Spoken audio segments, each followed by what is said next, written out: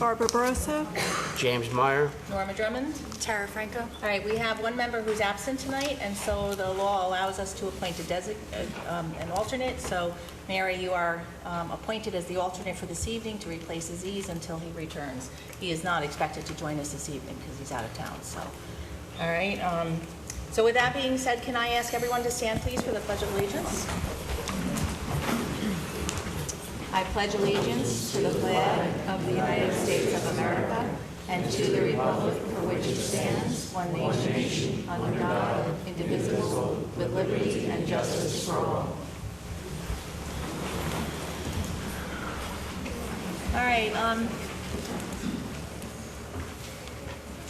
Let me just start by explaining how our meeting runs. We have a lot of things on our agenda this evening. We have first on our agenda a couple decisions.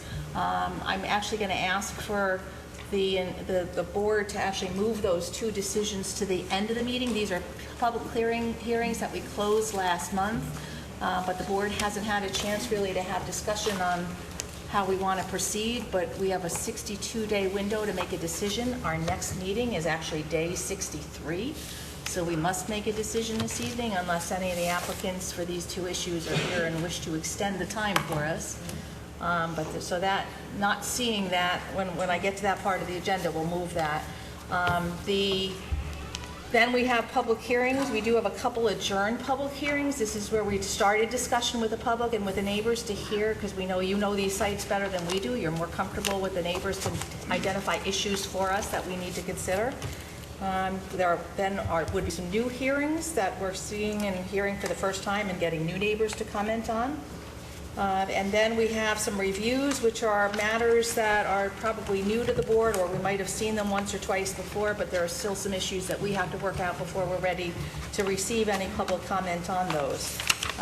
With that being said, there was a problem with advertising on two of the public hearings, and so we are not going to be able to open the public hearing number 7, which is Stewart Shops Corporation, and item number 15, which is Chietro. So neither of those public hearings, if you're here for either of those matters, we will not be opening those public hearings this evening, and they will be moved to open next month. Hopefully the applicants will do the appropriate notice. The other thing I need to remind everyone, and we'll have some discussion on later in the evening, is that the zoning board has been invited to Thursday evening's town board meeting to have some discussion with the town board. And so I'm hoping that at the end of this meeting, we can have a little bit of discussion about items that we might want to raise to the town board's attention in terms of potential ordinances where we see an excessive amount of applications, or things that we might wish to have the town board consider making some revisions, appropriate revisions to the zoning code related to those matters that we see. So think about it during the meeting, and we'll put together some ideas at the end of the meeting.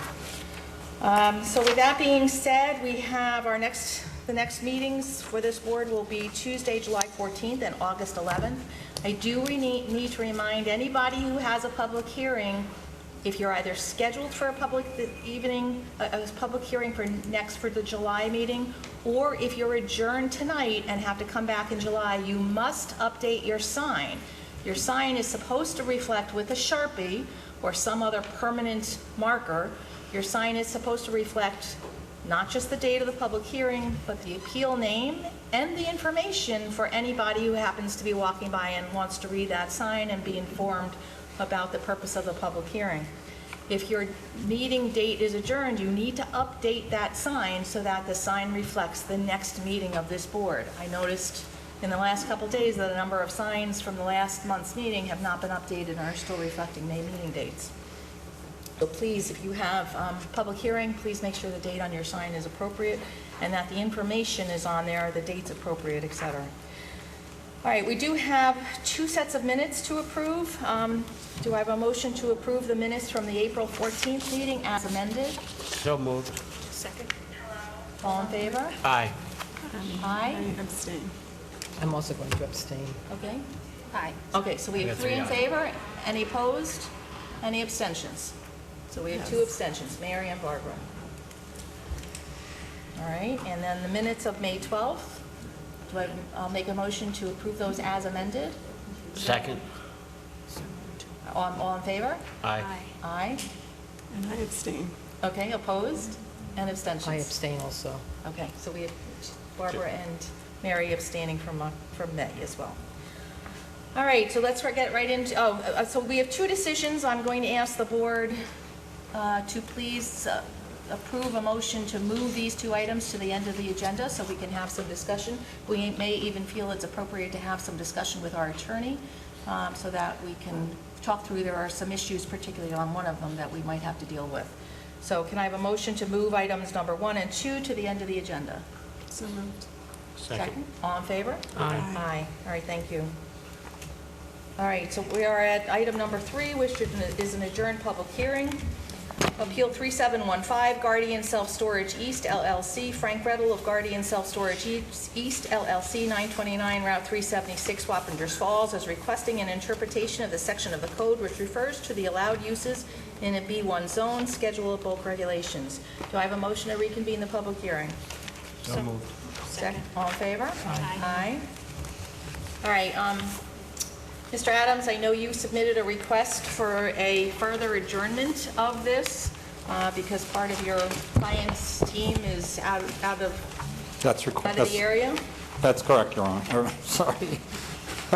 Not quite, Chairwoman. please. Let's not go there. Too many venues. That's right, okay. Because it is adjourned, we had to notice, I understand that, people are and I'm welcome to bring any Happy to comments. accommodate anybody who wants to speak. But I do have to tell you, your client's sign is one of those that we had some issues related to the date not being changed, and the material was just not written on there in terms of why there's a meeting and what the discussion was about. So Fine. if you can please just remind your client to keep the sign updated, I would appreciate that. So is there any questions or comments from board members? Not at this time. This is a request from Guardian Self-Storage for an interpretation of whether outside storage is allowed in the B1 district because it's not specifically mentioned within the code. Is there anyone who wishes to speak related to that topic? If not, do I have a motion to adjourn this public hearing to next month? So, second. All in favor? Aye. Aye, thank you. All right, so Thank we'll you. see you next month.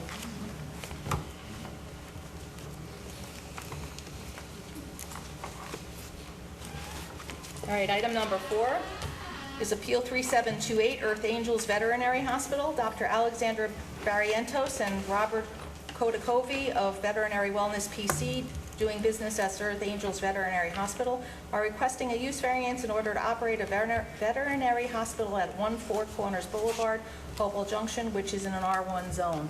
Do I have a motion to reconvene the public hearing? So moved. Second. All in favor? Aye. Okay, so, Mr. Kodakovi?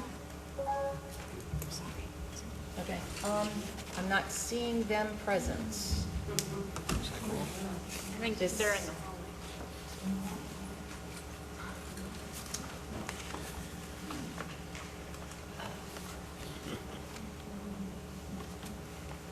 No?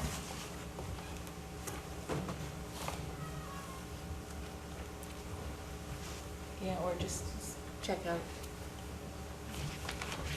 Because I'm sure there are some of you here who want to speak to that. Okay, in the meantime, Pam, can I have that folder of, why don't I start working on all the emails that we received in the time between the last hearing? All right, let's use the time wisely. So since we last met in May on this issue, the board has received a whole host of emails. I'm going to read a number of them into the record. I'm going to read all of the names and the substance, the issues into the record. I'm not going to read every single word that was written because there's just, we'd be here for all evening just doing this. So we have an email here. Let me start with, there's an email from Joe Vega sent Tuesday, June 9th. Hello, this is in regards to the zoning laws of the Earth Angels. They met with the residents, and this gentleman writes, I very strongly oppose the veterinary operating an animal boarding facility in the commercial building in the Four Corners community. It's ridiculous that a dog kennel would even be considered in a residential area. So that's, okay, that's fine, that's no problem. All right, we have an email here from a Danielle Santoro dated Monday, June 8th. We are writing to express our strong opposition to the proposed kennel facility at the Four Corners retail space. My husband and I have lived in Four Corners for 5 years and want to preserve the peace setting. This person has a relative who has managed facilities, and she's shocked that our town would even consider allowing a boarded-in facility. So they're pretty much, the kennel she worked in for almost 20 years was located somewhat near a residential neighborhood. They were constantly at odds with the residential neighbors due to the noise, and they have all the requisite soundproofing. All right, next one, Miriam Ordonez Clifford, dated Friday, June 5th. I'm writing this letter in opposition to the variance requested at Four Corners in reference to appeal for the Earth Angels Veterinary Hospital. I live directly across the street from the proposed facility, and I believe this building is much too close to residential homes to not cause a very big concern for residents. Chronic barking from a facility like a kennel is unavoidable, whether it be when patrons are getting the animals out of their cars or when the animals are being walked. It's both a bad situation to the residents and the dogs themselves to put a facility of this nature in a residential neighborhood. You may found reputable studies confirming barking is a hazard to health. Next. Excuse me, would you speak into the microphone? Oh, I'm sorry, it's right here, so. Thank you. This is another email from that same person, Miriam Ordonez Clifford. At the last meeting, someone proposed to one of the residents at Four Corners to start a petition against the variance for the animal hospital with a kennel with boarding runs proposed at Four Corners. The petition has a comment section where you can read the residents' reasons for opposing a facility of this nature in our community. We strongly believe this facility will inherently change the neighborhood as well as create a variety of public health concerns, such as safety issues, odor, and noise. This petition was shared in a private Facebook group for Four Corners residents only, so the signatures were collected from people in our community. And then there's a link to the petition and a copy of the names and any of the comments that were included. So I'm not going to read all those names and comments into the record. All of these emails will be made a part of the file. There's an email received from a Kim, I apologize for names here, but I'm going to try my best. Pisciarino. Dear Planning Board, wrong board. I'm writing this in opposition to the veterinary hospital boarding facility being opened in the building at Four Corners for the following reasons. It would be located in close proximity to residential homes, children's playground, and clubhouse. Noise that would be generated, increase in traffic of cars going in and out where children walk and play. Boarding and veterinary hospitals should not be located in a residential neighborhood. It should be in an industrial location. The risk of the dogs getting loose and attacking children. I'm hoping the board will take into consideration if they would want a business like this located next to their house and children. I'm hoping the board will have compassion, and the answer will be no, and deny the business for allowing to open in Four Corners. The next one is from Dirce Fornellis. Fornellis, okay, dated Thursday, June 4th. We are aware that there's no formal vote for the opposition of the vet kennel going into 1 Four Corners Boulevard. However, we wanted to share our concern and opposition for this space to be used for this purpose. We are homeowners in the community with 2 children, one who in particular is petrified of dogs. A business like this is better housed in an industrial area or retail area, not in a residential community. Maria Bato, dated Wednesday, June 3rd. I live in the community of the Four Corners. I chose to live in a neighborhood for various reasons, and one was to avoid commercialized business. I realize this building is vacant and needs to be occupied, but an establishment that would include close to 9 to 5 hours is more conducive to a neighborhood environment.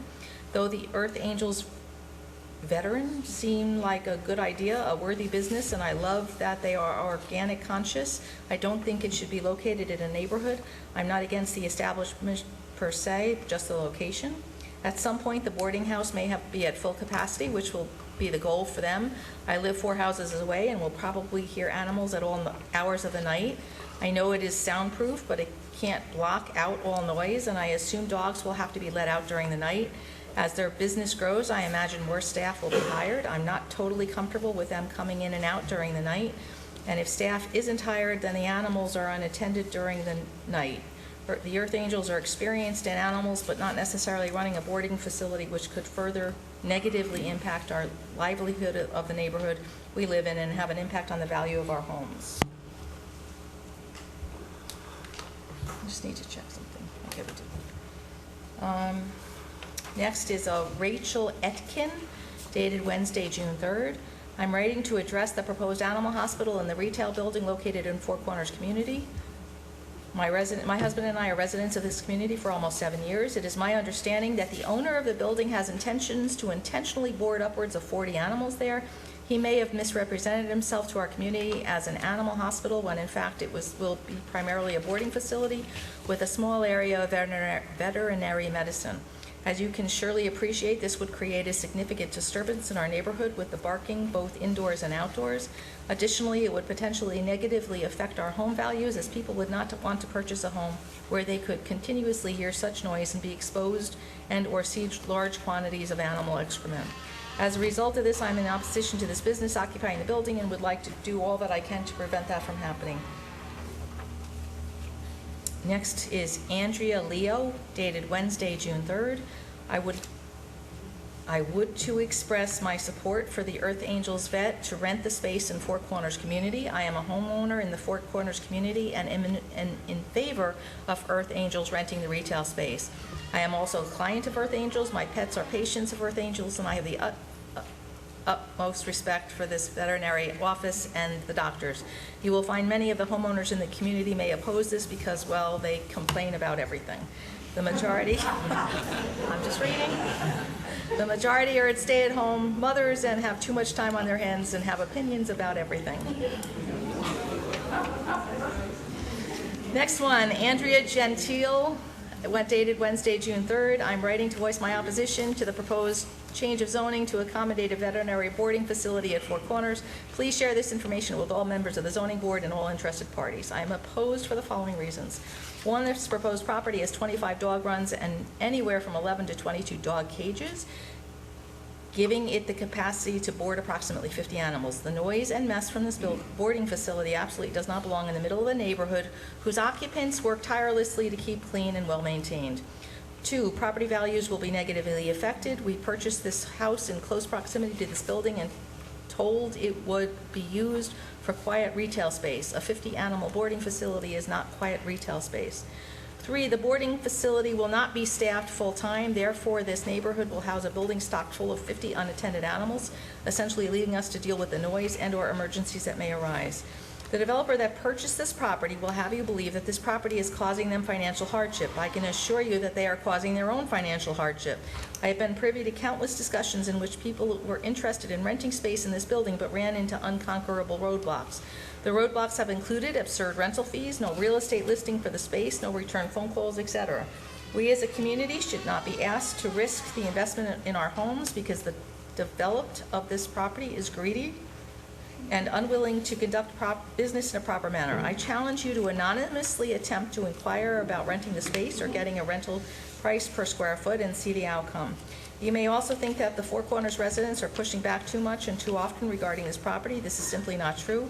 A dry cleaners occupied the space without pushback. A small retail store occupied the space without pushback.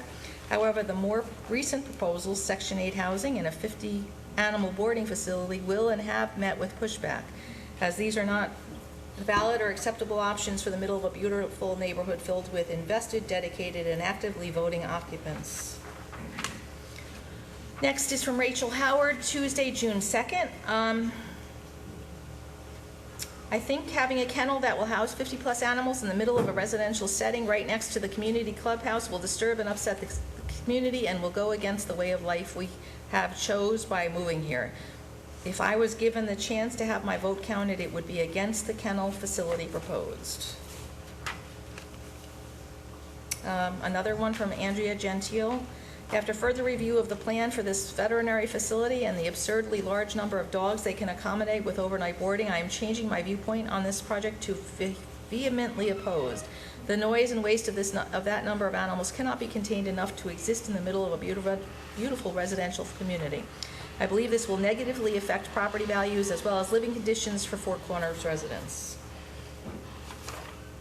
and another one from Andrea Gentile. I was unable to attend the meeting last night. I am a Four Corners resident, and although I am not completely opposed to the veterinary facility at the proposed location, I would like the following concerns on record. There are a considerable amount of boarding runs. There's a large capacity for boarding dogs. This comes with a very high probability for noise. The builder mentioned noise proofing, but it is unclear how a heavily windowed area will have significantly soundproofing. The noise of barking dogs is a significant concern. 2, wet pet waste is a concern. With a significant amount of boarding dogs comes a significant amount of waste. The dog walking area must be kept pristine. The smells from an area could pollute entire areas of this neighborhood, especially in the summer. 3, I assume no dogs will be boarded or kept outside for any reason.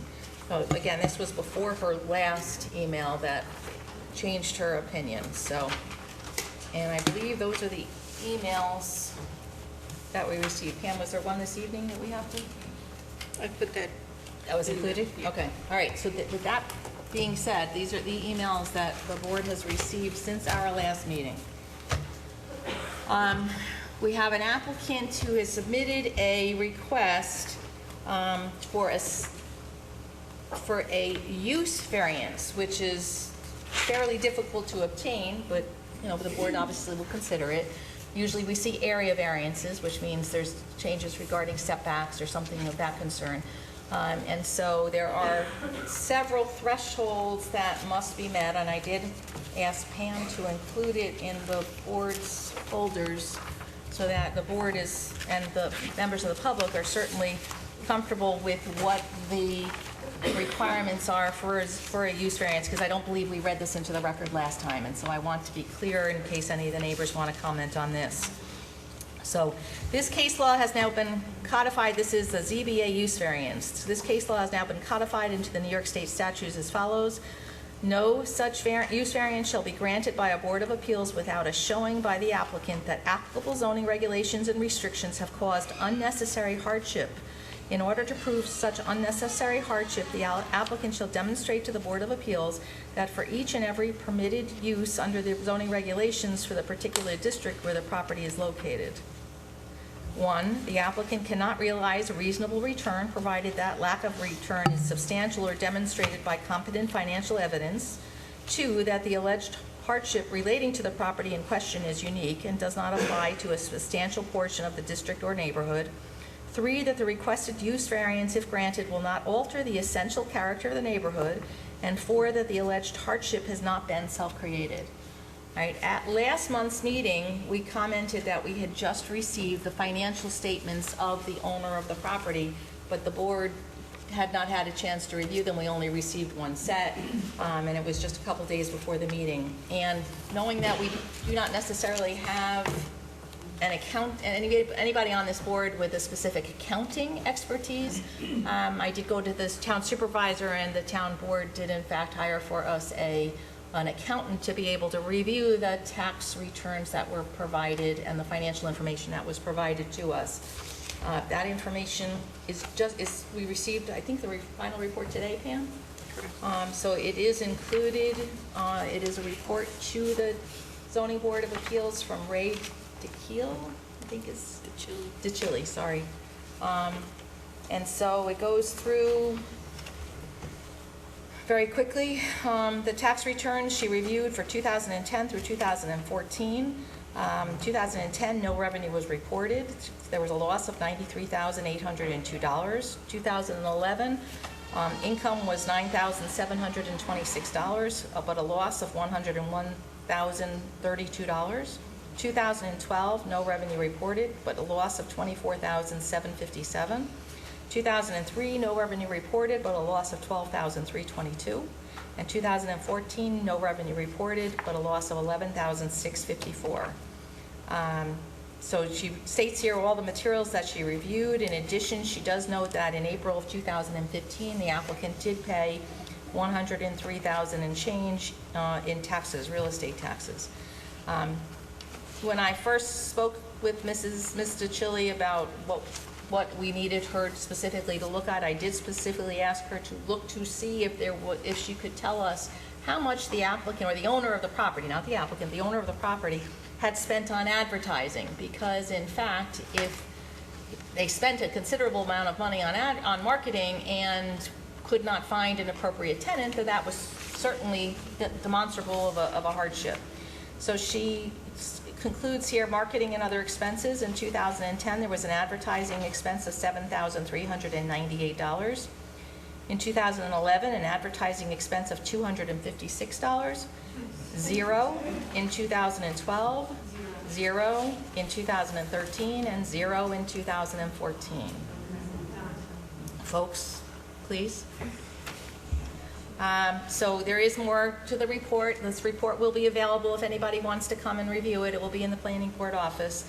I do think the applicant and the owner of the property may want to use the next month, but before our July meeting, you may want to respond to what the conclusions that have been arrived at in this review of the accounting, and whether there's additional material that you may in fact want to present to this board to demonstrate hardship, because I'm not quite seeing it right here, okay?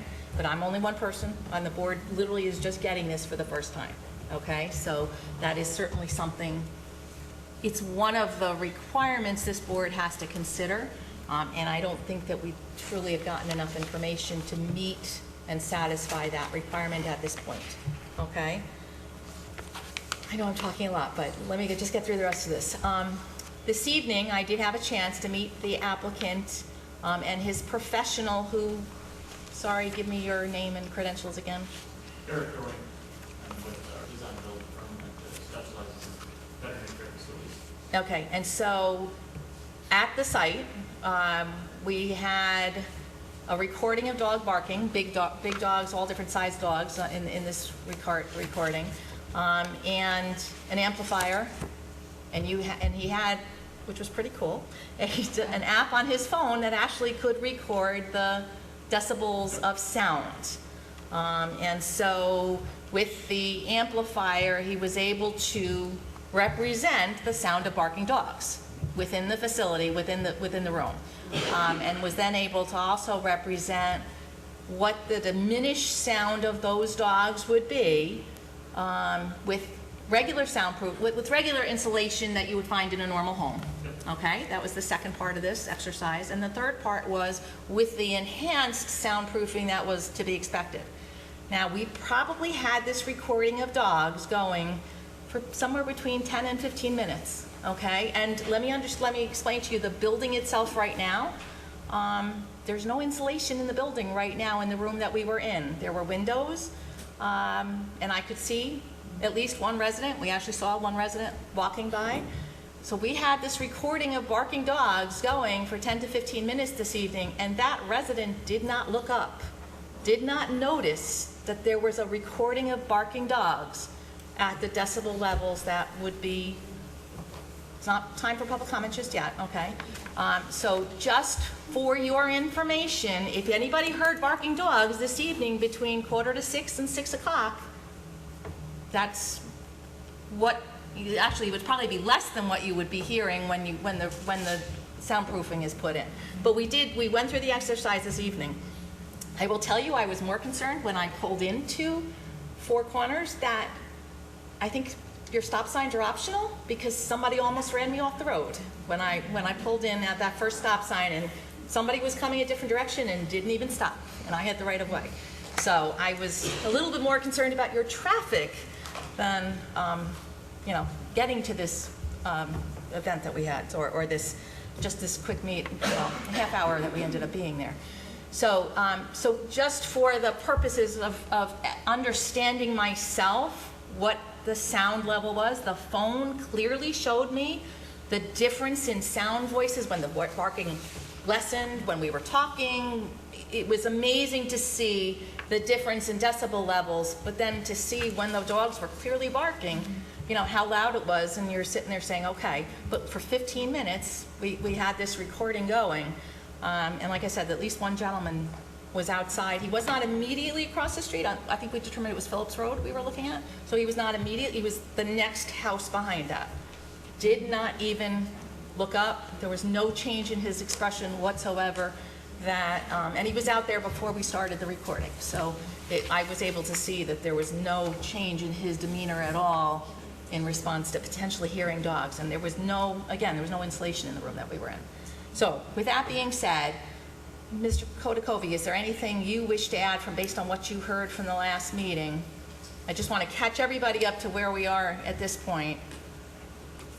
Well, the first thing I just want to say is, Go to the microphone, please. first thing I want to say is there's this perception out there that we are a kennel. Right. We're not a kennel. We're a veterinary hospital. We have been for the past 5.5 years, a highly respected, highly rated veterinary hospital. So that is our business. The boarding is an ancillary part that has been requested by clients over the years. The other thing I want to state, I see that there's people stating that there's up to 50 boarding slots in the boarding facility. There's not. Half of those, what they call boarding facilities, are downstairs in the hospital. Just to give you an idea, right now in our current location, between cages and runs, we have 30. And they are used for medical boarding, and from time to time, when a client has problems or a few clients need to get away, we have done some boarding over the years. We have had no complaints about noise, no complaints about odor. On the medical side as well, most of those runs are used just for a daily basis. The pet's coming in for either an exam that the owner might drop them off and pick them up later. Surgery, recouping after a surgery, we don't let any animals out until we've actually monitored them, even if it's a neuter or a spay, for several hours. I mean, that's the way we do our medicine.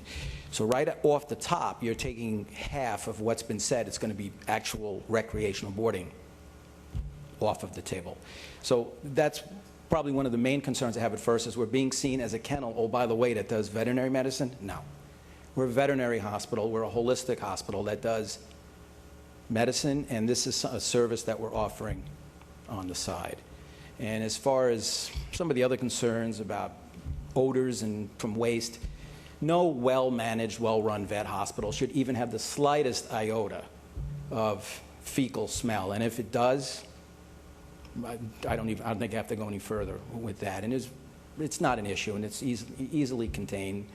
And I have also here some letters written by people, and included in this is a letter from a person who's been in the industry for many years. He used to work for one of the large reference labs, who has stated that in his travels around the country, he's come across many planned communities, many of them upscale, where among other things like banks and supermarkets, veterinary facilities were incorporated into the communities from the get-go, and they are very valuable assets for the community.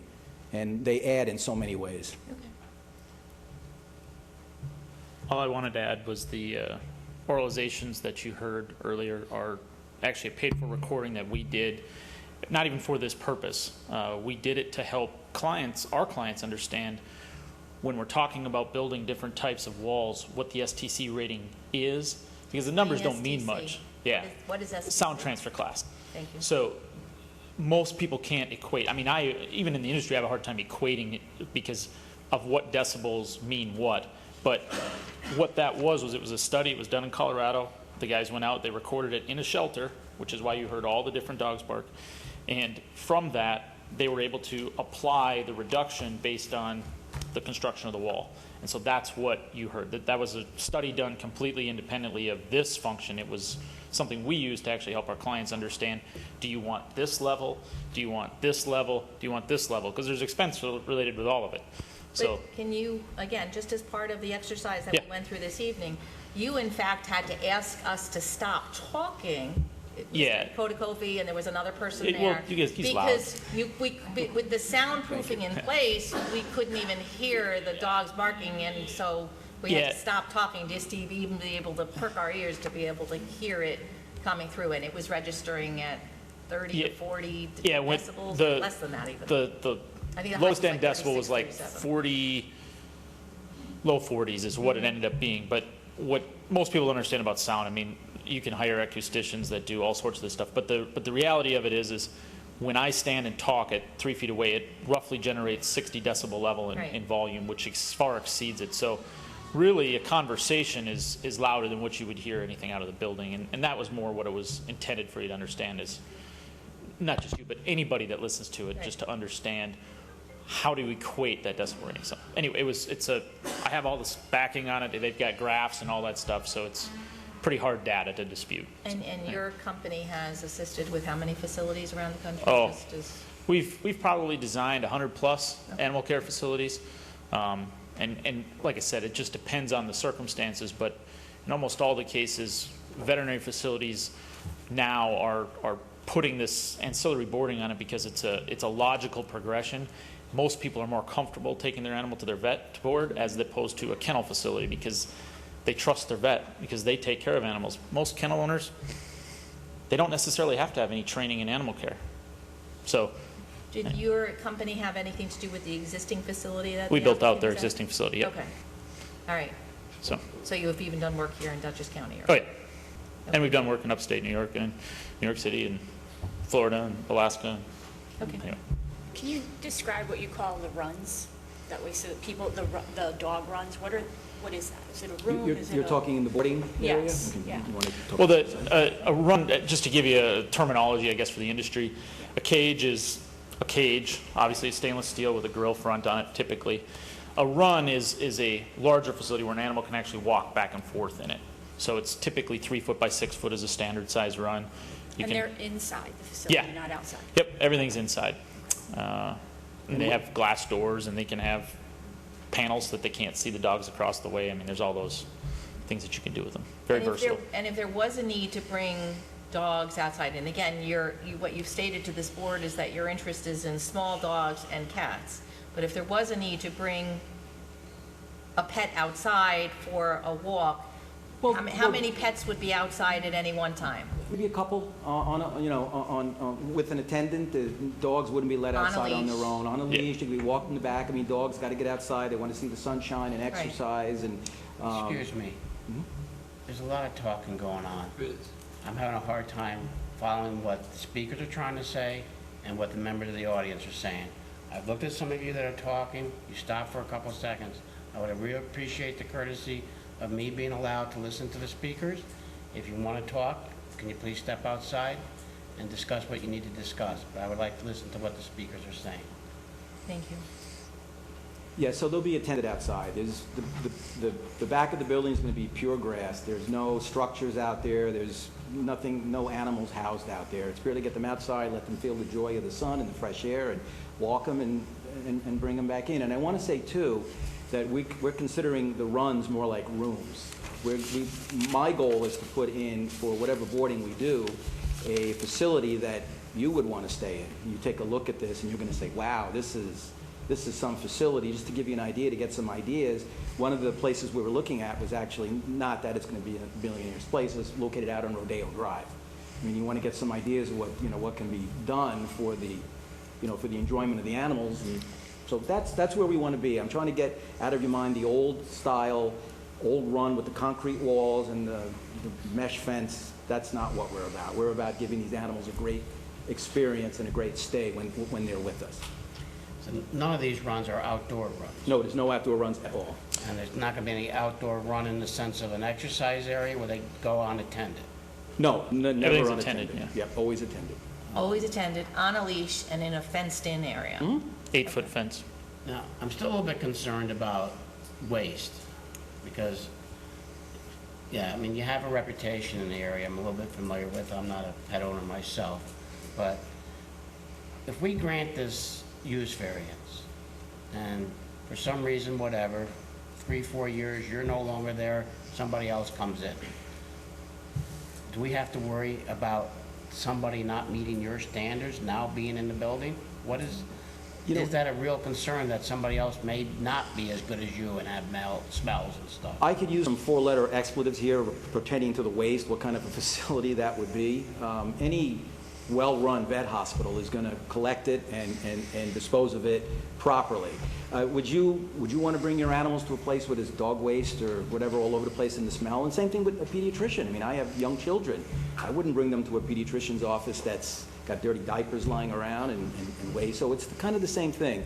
The facility that we're going to build, anybody that's down the road, way down the road, is going to want to come in and buy it, is going to be somebody that's, thinks like we do, and you're not going to want to spend that kind of money to buy that kind of facility, and then risk having your reputation go downhill, which it does if you don't keep a very good facility.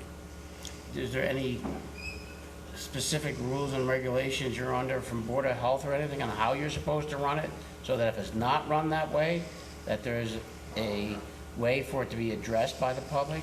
We could probably put something in, we go to sell the building, we could, maybe put something in a contract of sale that they have to. But I'm just asking, based No, on your help from industry. Yeah, does from a health governing department body regulate it or jurisdiction, anything it like is, that? it is on the medical waste side. Okay. That is regulated, but the other waste is disposed of very similarly as anybody who owns a pet.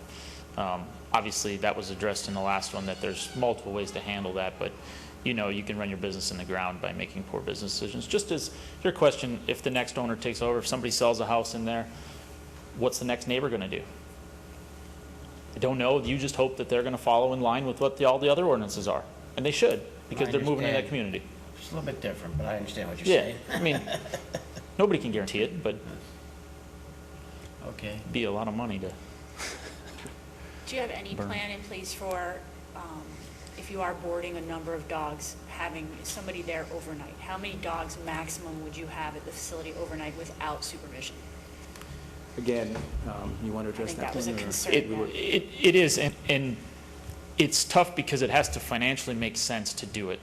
I mean, that, obviously, just to have the service and not make money on it isn't a very good business plan, especially with the mortgage associated with it. So it has to make sense to do it.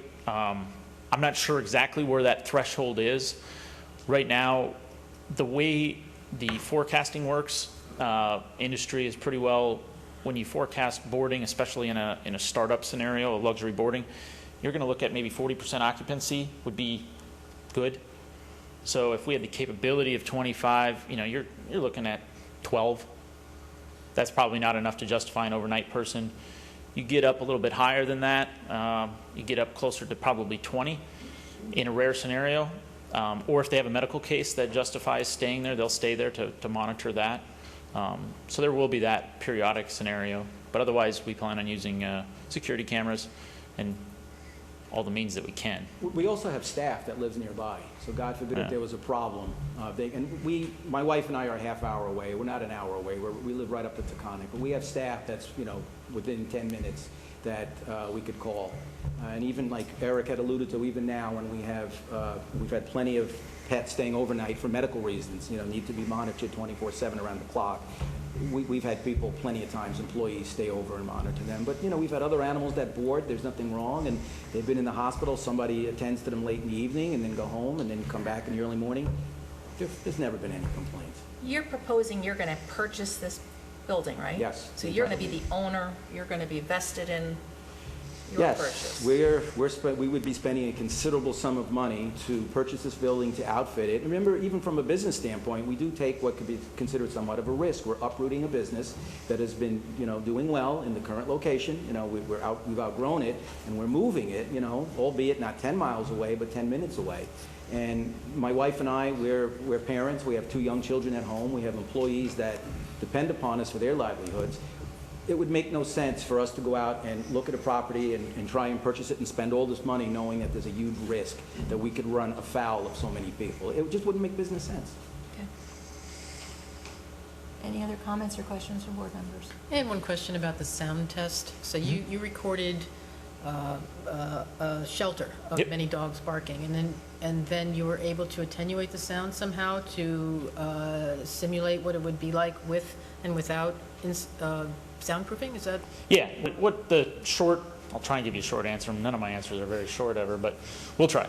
It was recorded live, so the decibel reading, and what you do is you move the volume up to get to what that was actually recorded at. And there's actually a tone setting that you can set the decibel meter at. All right, so we got that set. Then what they do is they're able to reduce it by the percentage that it is appropriate for the STC wall that's put in place. So what you would hear if you were on the other side of the wall, built correctly, is this reduced sound. And we've actually got just a standard wall with drywall on both sides and no insulation. Then you've got an insulated wall, and then you've got a wall that is staggered stud with woven bat insulation between, and then the last one is actually a block wall that's core filled, or those are the 4 wall sample types. And which wall plan is in place for The this? block wall would not be appropriate in that building, so it would be the staggered stud version. The only difference, and actually his report shows the graph on it, the only difference is the pitch. The frequency of the animal that barks, whether it's a little dog or a big dog, is actually picked up differently, whether it's through block or whether it's through a wood or a combination. There's actually additional things that he didn't factor in, like quiet rock and whatever. But anyway. Your answer's getting longer. Yeah. So, I go all out. so did you have enough little dog sounds in this sound sample to? It was very, very obvious that when certain dogs barked and your ear picks up certain one, and not everyone hears the same either, so it's like certain ones pick up different frequencies than others. So a deep bark from a larger dog may come through at a higher intensity, but the little dog will actually pierce through it a little more. So there's some of that takes place in it because it's frequency and pitch. You just have to deal Okay, with that. because before the focus is small dogs Yep. in what you're looking to do here. So I just wanted to make sure that your sound sample was adequate to the number of small dogs that may or may not be more. I mean, if you could tell me exactly what's going to be in there, I could tell you, but it's tough to say. Well, but- There's a mix of both in there, so you can pick up on both, but the reduction is the bigger part that you pick up on. They actually know I commented right away, the first dog I heard, I said, that's obviously a large dog. Yeah. But Because it's it does have a different pitch. very differently, I was like, that's a big dog, you Yep. know, but then again, as the recording went on, there was a whole variety of Okay. dogs Yeah. that were recorded. So it's pretty good So, sampling, I guess I would put it yeah. as.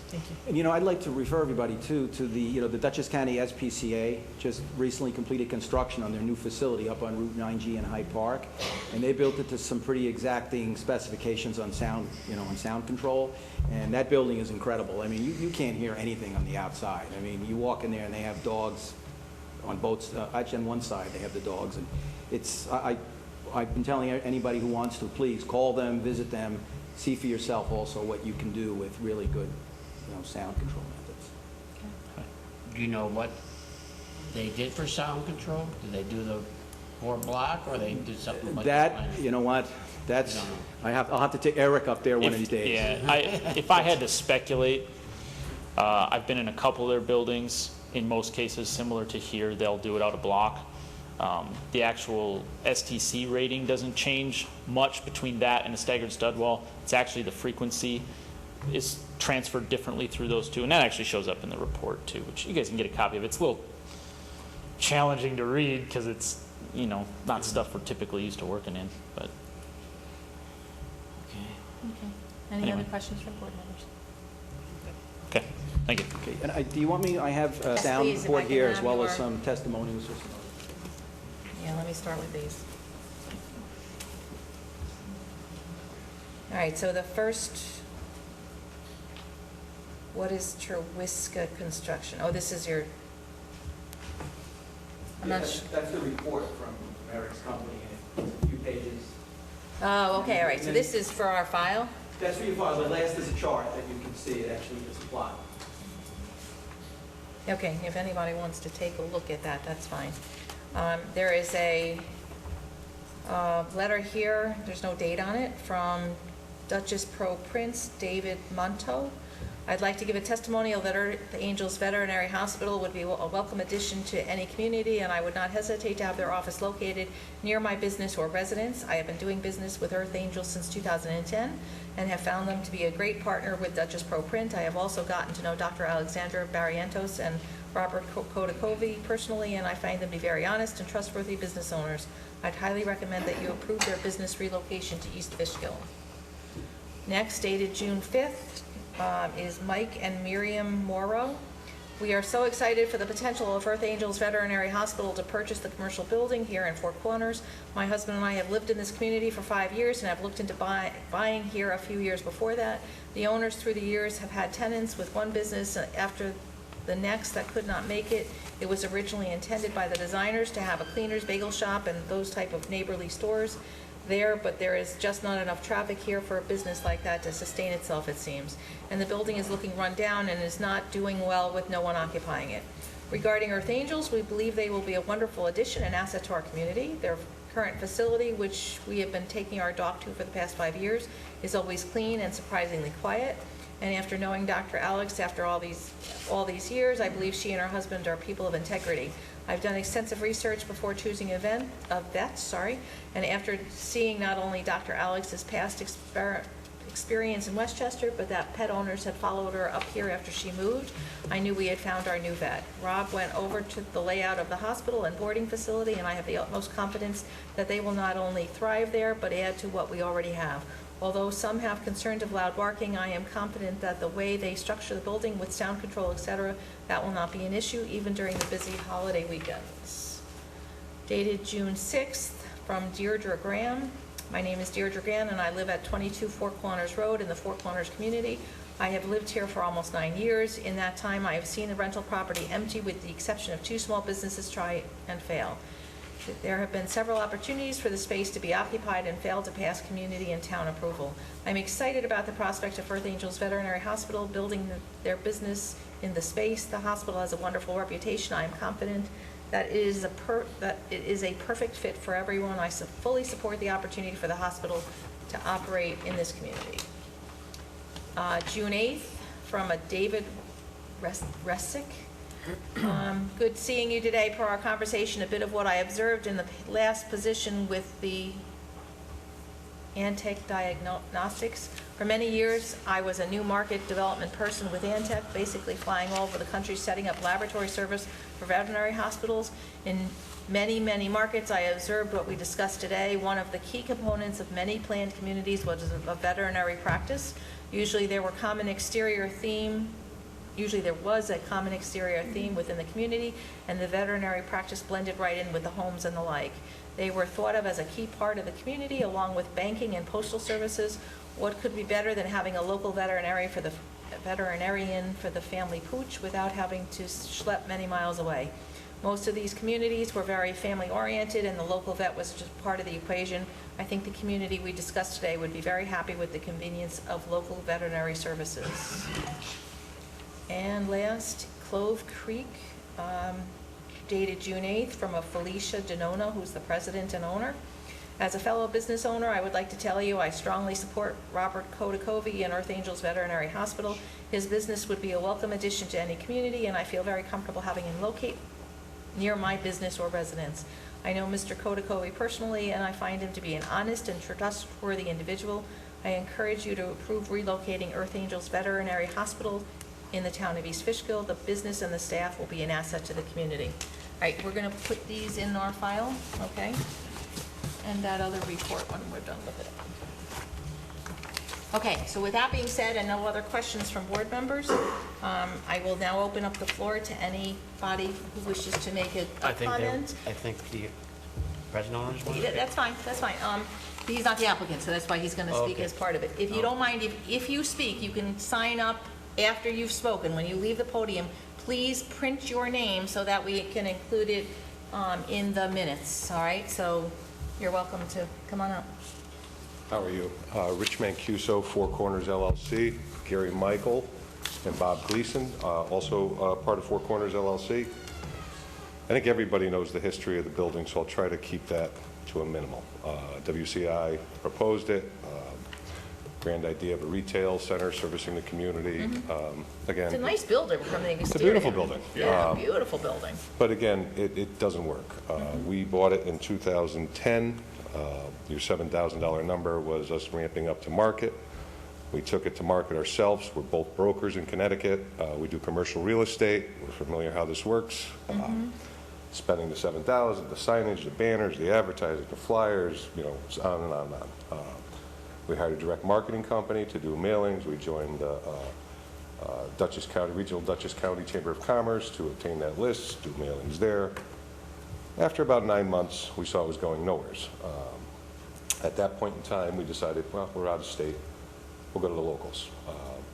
We hired Prudential Searles, a commercial real estate company here. hence the following years, nothing showing up for advertising because it doesn't come from us. We pay them when they bring a tenant forwards. Had them for 2 years, and I believe we submitted a letter kind of giving the history and the listings and so on. Out of that came one offer, which was from an individual, Susie Hughes. We struck a deal with her, and the property was out to lease at $8 a square foot, which, you know, I don't see where it's absorbing it because it's 30% under anything else that is currently on the market, and we still couldn't fill it. I should also note that first when we ramped up, when in August of 2010, right after we got property, we found a tenant to open the general store cafe, which we always felt would be the crux of the store.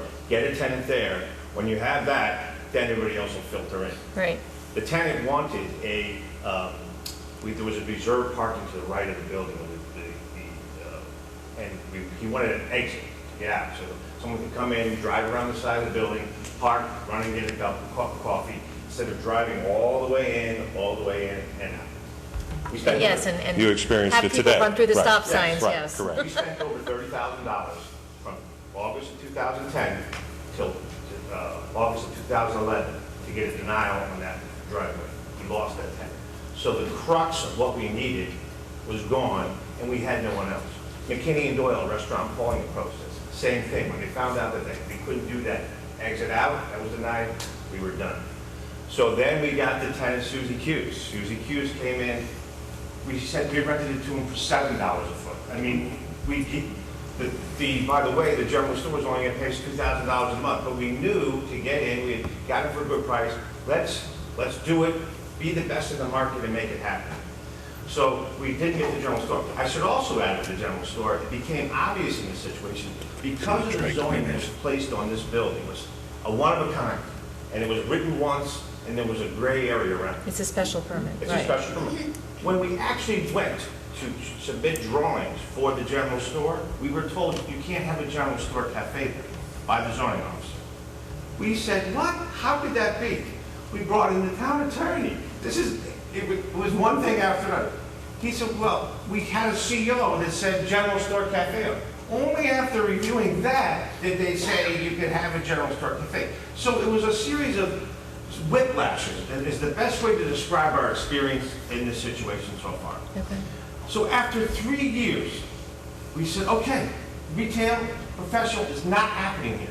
We've had it everywhere. We've listed with the top agents in town. It's not happening. How about a residential? We met with the town supervisor, John Hickman. He said, listen, what if we build apartments, not Section 8 apartments, high-end apartments, that if someone lived in the community, they had kids or elderly parents, it'd be a perfect situation for them. He said, great idea. Go meet with the residents and see what happens. We met with the residents. No dice. No apartments. Okay, how about condominiums? Condominiums, same thing. Talk to the residents again, talk to that Facebook community they talked about. No, nothing happened. So that brought us all the way to here where we are now. And what we have is, the zoning does say personal use. In fact, it's kind of a personal use in this zone. It can be determined, in my opinion. But where we're at now is, I got no place else to go. I mean, that is the hardship. And so when you're talking, we spent well over $500,000. Our initial investment, plus the $300 you calculate, plus the private mortgage we spent. So we're into this thing for over $1 million right now, and we have nothing. I can't demonstrate a bigger financial hardship than that. We've just, the best real estate agents in town, we put it everywhere, and we have nothing. So I can't stress that enough. It's not about advertising on a tax return. It's about what did you do? No person in their right mind would go spend $500,000 over 5 years and not try advertising somewhere, or not try doing it. We have turned over every stone, and that brings us here today. If the sale... Thank you very much. I think it's very important that you got that information on the Yes, record. I just wanted to tell you that, because I That's really fine. feel strongly about it. It's very important to do that. So he touched on a couple of things I was going to touch on, so we'll Yeah. skip that. You know, as far as advertising, Yes. you know, again, I don't know how many people up there have dealt with commercial property, leasing and so on. Bless you. You know, when you turn it over to the broker takes on that burden of putting it out there. I've heard comments of, Nobody's returned phone calls. I can tell you that anybody that has reached out to us, you know, I've met with them. I had one person reach out to me for a dog walking or a dog training facility. I didn't think that would go. The numbers didn't work. I guess she's in a building that was owned by the municipality, and she had to leave. We've had expressions from a learning center. Sounded like a great idea. We had to go for a special permit for that. I didn't know that either. I thought that was a no. Well, the person that was interested in that could not find the backing. They pulled out. We had a buyer for the building. He dug in a little deeper in his due diligence, figured out what he was going to have to do, which was, you know, jump through hoops on everything, and he pulled out. Who painted the wall pink? That was Susie Cuse, which we had, which we actually had to, which we actually had to build out that space for her, give her a month's free rent, and she went out 3 months later. It was a bright pink wall. If we get the variance, and if this whole thing goes through, and the doctor buys it, we will lose 100% of our investment. I mean, that is a financial hardship to me, and that's a good one for us. Because right now it's It's a bad one, but it's a good reason. well, it's just it's a slow death at this point. You know, we're $30-something thousand a year in taxes, plus a vacant building being insured is a nightmare. We've already had some vandalism taking place over there. You know, it's a matter of time before something happens, you know, on that property, in that building, or to that building. You know, in reading the 4 points for the hardship, is it self-induced? Absolutely not. Did we create it? No. I think it was a great idea that just doesn't work in this size community. 260 homes, you know, cannot carry, especially in that location. It's not a high-traffic location. It's not an easy access to that building. Nobody's putting a business in there for, you know, a grocery store. And WCI had a dry cleaners in there. From what I'm told, the guy was in there rent-free because they wanted somebody in the building, and he didn't make it. So. And the community itself hasn't sold the way it was at the rate they originally were supposed to sell. So it's not even up to the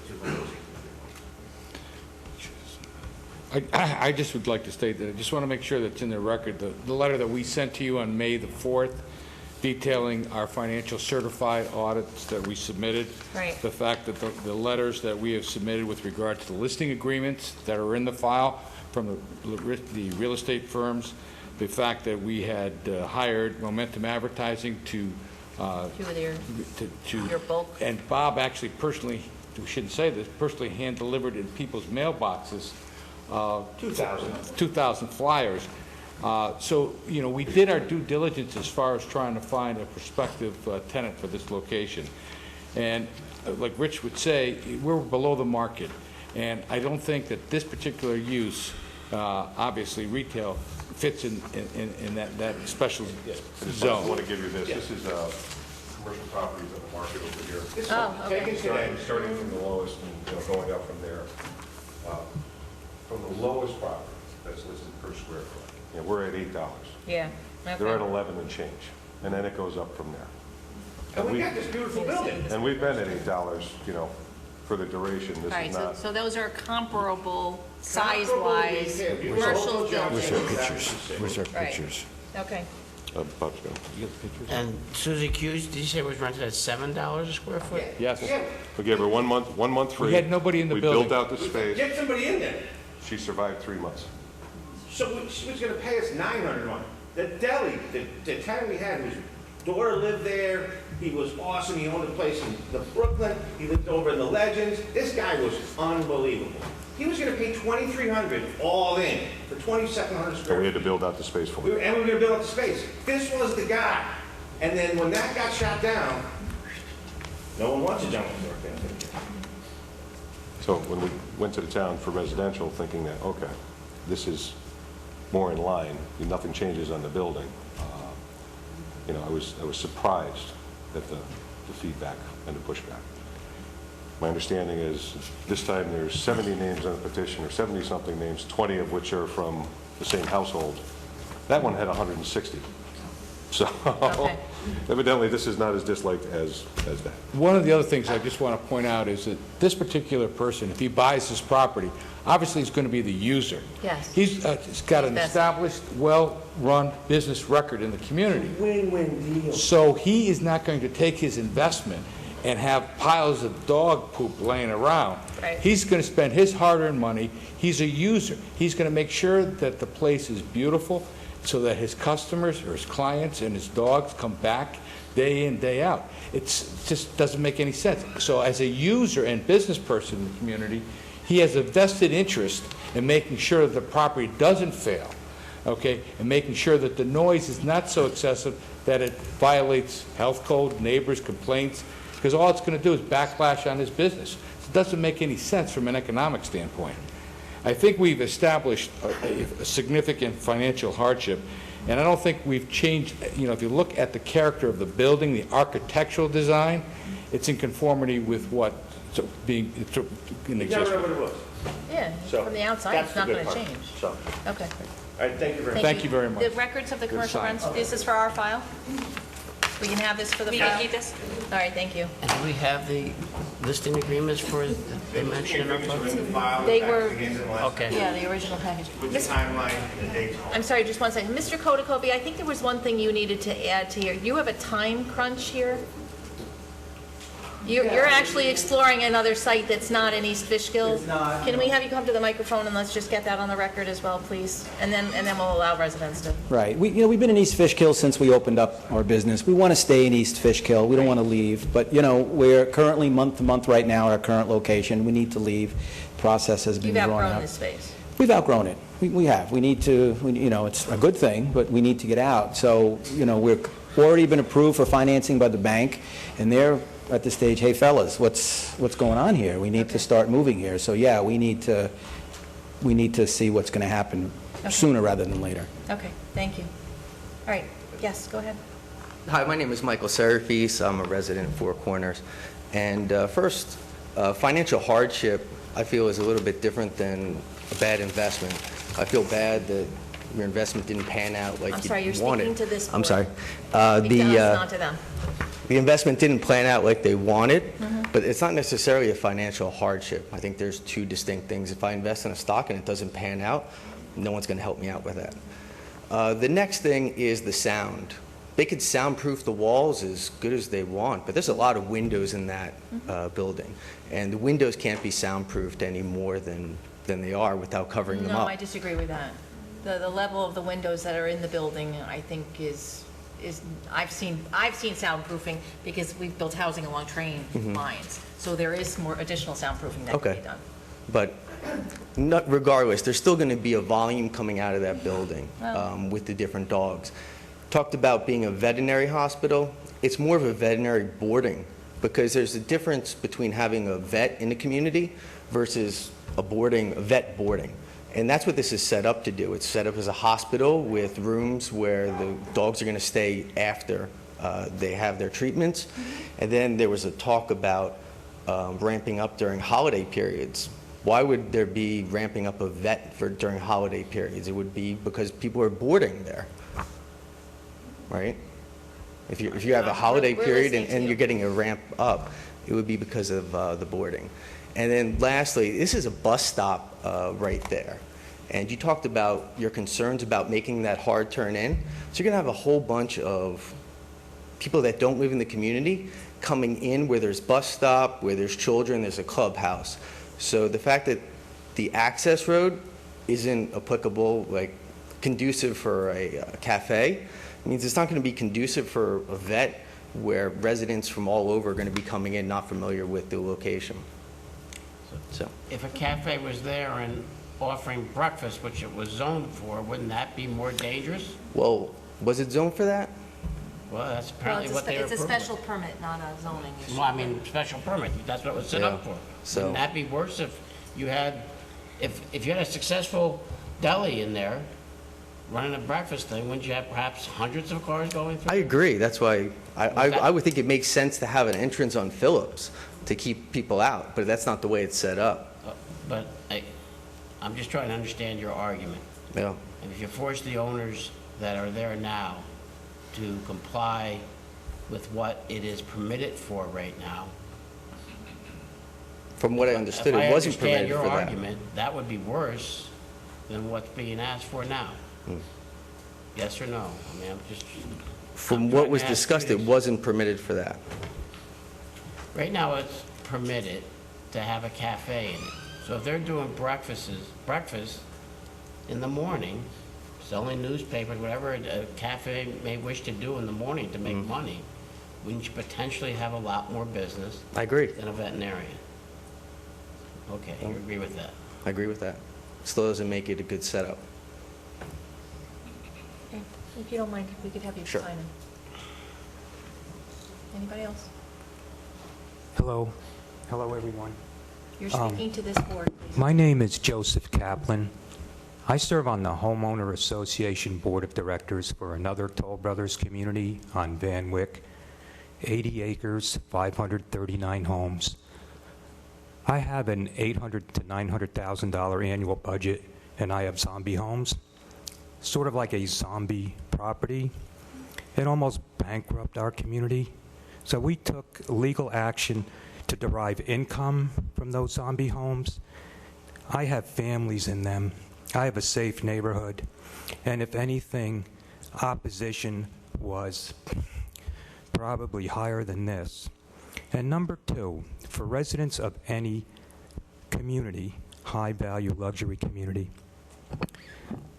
I fought Toll Brothers for years, 10 years, to expand our clubhouse.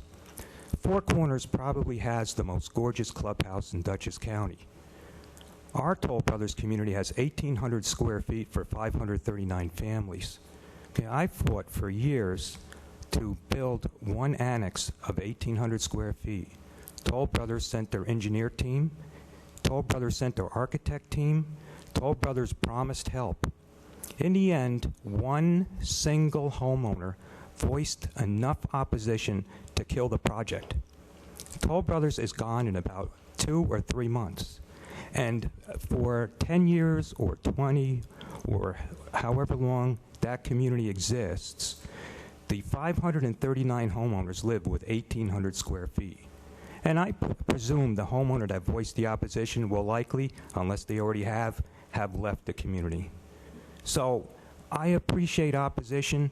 I serve on the Homeowner Association. I hear it every day.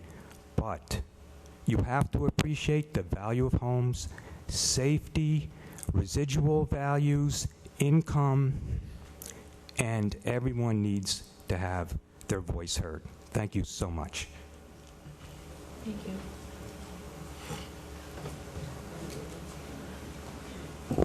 Good evening. My name is Josephine Santoro, and I happen to be the dog warden in this town.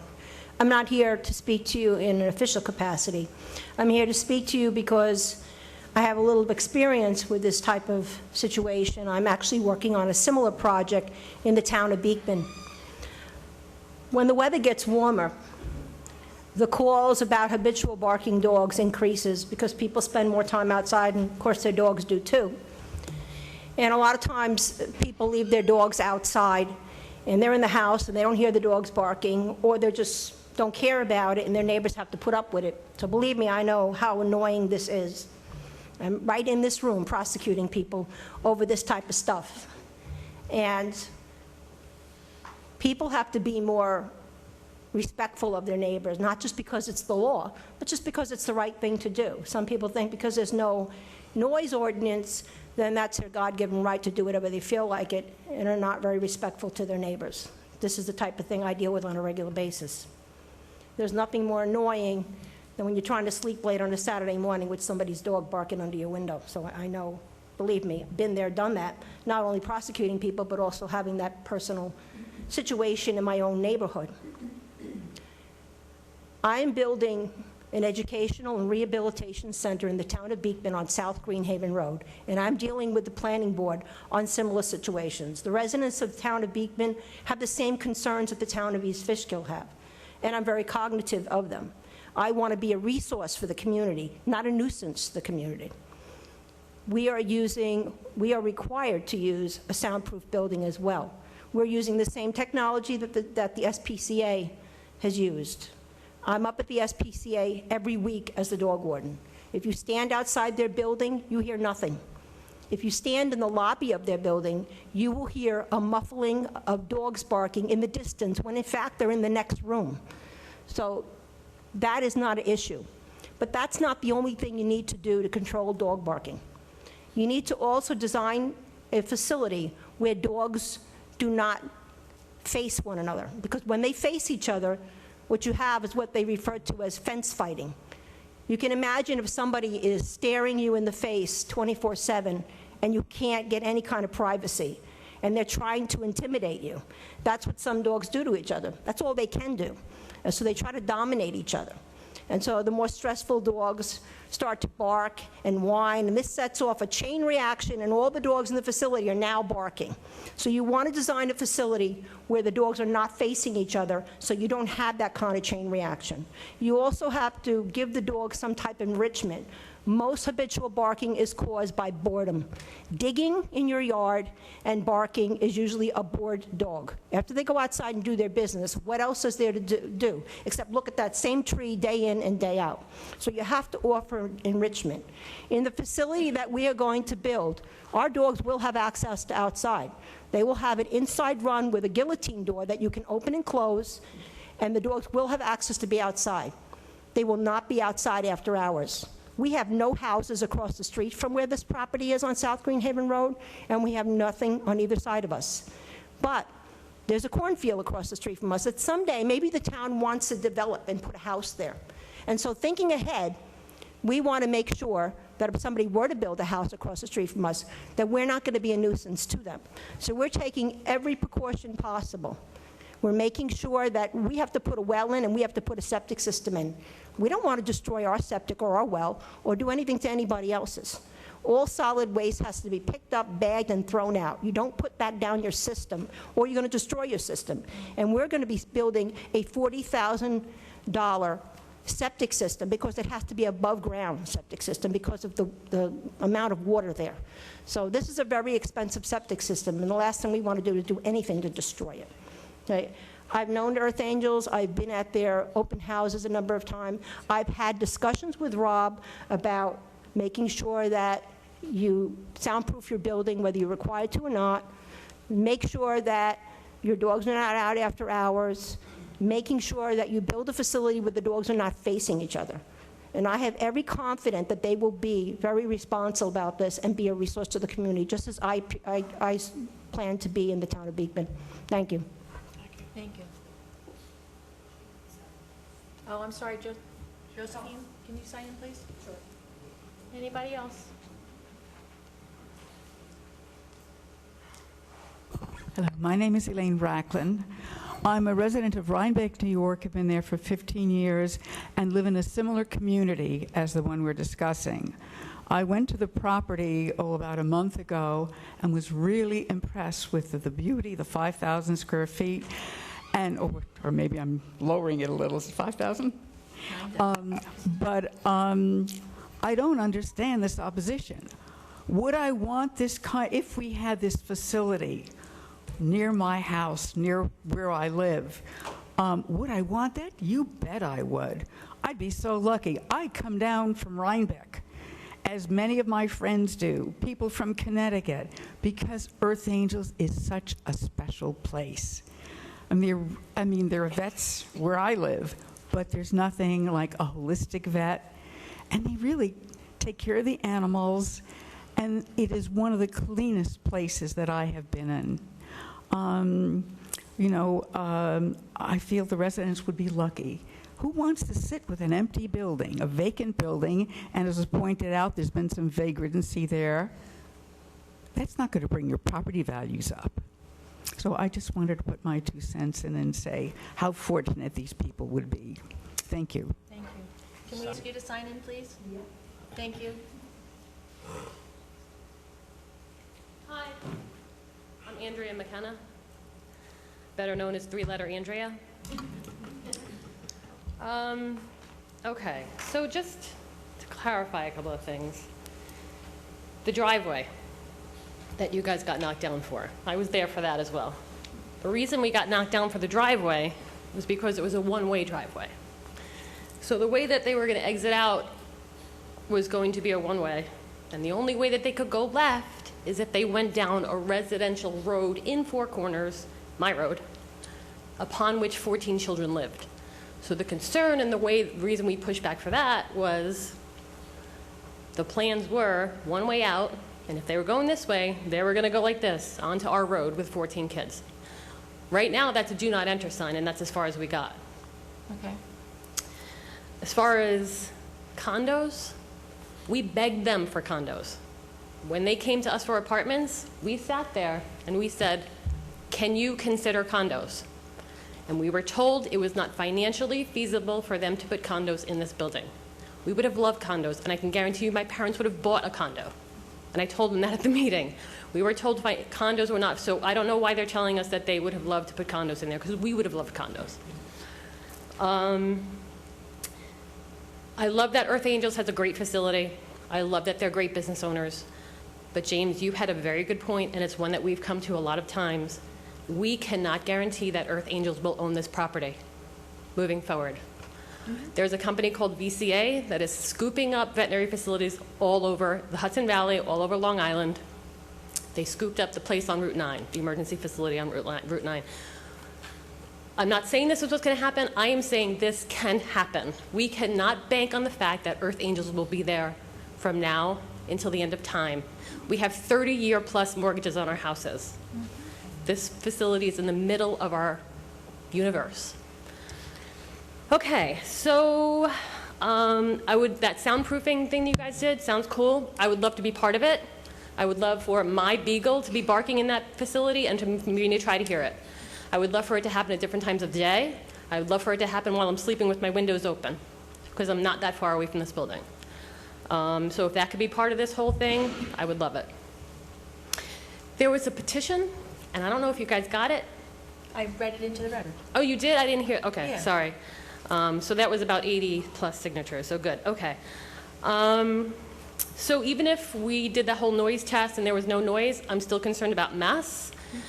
I was, I hate to say this, but I am a New York State licensed veterinary technician. So I went to college, have a degree, got New York State board certified in veterinary science. I haven't practiced, but I wrote in a letter to my neighbors. I was that girl walking dogs. I was the one who would go on Saturdays at, in the morning and at night and walk these animals. It gets hectic. There is mess. And unless these people are incredibly well managed, that mess is not cleaned up as soon as that dog does it. It's just not. I'm not saying I'm not saying Earth Angels want smells, and I am saying that you hire a person for $15 an hour to walk dogs, maybe, on their Saturday.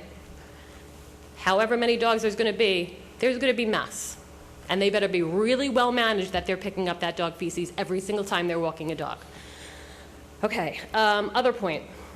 So we have a number of runs upstairs and a number of cages upstairs.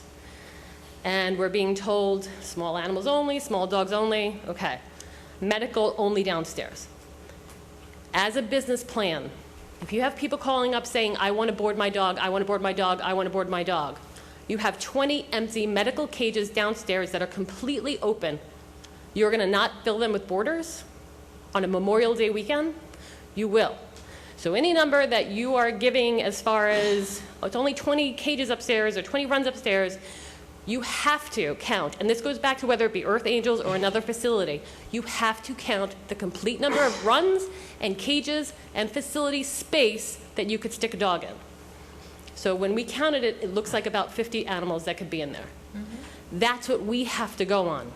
No matter what we're told, we have to believe they can be 50 animals in our community.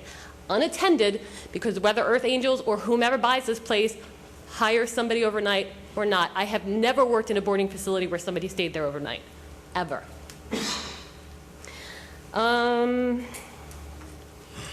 Okay.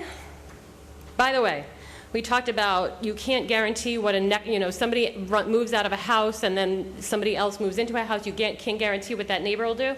Four Corners has a very solid HOA with very solid rules. So we can guarantee what a next neighbor is going to do. They're going to follow the HOA, they're going to follow the rules and regulations of the community. So that's not a metaphor that really should even be linked. We didn't really get an answer about supervision. You asked them, oh, well, at what point would it be financially feasible for you to have supervision overnight? There was really no answer, so there's no answer on record as far as whether or not there would be anybody overnight. So that would be us with a house full of dogs or cats or whatever in our community. Okay, I think those are mostly my points. Yeah, so I think that's it. Okay, thank you. Thank you.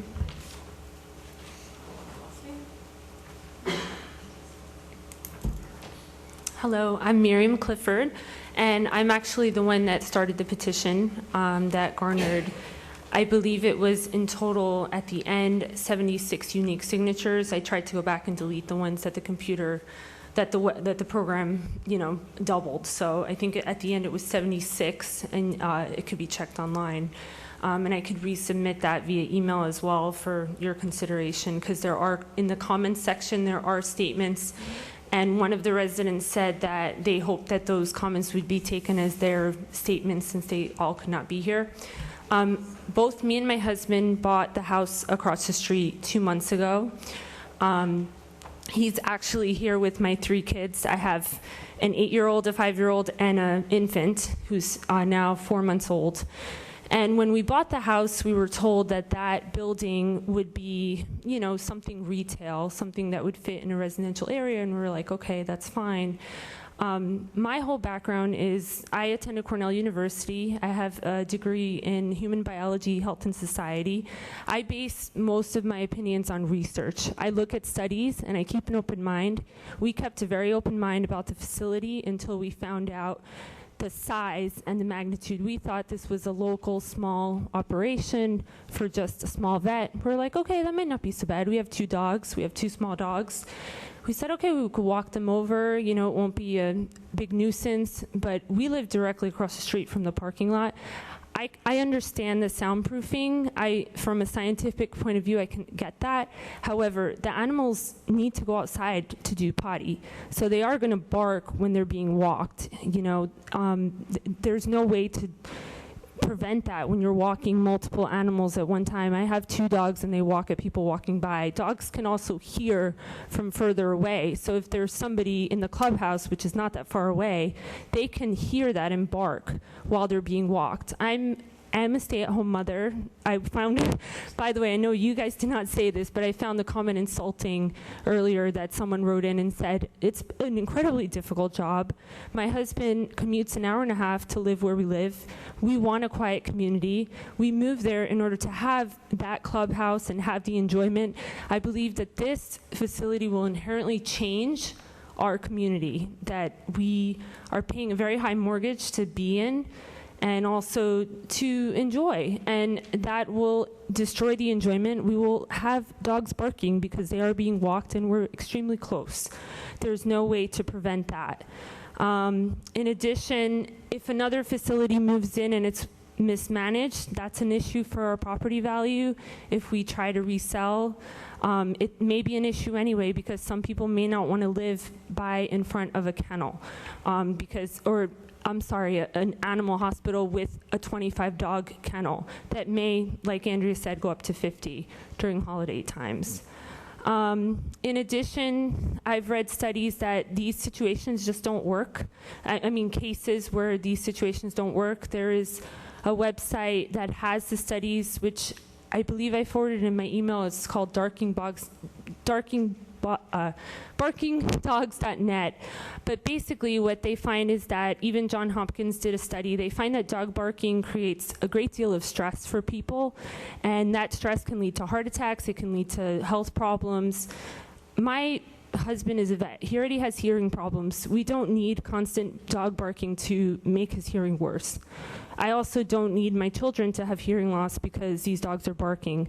Maybe the noise can be contained, but there's other problems too that a lot of the comments in the petition have been brought up.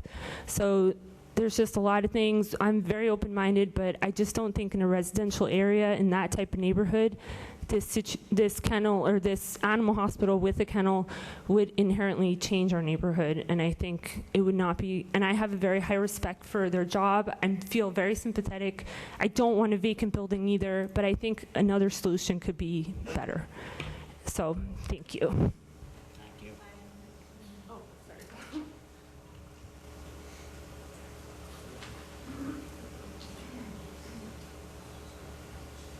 Hi, I'm Heather Graham. I live at 155 Phillips, right across the street. I brought some pictures. Can I give them to you? Of what my view is from the bedroom and from my porch.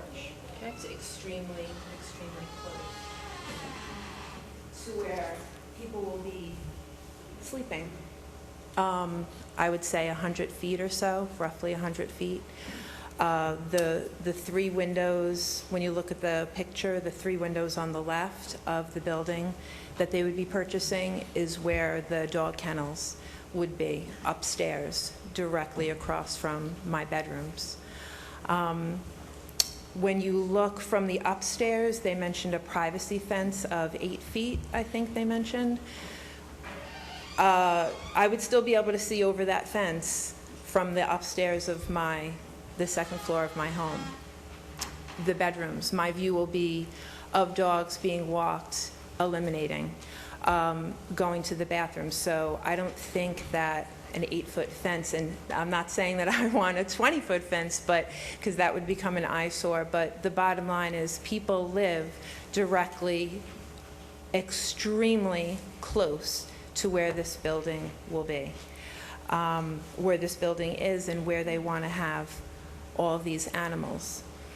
There were some things that I was a little bit confused about because it was mentioned tonight that their goal or their focus was small dogs and cats. The last time I attended the last meeting here, I attended their initial meeting at the clubhouse. I don't recall them ever mentioning that that would be their focus, just small dogs. So I don't know how true that is, if someone just misrepresented tonight. I don't think, and I'm not an expert, just my opinion, to have a dog run that's 6 feet long for a small dog, I don't know if that's typical. Again, someone mentioned if someone wants to board their dog and it's a Rottweiler or a Pit Bull or a Great Dane or whatever it is, will they say, no, we're not going to take your money, we're not going to take your dog because we're only doing small animals? That's a question maybe I'd like to hear an answer from when I'm done.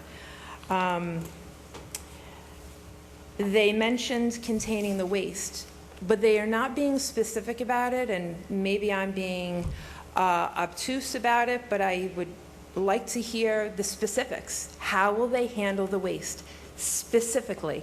Because unless there's something that I don't know, magical, I think you pick up poop in a bag or you shovel it and you put it in a garbage can. Is there some special containment? And maybe there is. But I'd like to hear the very specifics of what are they going to do to contain the waste.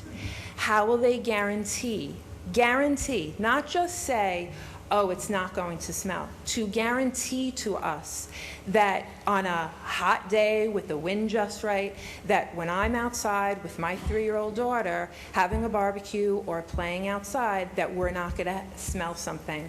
I would like the details for that because it's just being brushed upon. Urine also smells. There's no containment for urine.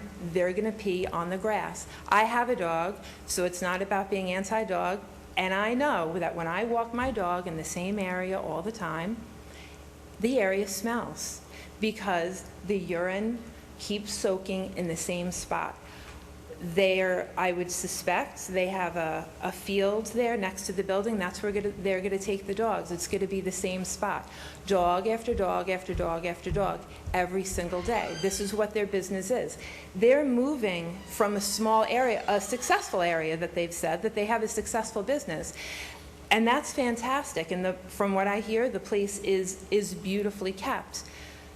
But now they're looking to expand their business. They want to make more money. They want this to be a bigger facility where they board animals. And it was said, Robert said in the beginning, that they are primarily a hospital.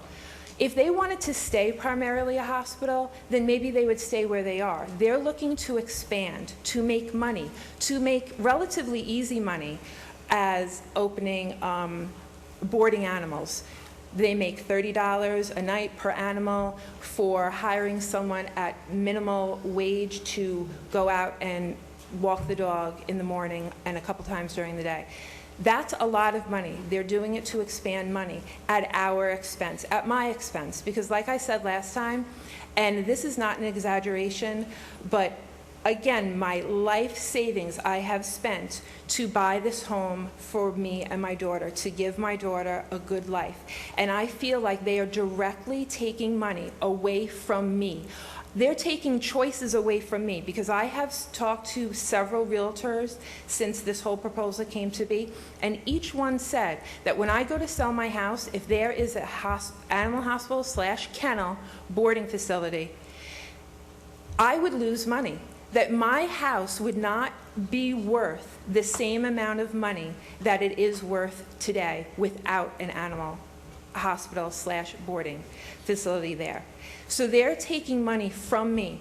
If I decide I can't do this anymore, this is too disruptive to my life, because of health concerns, because of noise, because of safety of dogs being walked into the facility and getting loose from their owners, which no one's talked about that, I don't think, but that's definitely potential.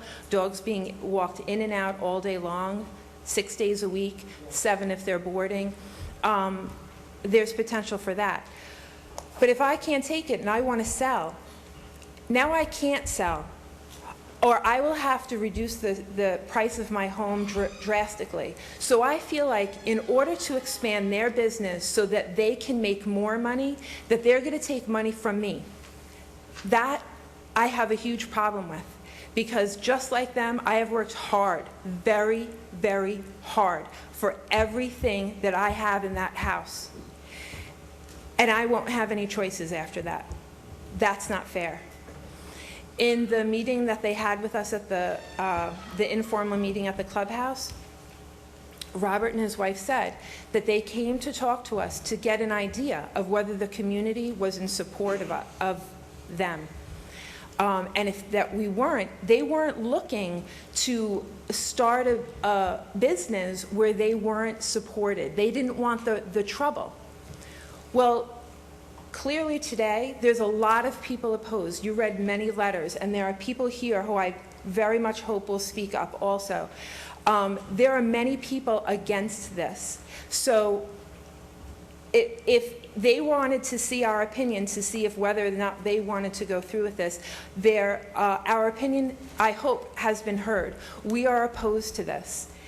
In the regulations, it says that you guys here are here to make a decision to protect the character of the neighborhood and the health, safety, and welfare of our community. And I really hope, and I'm sure you will because you work hard every day making these decisions, that you will take into consideration the things that we've said. It is against the character of our neighborhood to have a kennel, a boarding facility. And I'm going to say that because that's part of their business. If this was an animal house, just an animal hospital, I think the tenor and the opinion of many people would change. But it's not just an animal hospital. It's a kennel / boarding facility, luxury or not. However, whatever spin you want to put on it, a dog is a dog is a dog is a dog. Dogs do, luxury dogs, poor dogs, any dog does the same thing. They bark, they poop, and they pee, no matter how rich they are. So it's not in character of our neighborhood at all. The health, I'd like to know details about how dog after dog, dozens of dogs every day, urinating and pooping in the same spot, how is that going to affect the health of the ground? What is it going to do when it soaks into the ground? How is that going to affect our the health of our community? I don't know the answer to that, but I'd like to know the answer to that. And does anybody know the answer to that? Can they guarantee that there will be no health issues? Dogs have diseases. They carry diseases. They have germs. Their urine, their poop carry diseases. How are they going to guarantee that our children and our pets won't be affected by that? Safety, I've already talked about safety. Dogs could get loose coming in and out. And also people bringing their dogs in and out, they might not be respectful. They're not going to necessarily always pick up after their dogs. So there's going to be waste possibly outside near the sidewalks or wherever they walk in their animals, because there are several different entrances. And just overall the welfare of our community. I just don't think that this is the best for our community. And I think the gentleman had mentioned that he had built 100+ facilities. And I'm asking this in sincerity. I would like to have the names and numbers of those facilities that are smack dab in the middle of a residential community, that are 100 feet away from bedrooms. So that I could call them, that I can go to that area, I can reach out to the neighbors in that area and see if there is an issue. Because when I've tried to look at facilities within this area, within Dutchess and Westchester, within a community, within a residential community, I can't find one. I cannot find a similar project that they're proposing in a residential community. And again, I think that there's a reason why that's the case. And that's it. Thank you. Thank you. You need to sign in, please. Is there anybody else?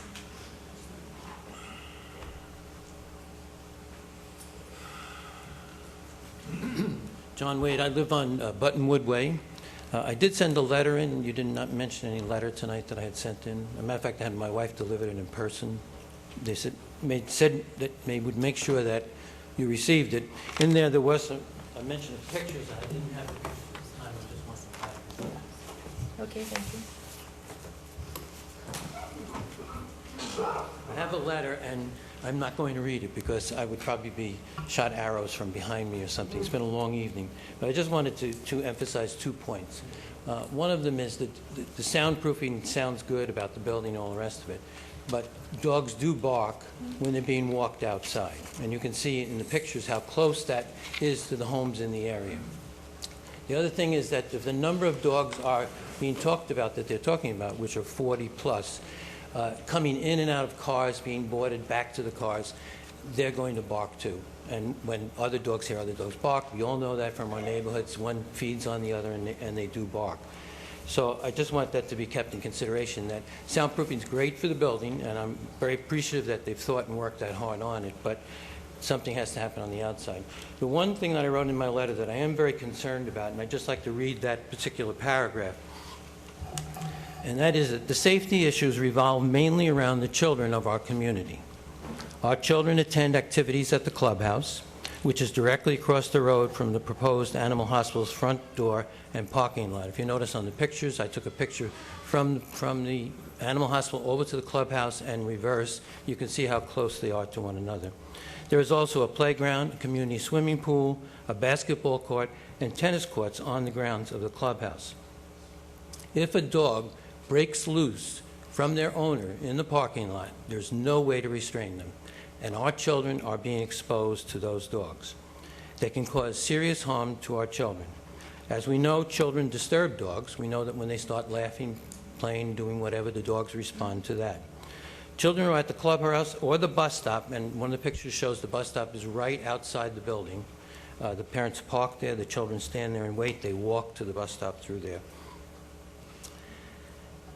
That there's always a possibility of a dog breaking loose and having an attack. Now, I can speak about this personally because we had a daughter in high school running on the track team on the school grounds, and a person walking their dog in the school, outside the school grounds, the dog broke from the owner, ran over to our daughter, bit her in the leg, She ended up with a terrible infection from it and was in the hospital for many days in very serious condition. We have a lot of children in the neighborhood, and my concern from that experience reflects back on that. So I would like you to take that into consideration as you make your decisions. Thank you. Thank you. Yep, thank you. Pam did find the letter. For some reason, it was kept in a different place. So there is a letter here from John and Peggy Wade that was received on May 29th. So I'll share it with the board members. Yes. Good evening. My name is Ed Enlick, and I'm a resident for 6 years at Four Corners. I actually moved there, moved away, moved back because I love the community. It's really, I don't know. I know you've had the opportunity to go to Four Corners and see the throne, but I know a lot of you are looking at the pictures, so you may not be familiar. This is quite a unique community. It was built almost like, if you've known, in Disney World, they have put together a planned community that's all-inclusive. We have homes where we have roads, secondary roads behind the houses, so that car and traffic move behind the houses. There's porches on every home. So this is a community that is quite unique. And I've put together, sorry I only have 3 colors, they're very expensive to produce. Yeah, these are some of the pictures in the main one, which is quite a bit more detail. I know John and them have given some additional pictures. But like I say, this is a unique built community that was done by WCI, which was out of Florida. And these are very specifically to have tranquility, to bring harmonious community activities. It is not your traditional, they're sidewalks, they're lit sidewalks. This allows children to walk from home to block safely, unimpeded by lights, by anything, just stop signs. This is quite a unique facility that you probably don't see in Hudson Valley at all. Like I say, this type of construction and type of development is very unique. And that's why all of us are concerned. This is why we bought here, for the tranquility of it and for the ambiance and the amenities that this clubhouse and this community turn. If you look at my first 2 pages, they're a Google Maps presentation of exactly the location of this building. And that's in question. It is smack in the middle of, surrounded by 3 homes, 3 groups of homes, and a multi-million-dollar clubhouse. That clubhouse is the cornerstone to the whole facility. That's why we bought there. It makes our community unique. It is used for, we have a ballroom that's used for multiple, actually rented for weddings, occasions. There's lots of people and activity almost on a 7-day-a-week basis. We have all types of activities that you see is only within walking distance of this proposed building. But let me go on. I myself am adamantly opposed to this type of, not that I'm against the animal hospital or the gentlemen that have bought the building. That's not the point. I believe this is a totally inappropriate use of a building in a highly residential and a community that was sold on this type of tranquility. This is radically a departure from what we were sold and what we want to see continue in our community. The property, like I say, it's 100% surrounded by homes, all in very close proximity. And I appreciate what they're doing with the soundproofing. Some of the other people said the World Health Organization has established that barking constitutes a health hazard to residents who are force-fed that noise into the home. Meaning if you hear a barking dog down the street, usually your blood pressure starts to go up, especially if you're trying to have a peaceful evening. So regardless of what people say about a soundproofing, it can create a stress level that was never there before, and part of the reason why we moved into the community. We didn't want to have that. We also did some research. We have checked. It is generally agreed that having a kennel bordering on your property reduces the value by 10 to 15%, according to the National Realtors Association. But in most cases, people don't put even in an offer, they look elsewhere. So it's not even that the house is devaluing as it goes up. you may not even have an opportunity to sell it. And as these women and men have said before me, this is their investment. This is where their lives have been put down in a foundation. This is where they're going to live. I believe that we are entitled to quiet enjoyment of our homes and property. Having up to 50 dogs in close proximity to a home and a recreational facility that is used so exhaustively is totally inappropriate. There are many other places to go. There are so many rural areas, and I've done some research. I have not that, like I say, I'm overly against them personally, but the positioning of it. I've done some research. There are numerous locations around the area that are on multiple acres.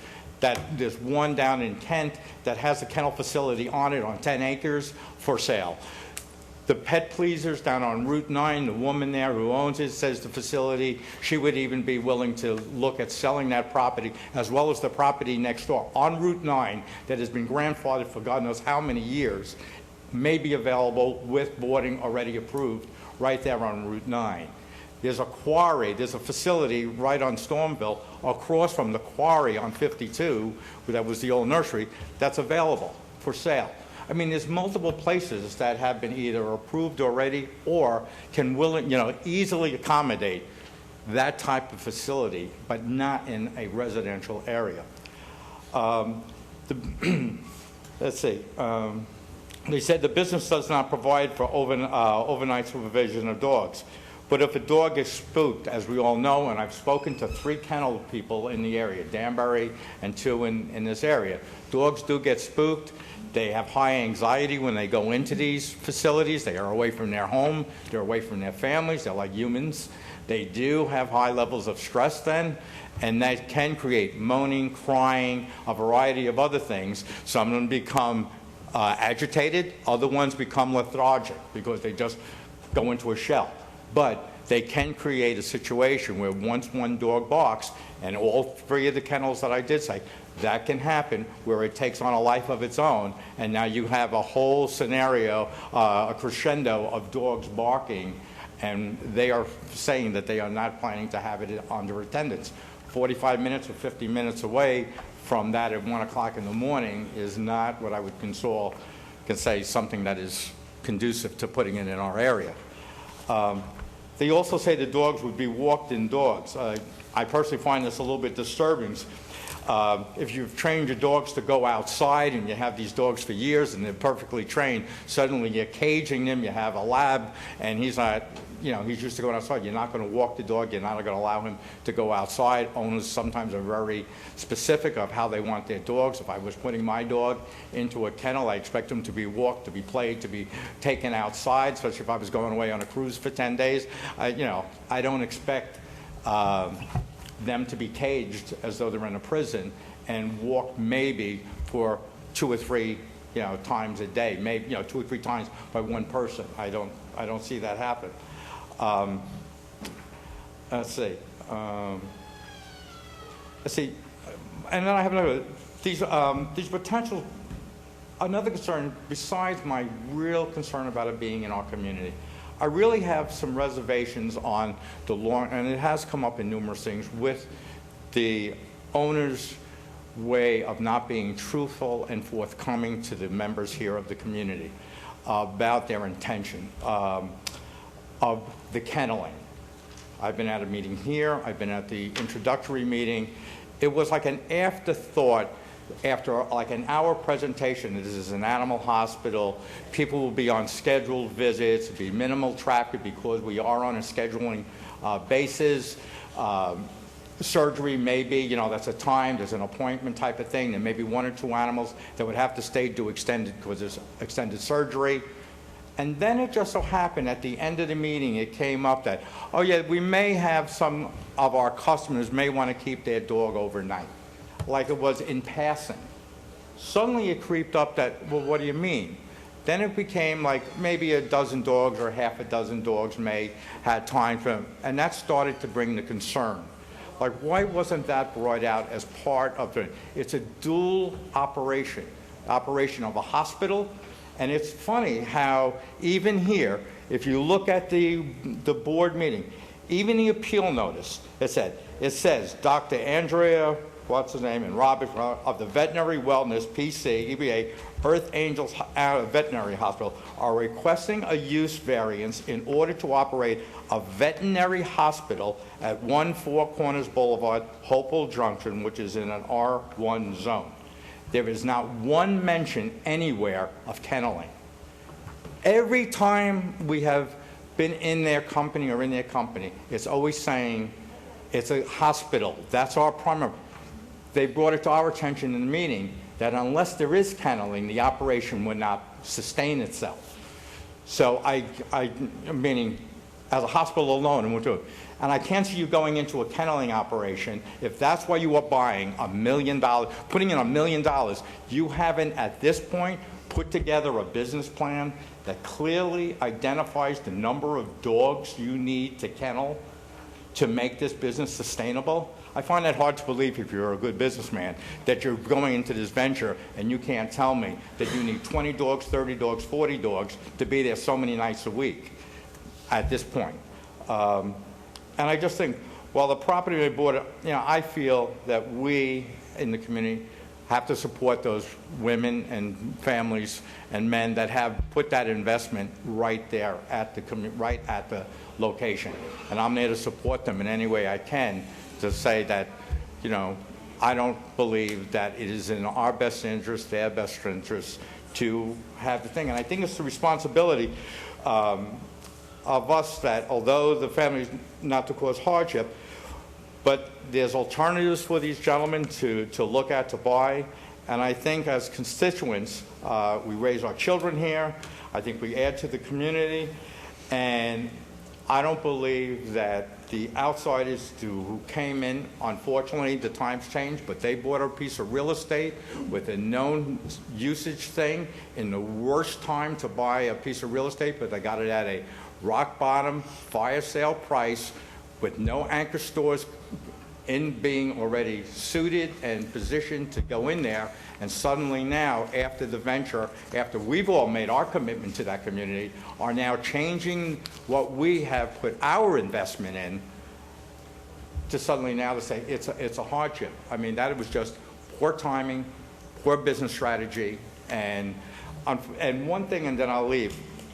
They mentioned that we don't know, like I said, we don't know what other people will do and what they've done in the past. But also, everybody always says, we always put, the people who put their money in, are going to take good care of it. Well, we trusted the current owners of the building across the street, and that's what we thought.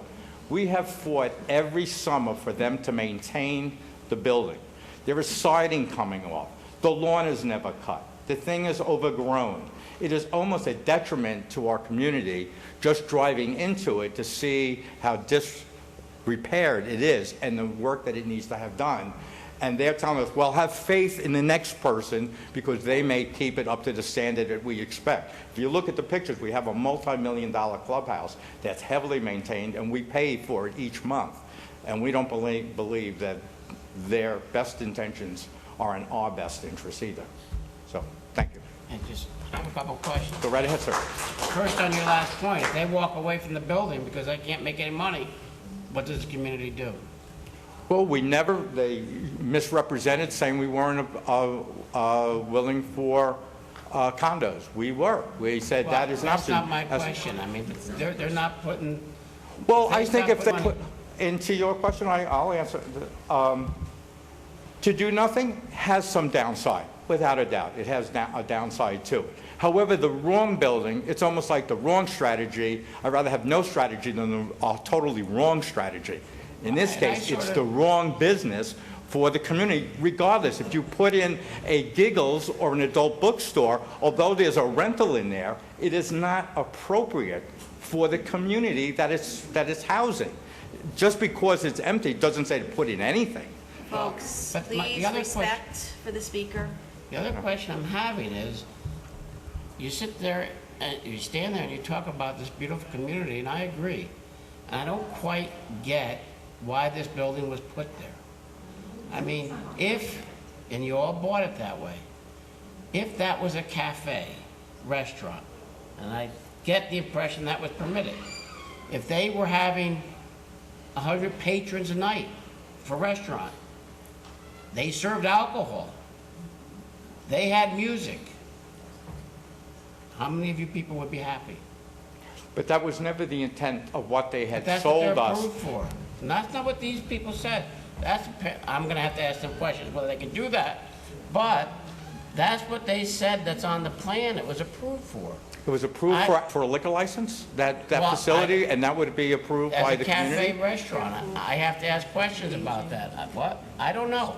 I mean, that's a radical jump up from a fella giving us, bacon, egg, and cheese on a sandwich at 8 o'clock. Well, At the bus agree. stop, and saying I have a bar open up to 2 o'clock in the community. I don't think the town would allow that. Well, it might be approved already. That's my question. I don't know. Then why didn't they go get a bar? There's plenty of bars. They had, I didn't say bar. I mean, don't know. they It's just cafe. close one and on and off. There's bars that are There's lots opening of and closing all the restaurants time here. There's lots of restaurants that serve alcohol, a lot of cafes that serve alcohol. All right. I don't know what the problem was with stay on tiramisu. topic I know here. Artie approached you on buying the building. I don't know what happened with that. All right, you're directing your comments Sorry. to this board, please, not to anybody I'm else. just, I have a problem. I think all your arguments are very good. I'm not sure what, and they're finding out that it was a bad idea, that this doesn't belong in your neighborhood. But that's why we're here, and I'm not sure what business is good for your neighborhood. I think there's plenty of business that are well suited for our neighborhood. You could Okay. have childhood development there. There's a whole group of my grandson who had special needs. There's a whole group here on Route 52 that's overgrown the facility. They are down there by the high school, and they do special training for children in multiple rooms of an old building. That may be, but I don't think they're asking to be there. No, but there are things, why you get accountants, lawyers, we have massive influx of medical facilities coming into the Folks, I need community. to keep us on topic. We still have 18 other items to Yeah, get but I mean, through there's on our plenty of agenda. buildings. I can't Stay believe you on couldn't get an topic, please. accountant, a lawyer, a professional to take a piece of office space. You get a consignment person. That woman, that consignment was probably the worst type of business you put in. First of all, she's selling dog food, I was asking and she you a was very- selling used furniture in a community center. I mean, it is like the least attractive type of business for that business. I mean, I could have guaranteed failure day one. But that's who wanted to be there. Okay. Can we Then ask, I just find it hard that our real estate people are that inept, that they couldn't find a deal to be made to get some professional group and organization to go into a beautiful facility surrounded by an unbelievable community of fairly affluent people that would be there to support them. I find that almost impossible to believe that that is the case, and that's the argument, that they couldn't get someone to get in there. They could get all those homes sold. I mean, it seems like people were willing to move in and spend their money and ante up a lot of money. They just made a bad deal at the wrong time. I mean, that's unfortunate, but that's life, I sold my house across the street. I lost $200,000. I'm sorry, we need to keep this I wish I could have on taken topic, please. I could take a hardship. I would call a bank and say, I want a hardship. The same, right across the street. I lost $200,000 in my house when I sold it, Okay. in the same neighborhood. But I moved back because I love the Stay neighborhood. on topic. If you're done your comments, can I ask you to please sign in? Is there anyone else who'd like to offer comments? Hi, my name's Adam Clifford. I live at 15 Four Corners, right across the street. I'm going to keep it short and concise. Everything's been said, but I do want to give that I moved into my house the day after Easter this year. When I came and looked at the property, I loved the neighborhood. I commute an hour and a half to work each and every day just because I love this neighborhood. And as you asked about the liquor license there, I looked into it. From when I looked in there, now maybe I mislooked at the wrong spot, it wasn't licensed for liquor. No, it's not No, it's licensed. not No, licensed. nobody's made a request. Yes, so it's not, doesn't have a liquor license. I was sold the property stating that it was going to be, it was not zoned for a kennel. It was not zoned for a bar. It wasn't zoned for anything along that type. Okay, but I'm just saying, apparently the plans show that it's approved for a cafe. I'm not exactly sure what that will permit. But if that's a restaurant, there's a lot of restaurants that serve alcohol.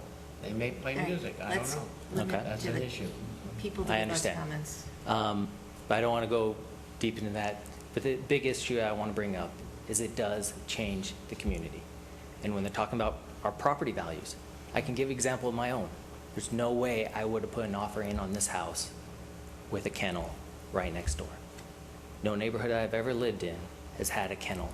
And every time I see kennels in neighborhoods, they generally are not the nicer neighborhoods. So everything else I agree with. I have no issue that they want to improve it. I'm glad they want to soundproof it.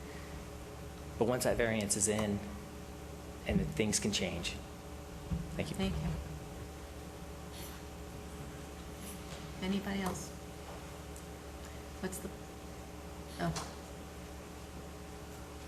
Hi, Rich Mancuso again for Four Corners LLC. Just wanted to give you a little bit of information, which is a site plan included for the cafe submission. okay. And what she was referring to was Phillips Road. There was a right turn in only and a right turn out. Okay. If you wanted to go left on Phillips Road, You you'd had to have go to through use the the- access right. that was designed. So that was a big problem when we had the cafe, which does not include a liquor license. It is food service and so on. And again, Sorry, folks, please minimize your conversations in the room. any retail, if there was somebody that wanted to go in here, whether it was a deli or a series of different shops, is going to produce more traffic than this facility will. Hours of operation, again, I don't know what the restrictions are depending on how the special permit unfolds. If somebody's there till 8, 10 o'clock at night at a cafe. Or, the other coin is, you have a restaurant facility that you're telling them they have to close at 5 o'clock. Nobody's going there. It doesn't work. So, thank you. Thank you. What's the pleasure of the board? I have a question for the appellant applicant. That's fine. One of the issues was control of the animals, people coming in and out. Is that a concern? And perhaps could something be done where there's an entrance where the car comes into a gated area that gets closed before the animals come out? I mean, we've been open 5.5 years. We haven't had one animal escape yet. It hasn't happened. I mean, Eric, I don't know. Do you know of any methods? Outside of completely gating a perimeter and making it like a fortress, I guess that's about the only way that you're going to accomplish that side of it. But the reality is just even there tonight, I saw somebody walking up to the clubhouse with their dog. There's plenty of people out walking their dogs. Everyone would be sitting at that risk that that dog could get loose at any time. You can't contain that totally. And that's for residents as well as people coming to the animal hospital. I think people come to the animal hospital also are extra cognizant of what they've got with their animal. And that's the entrance, the primary entrance is coming in, what would be the clubhouse side. That's kind of the primary side. And then everything once in the animal hospital is obviously contained. There's vestibules, and then there's the fenced-in area in the back. So the only possible way an animal could get loose is if they jumped out of a car or something like that. Just no different than if you were a property owner in town or in the community that was walking their dog. That's the risk. But to take Jim's question a little bit further, do you stagger your appointments so that you don't really have two dogs meeting in a parking lot? Well, I don't know how the you way do your our appointments, the way we work them are different too, because of the type of medicine that we practice. Let's say you're a new client and you come to us for the first time. You're going to get 35 to 40 minutes with the doctor in the room with you. We typically don't double book. Right now, we're one doctor. Obviously, we're looking to add a doctor, but Right. we're not a high volume 15-minute wham bam out. That's not the medicine that we're known for. We're a whole different type of model within the veterinary community. Okay, I was going to mention something else too about the. I had a thought that came in and went out. Sorry about that. Well, but in relation to their existing model, they're in a lease space in a lot with all kinds of businesses, and they haven't had an animal that has gotten away from an owner yet. And actually, that's a lot higher risk scenario than when you've got your own property to contain it, as well as all the space associated with getting away from other animals should you be in that situation. I mean, there's just, everything's better about this than their current environment. Plus, I also want to stress, by the way, that the medical runs and containment area downstairs would not be used for people coming in. If you're going on vacation, you're going to Cozumel next week. If we're filled upstairs, and if that ever happens, we're not going to put you in the medical runs. I got to be honest with you. We've had plenty of people begging us over the years to board their animals. We've had people come to us with German Shepherds. We've had people come to us with Chihuahuas. They want us to take the animals for 10 days. We don't.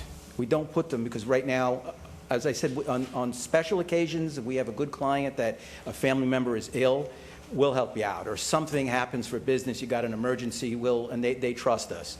But over the years, we've had plenty of people approach us. I've had people tell me, you're throwing money away. And I tell them, I'm not throwing money away. We're out there for the welfare of the animal. And it is not in the animal's best interest, and it goes against the way we run our business to confine an animal in an area that's not meant for recreational boarding. So those runs downstairs, and everybody keeps referring to us as a kennel. We are a veterinary facility. I know, I just want to, and the whole thing about the dog waste, again, right now, most people that come to the hospital, if you're bringing in your dog, guess what? And for all dog owners in here, what do you need to do a couple times a year when you come in? You run a fecal.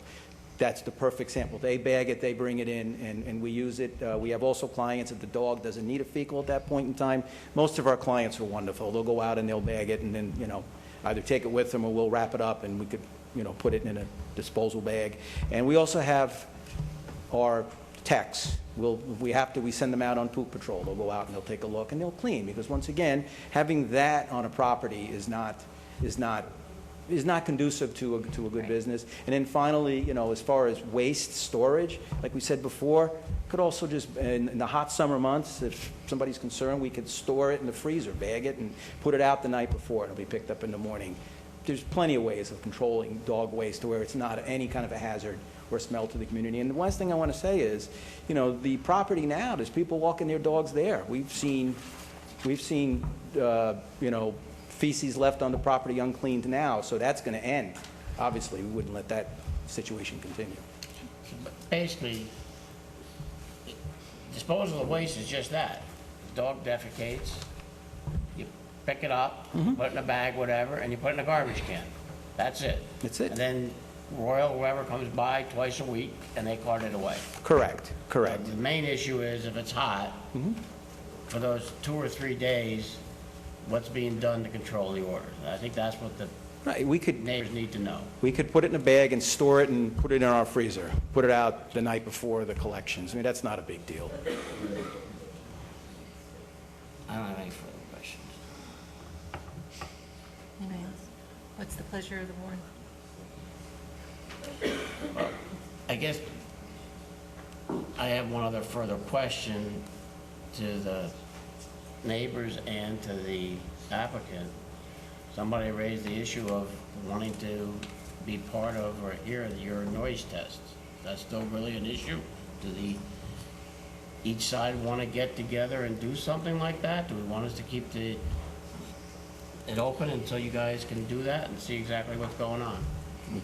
You open to doing a... Yeah, it'd be great. I had no issue with it. We would just need to have everybody be respectful. In order to get this done, it needs to be, done, with a bunch of order. Not a lot of people screaming and blurting out their impressions. This is going to be hard science. We're going to have it with a decibel meter, and you can see. If we can do it under those conditions, everybody is respectful of the fact that we're going to show them what can be done with sound. Absolutely. We're not hiding anything from the community. Never have. So I have no problem. It's very interesting, actually, to see it. So. I see some, behind you, I see some heads nodding yes that they're interested. So I don't know if you guys want us to keep the public hearing going on until next time so you have an opportunity to do that. Otherwise, we can vote to close the hearing based on we have enough evidence. But they seem to be interested in you doing that. So you want us to keep the hearing open until next time? It brings a question to my mind. Obviously, that's a month that we lose in the process, which I have no problem doing. My concern is, okay, we do the test, it proves exactly what we've discussed, and it's what we said it would be. Is that the end of it? Well, it's the same. Or do we have the same? Yeah, You know. we can limit it to that issue and whether they, you know, I don't know that we can limit a public hearing to just one issue. Well, that's what my concern is I don't have a problem doing it if that's the issue we're down to. But the bottom line is, we're not prepared to give a decision this evening anyway, so we're gonna be in July anyway, so Okay. if in the meantime, it makes sense to keep the public hearing open one more month and, you know, to give an opportunity, I would set a date today, honestly, so that everybody who's here knows when to come and do this visit. Because otherwise, you don't wanna be letting, you know, having people say they didn't get notice about it. If it couldn't be, is there a public way to get a notice out? If it couldn't be I don't know. tonight? It sounds like there's a Facebook page for the community. Yeah, I mean, but would that be obviously adequate, I'm not or- a part of that. I think so- that's what we're going to have to, because I don't have my schedule before me, neither does, I don't have my wife's schedule, so I don't want to do something tonight and then have to change it because Okay. you know, it doesn't work. So we will get back within a couple of days with a date that works for us, and hopefully it Okay, works for so you. can we have you suggest a date to Pam, and then anybody in the community who wants to find out when that date is, can we have you let her know, what's today, Tuesday, by Thursday, or Yeah, by Pam- Friday, and then anybody can call next Monday to find Right. out when that Okay, date Pam, will be. by Friday, I'll have a date for you, if that's suitable. All right, Okay, That'd be fine. all right. yes, Is there a way to, for the next public hearing, so we don't have to go through this? I know, I understand. Is there a way to limit comments just about the sound or no? Not really. Not to my knowledge, at least. Because they've raised, so many issues have been raised, so, yes. I just wanted to respond to a couple quick things. There was some mention that condos were never proposed. We had a conference call with Elliot Turman and Paul Licurdo on the Homeowners Association 2 months ago. After we had a meeting with about 45 of them discussing apartments.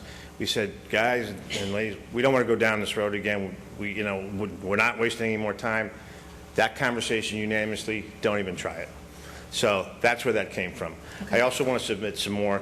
These are the banners we put It up. came from the homeowners association? Yes, the president and the vice president. Then we had, here's the banners we put up, the 2,000 flyers we had, our listing agreement in 2010, a letter from Mary Beth, an application, Mary Beth Kenny lives here in August of 2011, and then our application for a zone change in 2014 for multifamily. All here, all failed. Thank you. And these are for our records? Yes. Thank you.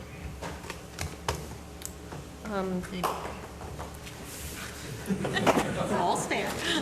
Okay, sorry to do this again, but we love how Earth Angels is so willing to work with us.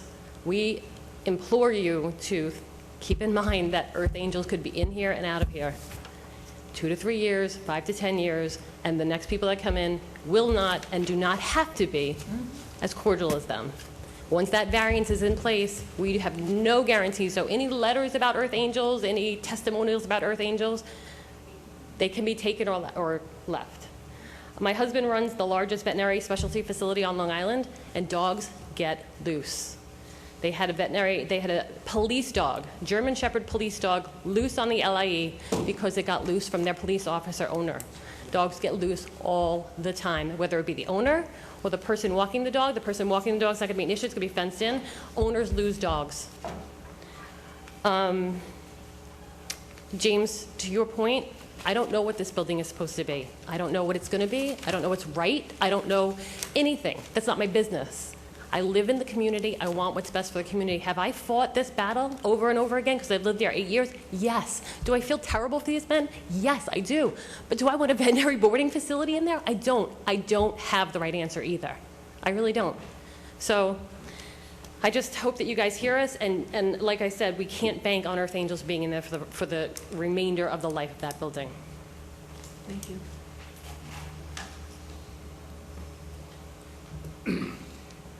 My name is Khaja.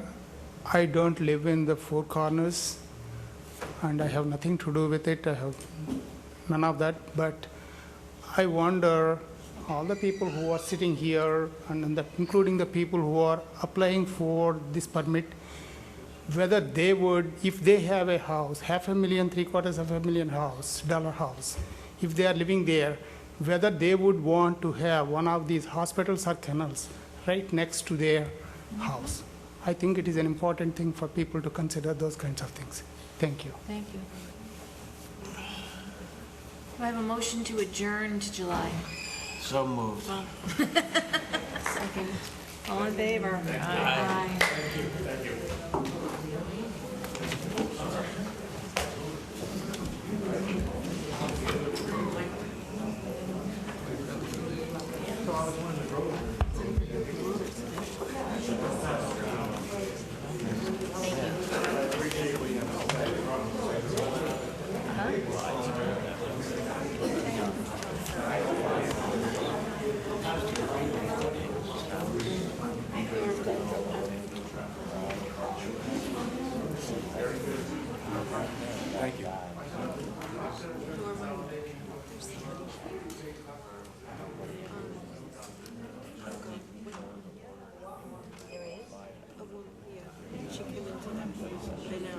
But we don't have anything in writing from them. No.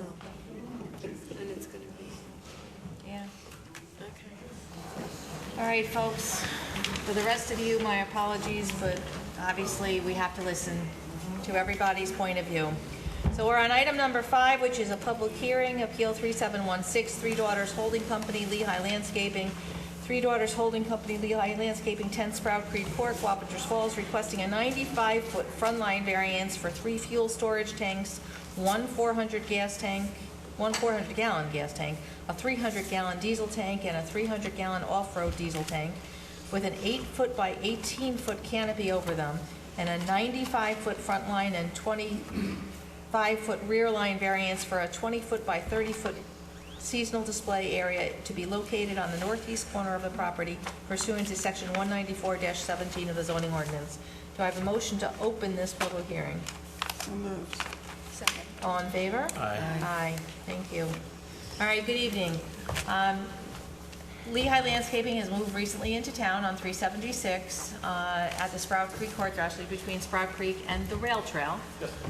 You've been before the planning board when you initially came in, not you specifically, obviously, but Lehigh, came in with a site plan, got approval, started operating, and then other things started appearing on the site that caused the town to step in and just say, wait a second, what's going on over here? Including in that were 3 tanks of fuel, which are allowed, but again, there was no provision for where they were put when the original site was considered.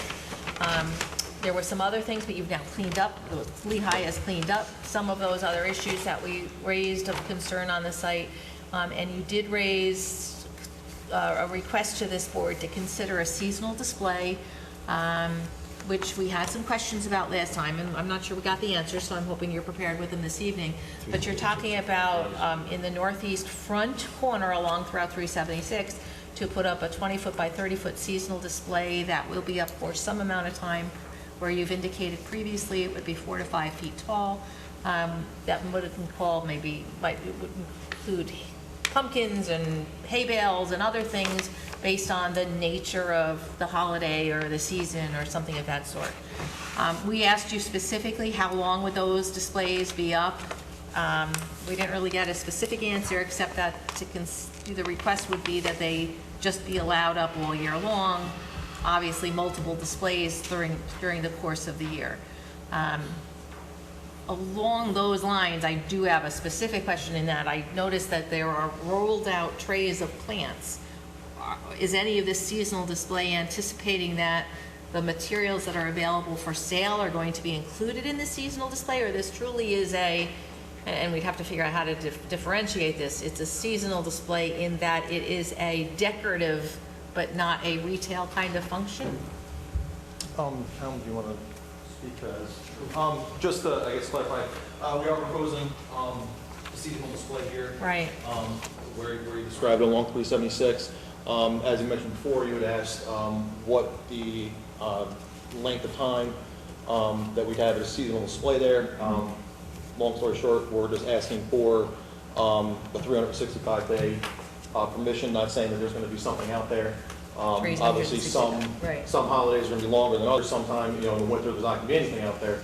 But to put a specific time frame on what's going to be out there, other than what the location is difficult at this time. As you had mentioned before, we are showing the 3 tanks here. They're behind the existing 6-foot fence, and they are covered with the 8 by 18-foot canopy. I'm going to stop you there for 1 second. We did ask you to define what color that canopy was going to be? Right, it's the natural metal color. Natural metal? Okay. Yeah, which it's out there now. It's existing. I believe that's going to be, that's what it's going to be. Okay. What does natural metal color? It's galvanized. a galvanized metal. Galvanized? Yes. Okay.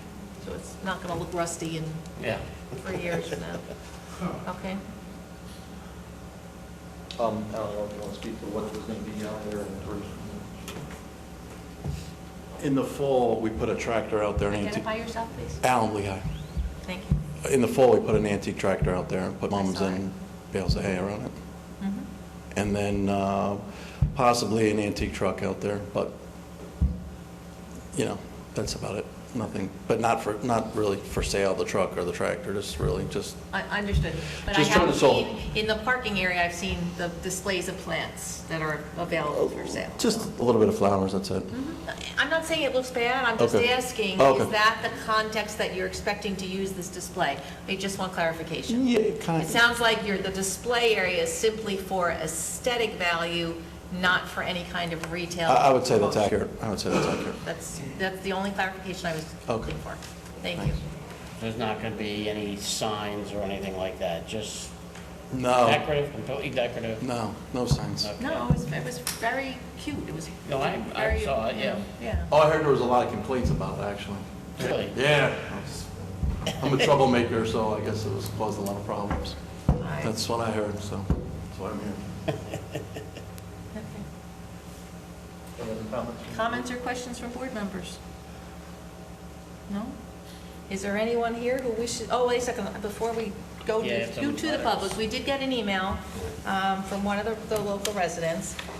It is from, let me get the actual name, Amy Balfour from Small World Children, or the Small World Daycare Center. Good day, I write this letter out, and it's dated, by the way, Monday, June 8th. I write this letter out of deep concern for the request of Lehigh Landscaping, 10 Sprout Creek, Cork, Wappingers Falls. The idea of having 3 large field storage tanks in between 2 child care centers, among other businesses, is an enormous environmental hazard. Our beautiful rail trail should also be taken into strong consideration as this property sits next to it. The regulations that New York State OCFS, I'm not sure what agency that is, require child care centers to follow state that, quote, the building, its property and premises, and the surrounding neighborhood and environment are free from environmental hazards, end quote. For the safety of the children that my business cares for and our community, if you approve this request, I would like to see a fireproof building where these tanks can safely be stored. I would also like to receive annual documentation showing that these tanks are properly inspected and meet applicable standards for sanitation and safety. I believe that these factors should weigh heavily on your decision-making process. I have no issues with the seasonal display. Thank you for taking the time to consider the safety and well-being of our community. Now, I did inquire of our building department and our engineers, town engineer, about how close were these daycare centers. I was just curious. And it's Small World and the Goddard School. And so the response that we got back is that it's a little more than 700 feet from the tanks, the proposed area of the tanks, to the Small World, the daycare center, and then a little bit less than that to the Goddard School. So the Goddard School is just a little bit closer. But I also was given the information that tanks under 1,000 gallons are actually not even regulated by the New York State Department of Environmental Conservation. So. I believe it's a little more than 1,000, but we're under that threshold. Yeah, you're of under what, the yes. 1,000. As I mentioned before, the tanks are located here. If you look on the area map, I believe that the Small World is located here, and the Goddard is approximately. Off on Van White Lane, right, Yeah. not that far. The tanks that we're proposing are smaller, 300-gallon tanks. They have containment. They fall. They don't meet the threshold for DEC regulations. So. Right, and you're in industrial zone, and within the industrial zone, tanks up to 11, I think a total of 1,100 gallons are allowed. So So, yeah, it's all within the zone.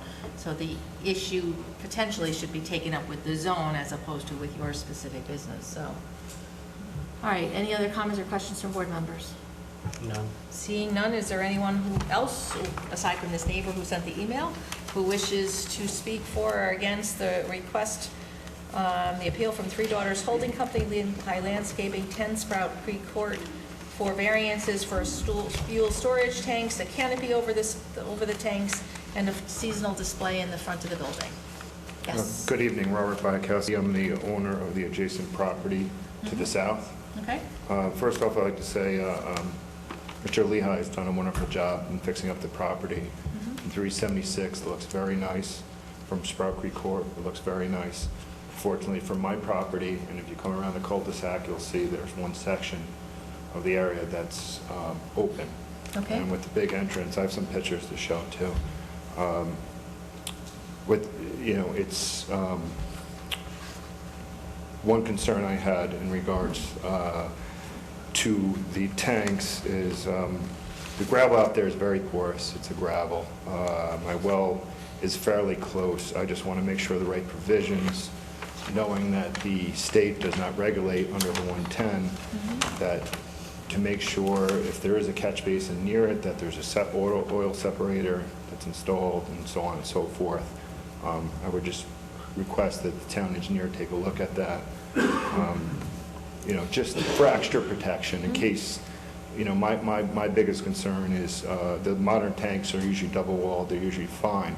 It's when you're pouring the gas into the vehicle, any spillage or additional runoff. Besides that, there was just a couple of concerns with the existing site that I wanted to bring up at this time. One being, I don't know if it's allowed, but there is a compost pile fairly close to my property line. I've been receiving complaints from tenants on the smell on that. It's not covered, it's not tarped, it's just existing. The other concern I have was with the new driveway adjacent to my property, there's been a rain event like today, a heavy downpour. There is a poolage of water now that there's a new low spot that hasn't been taken care of. I just would like somebody to take a look at that, see if that could be mitigated anyway. I have pictures. Unfortunately, I didn't print out. Give me a little bit better sense of where that is. That is... Is it near the tanks? Is it near the... It's in this area. Okay, because honestly, that comment has to be directed to the planning board, not to us. We're only here specific for the tanks and for the canopy over tanks and the seasonal display. But I believe the applicant is still before the planning board right now, right? For amended site plan approval? Yeah, so actually your comments, and you don't have to go to the planning board meeting, but you can send an email. Is the public hearing still open for the planning board? You know what it is? It must be, because Yeah, because we're not done with it, so they probably still have to have it open. So. Okay, I just thought. No, it's an appropriate comment that should be addressed by the planning board. Zoning issues that you should know, current zoning concerns. No, that's fine. And just the other one would be that currently there's a tractor trailer, small dump truck with a trailer attached that currently parks to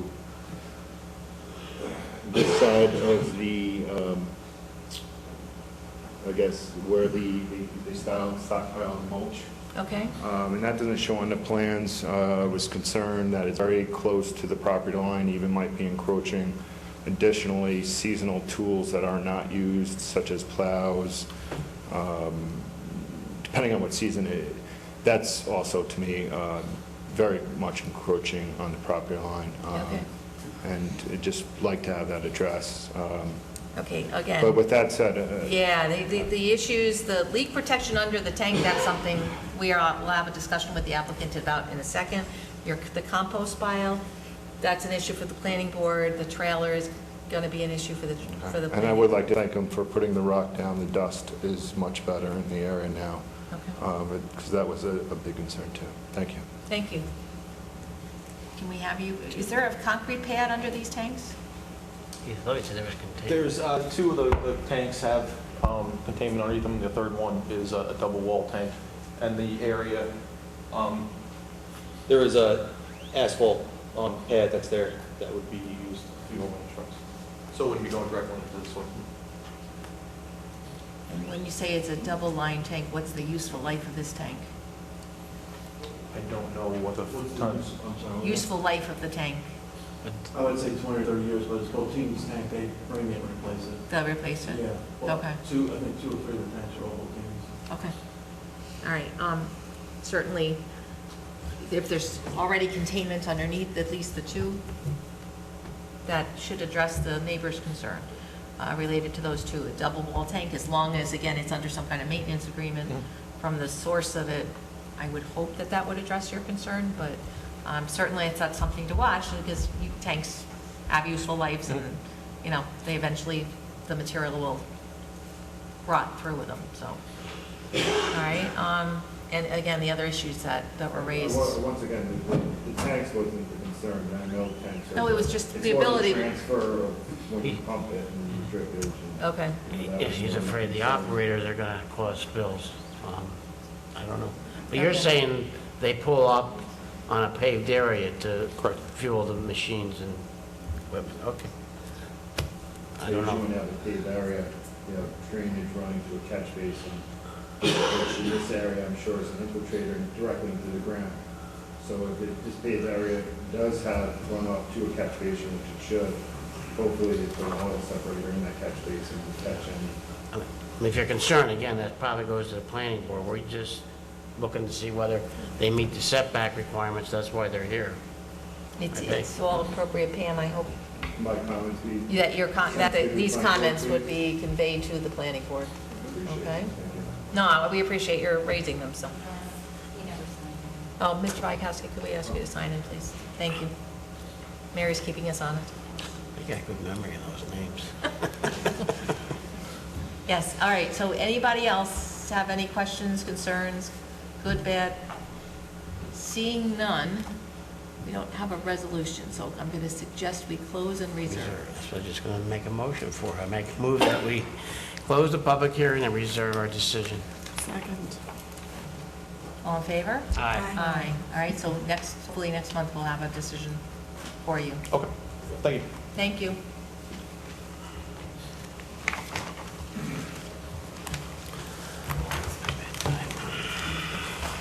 All right, item number 6, Appeal 3717, Correo, R. Michael Correo, 49 West Hook Road, Hopewell Junction, is requesting a 30-foot rear line variance for an existing 1,363 square foot, 2-story detached garage. The existing house has a 2,500 square foot footprint, and a 36-foot rear line variance for a proposed attached garage and breezeway pursuant to section 194-107C of the zoning ordinance. Good evening. Good evening. Do I have a motion to open the public hearing? So moved. All in favor? Aye. Thank you. All right, so Mr. Correa, we have now met with you a number of times. You've cleaned up a number of issues on the property. We've changed, based on our discussion, you've kind of changed your approach to how you want to be able to construct a garage on your property. Yes. And so at this point, you're now proposing, you have a 5-acre property, you have a pound in the front, you have a very, very long driveway, you have West Hook sand and gravel behind your property, so you don't have necessarily neighbors per se that are right on your property, but just One neighbor. One neighbor, I was Side saying, I think neighbor. to the left there. Yes. And so just the nature of your property with the pond in the front, that the way it makes sense for for where you're asking for the garage to be, you want it in the rear of the property so that it's again, it's not disturbing the view of the pond and everything else. All the other issues that you had going on, I'm going to try to find your application so I can speak better Right, to we're not that. allowed a structure in the front of the property anyway. And where it's placed now, my neighbor is here, but I believe that where it is now is less of an eyesore as to where it could be Right. if we pushed it forward. Yeah, the only concern that we did raise with you when we first saw this was there was a business operating out of this, and you said once this garage is up, all vehicles, any of your construction trucks Will be will gone. be out of there. Yes. Okay, but we recognize you would need those vehicles for the construction of the garage. Yes. All right, any other questions or comments from board members? I did have one other thing I wanted to bring up regarding the square footage of the house. You have it at 2,500 square feet. But That's the footprint. The footprint, but I have I submitted some paperwork with actual numbers, and it's actually, I think you have it written down there, I don't have it with me, but I think it was 2,800 Okay.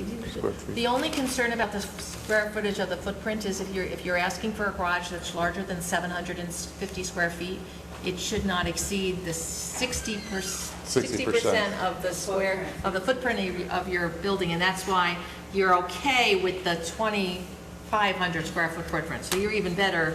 Okay. The percentage is even less with a larger footprint, but somebody measured it out at one point to be approximately 25. So 2,500. We just needed to be sure you did not need that extra variance because you were looking for a garage that was over the 60% of the footprint of your existing home. Right. Okay? That's the only reason why that number was important. Okay. So do I have a motion to close the We've public? got to open it up, see anybody's care for comment.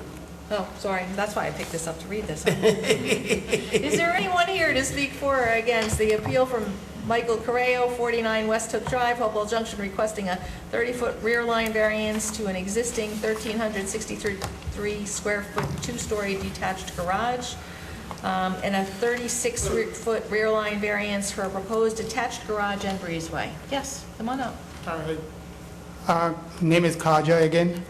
I'm the immediate neighbor for Mr. Cryo. And it's, if the entire thing is one variance, I have a problem with it. If it's one what? If the entire proposal is one variance that is being requested, I have an issue with it. Okay. Part of it, the garage part that he wants to build in the back, I have no issue with that. Okay. And the big structure there is, the huge shed or whatever it is, it has equipment going in and out all the time. And I have a sunroom right next to it, and I have my deck where I sit. It is like equipment running like a construction site almost.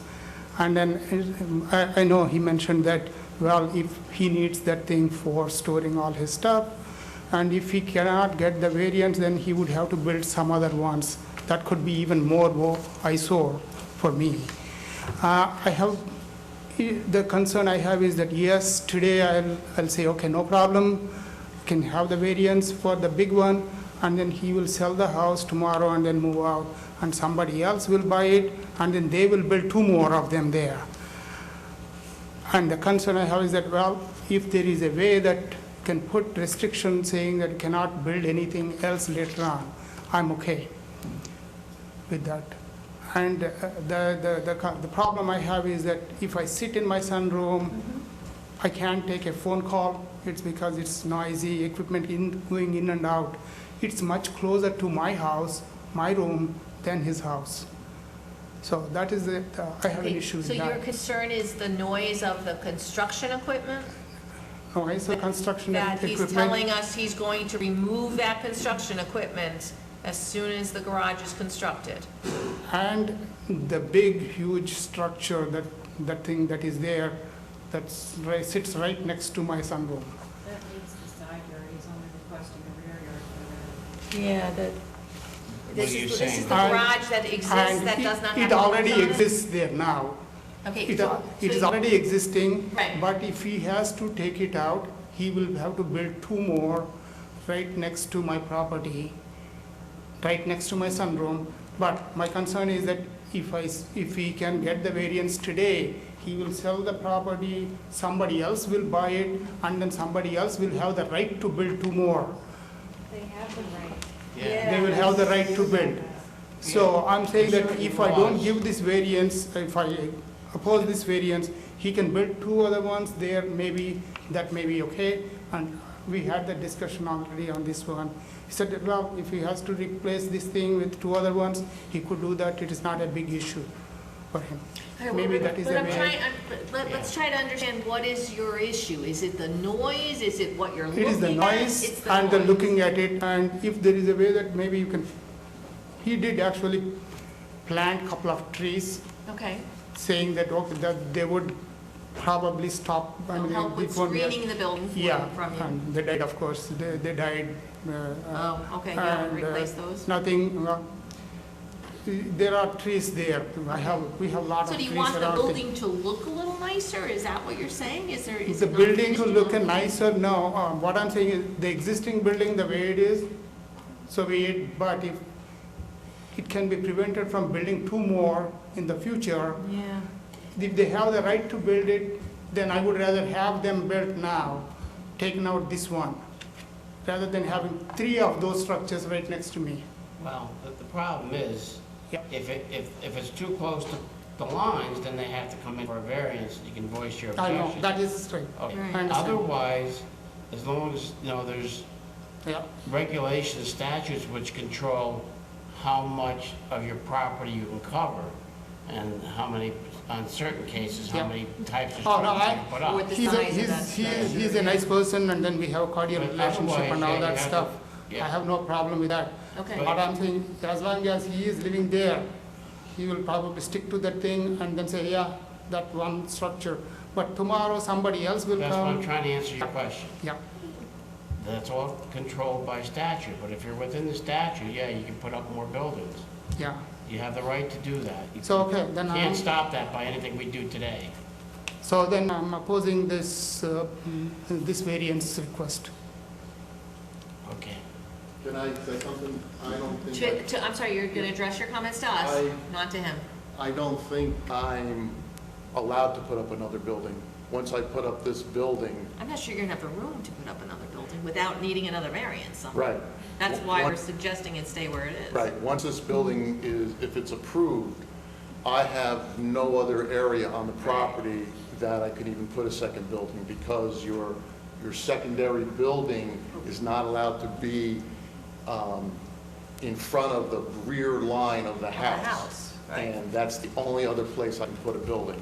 That's what I'm saying, if you'd have to come get a variance. So, yeah, I would have to, if I wanted to put up another building, I'd have to get a variance. Which And means then- you'd be back here again, you would Yeah. be noticed as a neighbor, and you'd have the opportunity to comment on that building.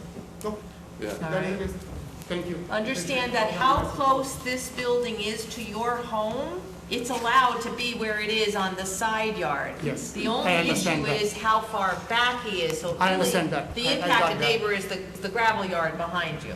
Well, I have a gravel yard here too, in the Well, sense yeah. that I can't, like, it is Let's not go there. unfortunate. Yeah. So can I just understand, is your objection still in place? No, I have no Okay. objection. Okay. That's all, we just wanted to be clear on that, thank you. Okay. Wait, That being hold on. done, what? Oh, somebody else is going up. I just wanted clarification. I know that my. Can you start with your name, please? Jaya Khaja. I'm also the And I'm next door sorry, the neighbor. previous person, can we ask you to sign in again? From a previous. Okay, then they've got you covered. Go ahead. I'm neighbor to Michael. Okay.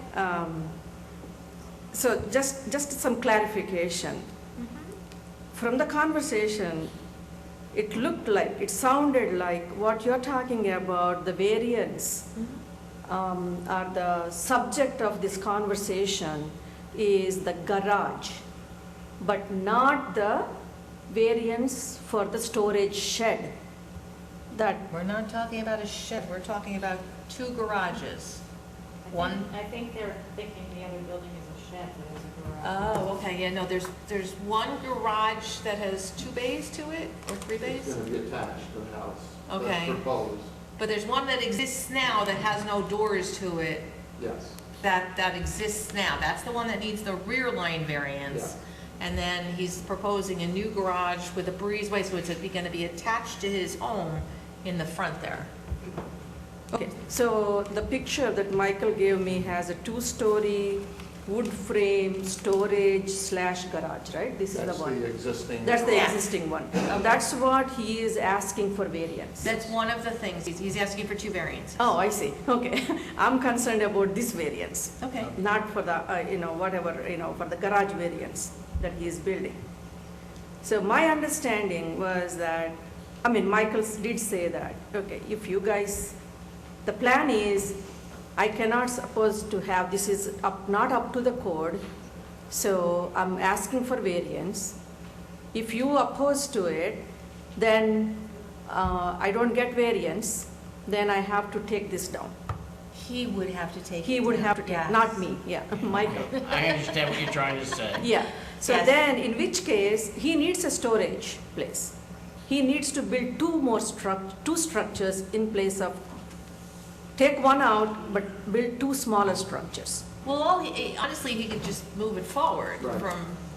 but it's built Oh, already. okay. So Yeah, it will be- you would then suffer through, take the demolition of removing that structure, and then he would just build it forward within the 25 foot. Within his, yeah. Which would be closer to their Which- house. yeah. 30 feet closer to their house. Yeah, my question is that, like my husband said, there is no guarantee. Michael, knowing him for the last 20 years, we know that he is going to stick to what he said, but there is no guarantee that somebody else will build this. You're But from what you were talking about, once that variance, he gets it, he cannot build two more structures, is that what it is? Just the limits of his land and the topography and where all the elements are in his property, you probably would have to bring in a lot of fill to be able to build anything else on there. Can I just show her where the rear line is? Yeah, that's fine. Come Go on, ahead. Michael. So here, there's a little dotted line right here. I love it when neighbors get to talk to each That's other. that's the rear line of my house. I'm not allowed to build any other structure that's in front of that line. So I couldn't build anything over here. But this whole thing, on this side and this side is yours, right? Both Yes. sides is yours. Yeah, all of this is mine. Yeah, but you said that you cannot build beyond this line. Correct. That way or this way? This way. This way is going to be my house, right? Yeah, your house is right there. Yeah, that way is also my property. Right, but I can't build there either. You can? No, he has to maintain a certain amount of distance, 25 feet distance No, that is from there. your property. That distance is there today. Actually, I'm 49 feet from your. Yeah, he has enough distance, but the only thing is that, okay, you give variance today, so Michael keeps that. Somebody else comes in, few years down the road. They are going to build those too, because that is legal to build, right? There is enough But you have setback. to meet all the rules and regulations Yeah, for what that are those property. rules and regulations? Well, one of the Well, things it depends on what he's gonna build. Huh? Depends on what they wanna build. For garage is what Mr. Guerrero was speaking about, he doesn't have any more room for another big garage. So he can't put up another garage Yeah. unless we were to come in So and that's say, why I'm to get a saying, variance, and then you would object to that. yeah, See, this one that's there already, yeah, as far as it is from his sideline, he's entitled to have it there. Right. The only person that's really aggrieved, because it's too close to the property line, is West Hook Sand and Gravel, whatever they call themselves. Right. And they don't really care how close he is to the Yeah. property line. Theirs So is big. This doesn't Yeah. really affect Yeah. your property at all.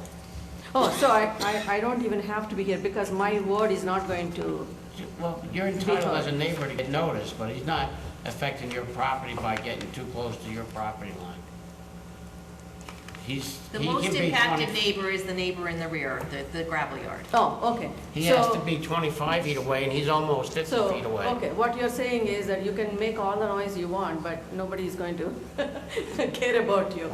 He needs No. a rear line variance. You're on his side. I understand. The variance he needs is Yeah. not on your side. Okay, it is for the West Hook. So Mike was nice enough to come to our house and explain to us. Okay.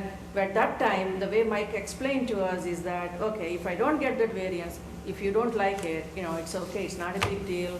I'll take it out. I'll build a couple more on this side, which is within the property, right? So that's why I'm saying, for Michael, it is not big deal.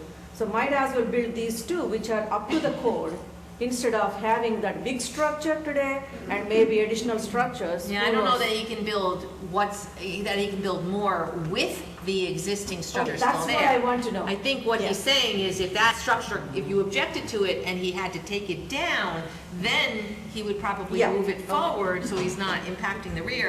The side, on your side's not changing, but then maybe he needs to build two because he can't get enough area without trucking in fill or something like that. To build one, he might have to replace the one with two different structures. And just so you understand, if he puts up those two by tearing this one down, technically, he could get a lot closer to your house. Right. Well, I'd This rather one's live with, further away. It might I'd be rather nicer. live with 2 rather than 3. You know what I mean? Well, I don't think he's planning on Okay, it. but how about, No, do you Michael want is- 2 instead of 1, or is the one that's there now okay? So 1 is big, right? That's why Right. it's all about 2,500 feet, whatever you were saying, the footprint and, Well, that's compared to the footprint of his house, right? yeah, compared to footprint of It's the a house. it is- 1,363 square foot garage. Mhm. It exists now. Okay, yeah, that is too big, that to your specs, right? No, No, it's that's not. our He's spec, not a allowed. problem. He doesn't need a variance for the size of it. That's okay. The only variance he needs is for the lot line that doesn't affect you. In the So- back of the property. Okay, so if, as long as these are not going to be allowed, if you keep this one, Right, for the regulations, I'm okay, okay. okay? Yeah. But if it is going to be there is a chance. I don't think there is a chance unless, again, like they said, unless I came for another variance. Right, yeah. Which I don't imagine you would give. I hope not. We So, can't is there prejudge. Is there like a reference material that I can take a look at that, these kind of regulations? It's all in the town code. For what, what's allowed on your property in terms of a garage? or Like, for what? example, you're saying that as long as he has this 2-story garage Right? in place, he cannot build additional Well, part of ones. it is his specific property, Yeah, and I it's see. based on the topography of his property. He originally came into us asking to be able to cart in 3,000 cubic yards of fill, Mm-hmm. so that he could level out the area and put another garage in a different area. Mm-hmm.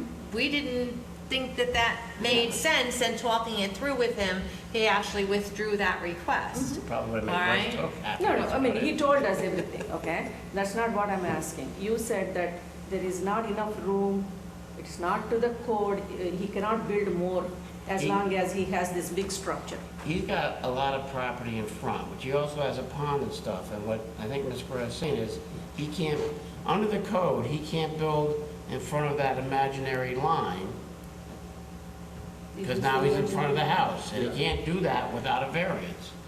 So that's where he has room to build right now.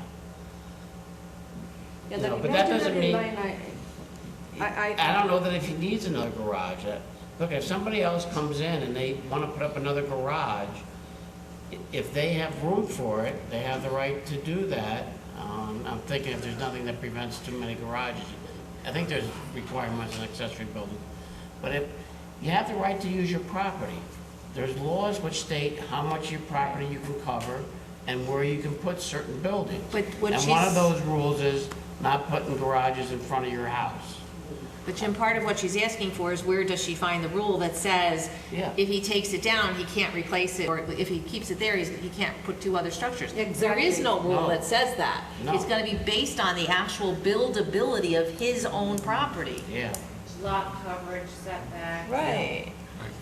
So- I mean, when you look at your property, one of the first things you have to do is draw a box inside your property that meets the setbacks, and that shows you where there's a buildable area in your property. But then you've got to factor in your septic, if you've got any environmental features like steep slopes, or if you've got any wetlands or any ponds, then that all reduces that box, that buildable area, and you're only left with some amount of buildable area to put your house, to put your garages, and any other I structures mean, or that's what is driveway. going on with his property. He has 5 acres, but with a lot of unusable land. You know, Right. he has only a certain amount of land. Right. But my concern is none of the things that you stated or James stated. Okay? And why All are- I want is that, I was told that for the variance, that you are saying that now it is West Hook sand and gravel. Right, it's the Those rear are the line. ones who can object. No. You can object. What we're saying is it's not affecting your property because he meets the requirement. Okay, On then your side of the property. Then, even if I object, it is not going to make any difference. Well, Well, what we're we're gonna trying to listen say to is you. we're listening to you. Right. We're not quite sure we understand your objection, because The You want me problem I to- have with your objection, please You want just- me to walk up to you and then No, show you please this? just let me explain something to you and make sure you listen to what I'm saying. Right now, he has a structure, which is a fairly large structure, but he meets the setback requirements for the line along your property. And in fact, not only does he meet those requirements, but he's almost twice as far away as he has to be. So, in essence, if we said, no, we're not gonna give you a variance for your back line, he says, and he's apparently told you, okay, I'll tear the building down. I can put up 2 more though. And to fit those 2 buildings, maybe, I don't know, he will build a lot closer to your house and to your property line, and he has the Because right he's to do allowed to. that. Right. So your objection, if he was to do that, may, an old expression, cut off your nose to spite your own face. It doesn't make sense for you to object to something that is less obtrusive to your property than what he can do. So, if he keeps that one and we give him the variance, I guess your question is, well, can he still put up another building closer to my property? If there's room, technically maybe he can. I don't know without going out there with a tape measure and figuring out a survey and stuff to say that. I can't say that, whether he can or not. But he's sort of promising you he won't, and he's been a good neighbor to you. Yeah. What somebody's gonna do in the future, we can't control. So that's why. We can only hear the case that's before us right now. So that's why my request is, if there is a way, since for Mike, it doesn't matter which way, one or the other, it doesn't matter to him, the way he explained to me. What I'm saying is that if there is a way that if I can weigh in on that variance decision, right? Then I might as well suggest doing it what agrees with the regulations today, rather than getting the variance and keeping that building, and in future, it's not Michael, somebody else. You are talking about today, in future. But you can't control what he's gonna do if we don't give the that. variance. We can't control what he's gonna do if we give him the But variance. let me just understand, so you're suggesting you'd rather he tear down this garage and he put it in the place that doesn't need a variance? Yeah. Okay. That may Even though understanding that in the place that doesn't need the variance might put it closer to your house? It won't be. Yeah, it will be. It will be. It will We be. have to push it 30 feet. Because instead of being 49 feet away from your property now, it's going to be 25 feet away from your property, or some thereabouts, some measurement closer. I could do that, but I don't think I would, but I would still have to push it 30 feet back away from West Hook, Right. sand and gravel, Right. which would now push it closer to the house. It would, instead of 49 feet, because the property runs on an angle, Right. it might be 30 feet, closer to the property line. Right. But it would also be 30 feet toward the front, which would be right almost in front of your sunroom. In other words, this structure here would have to move back to here and be right in front of your sunroom. Yeah, right now it is in front of, in the back of my deck, now it is going to be in front of my sunroom. But if you build these two, suppose, or move this over, then would that be at the same level as your house, or would it be elevated? It'd probably be up a little bit higher. So you will elevate it and then put it on the hill? Yeah. I see. I don't think it makes sense to do that for you or for me. Yeah, he'd be going through a lot of expense, and it would probably have more of an adverse impact on your enjoyment of your property. That's why we're a little confused as to why you keep raising it. What we're understanding, I think. I mean, we- I did tell Michael when he came, we don't know whether we are going to be living in this house, and then having all these structures all around us will negatively impact the, value of the house. That's what, I did mention that to you. And we had really, very nice talk and all that stuff. I'm not opposing to any of that stuff, but what I'm saying is stay within the regulations as much as possible instead of going variance here, variance there. Let's stay within the regulations. That's all I'm saying. Okay. Thank you. Thank you. Thank you. We need you to sign in, please. Thank you, Michael. Anybody else?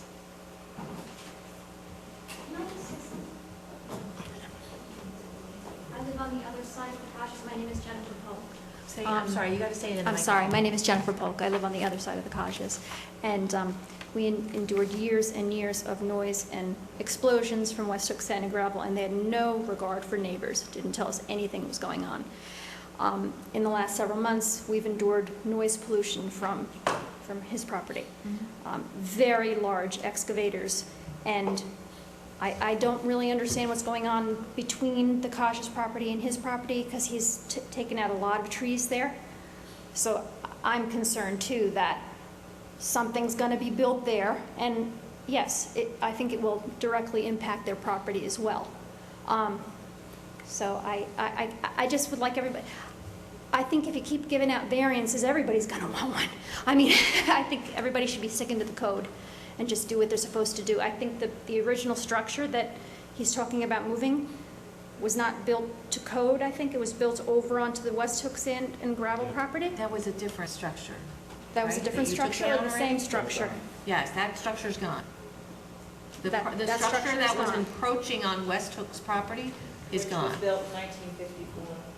Yeah, so it was built before zoning existed, but I think there was an addition to it though, so that was. I just would like to, I'd like a little That's peace why- and quiet. I'm a little tired of excavators Well, and that's why noise. we're getting the assurance that the construction machines will disappear, the business machines will disappear once the construction is finished. Thank you. Anybody else? Can I just add that, yes, once, there is a considerable amount of noise at this time running the machines, but that pretty much is going to stop once the work is done. What are the trees that have been down? There were just some trees right where we were, right around the garage that we were moving fill. Okay. All right. Seeing no one else. Motion to close the public hearing. Is there a second? All in favor? Aye. Aye. And? I guess, in reference to appeal number 3717 by applicant Michael Correo, seeking a 30-foot rear line variance for an existing 1,363 square foot, two-story detached garage, and a 36-foot rear line variance for proposed attached garage and breezeway pursuant to section 194-107C of the zoning ordinance, with a location of 49 West Hook Road, Hopewell Junction, within an R1 zoning district. And whereas the applicant has applied to the zoning board for a 30-foot rear line variance for an existing 1,363 square foot, two-story detached garage, and a 36-foot rear line variance for proposed attached garage and breezeway pursuant to section 194-107C. Whereas this is a type 2 action under SEQR and no further action is required. And whereas the legal notice was published in the Southern Dutchess News on May 27, 2015.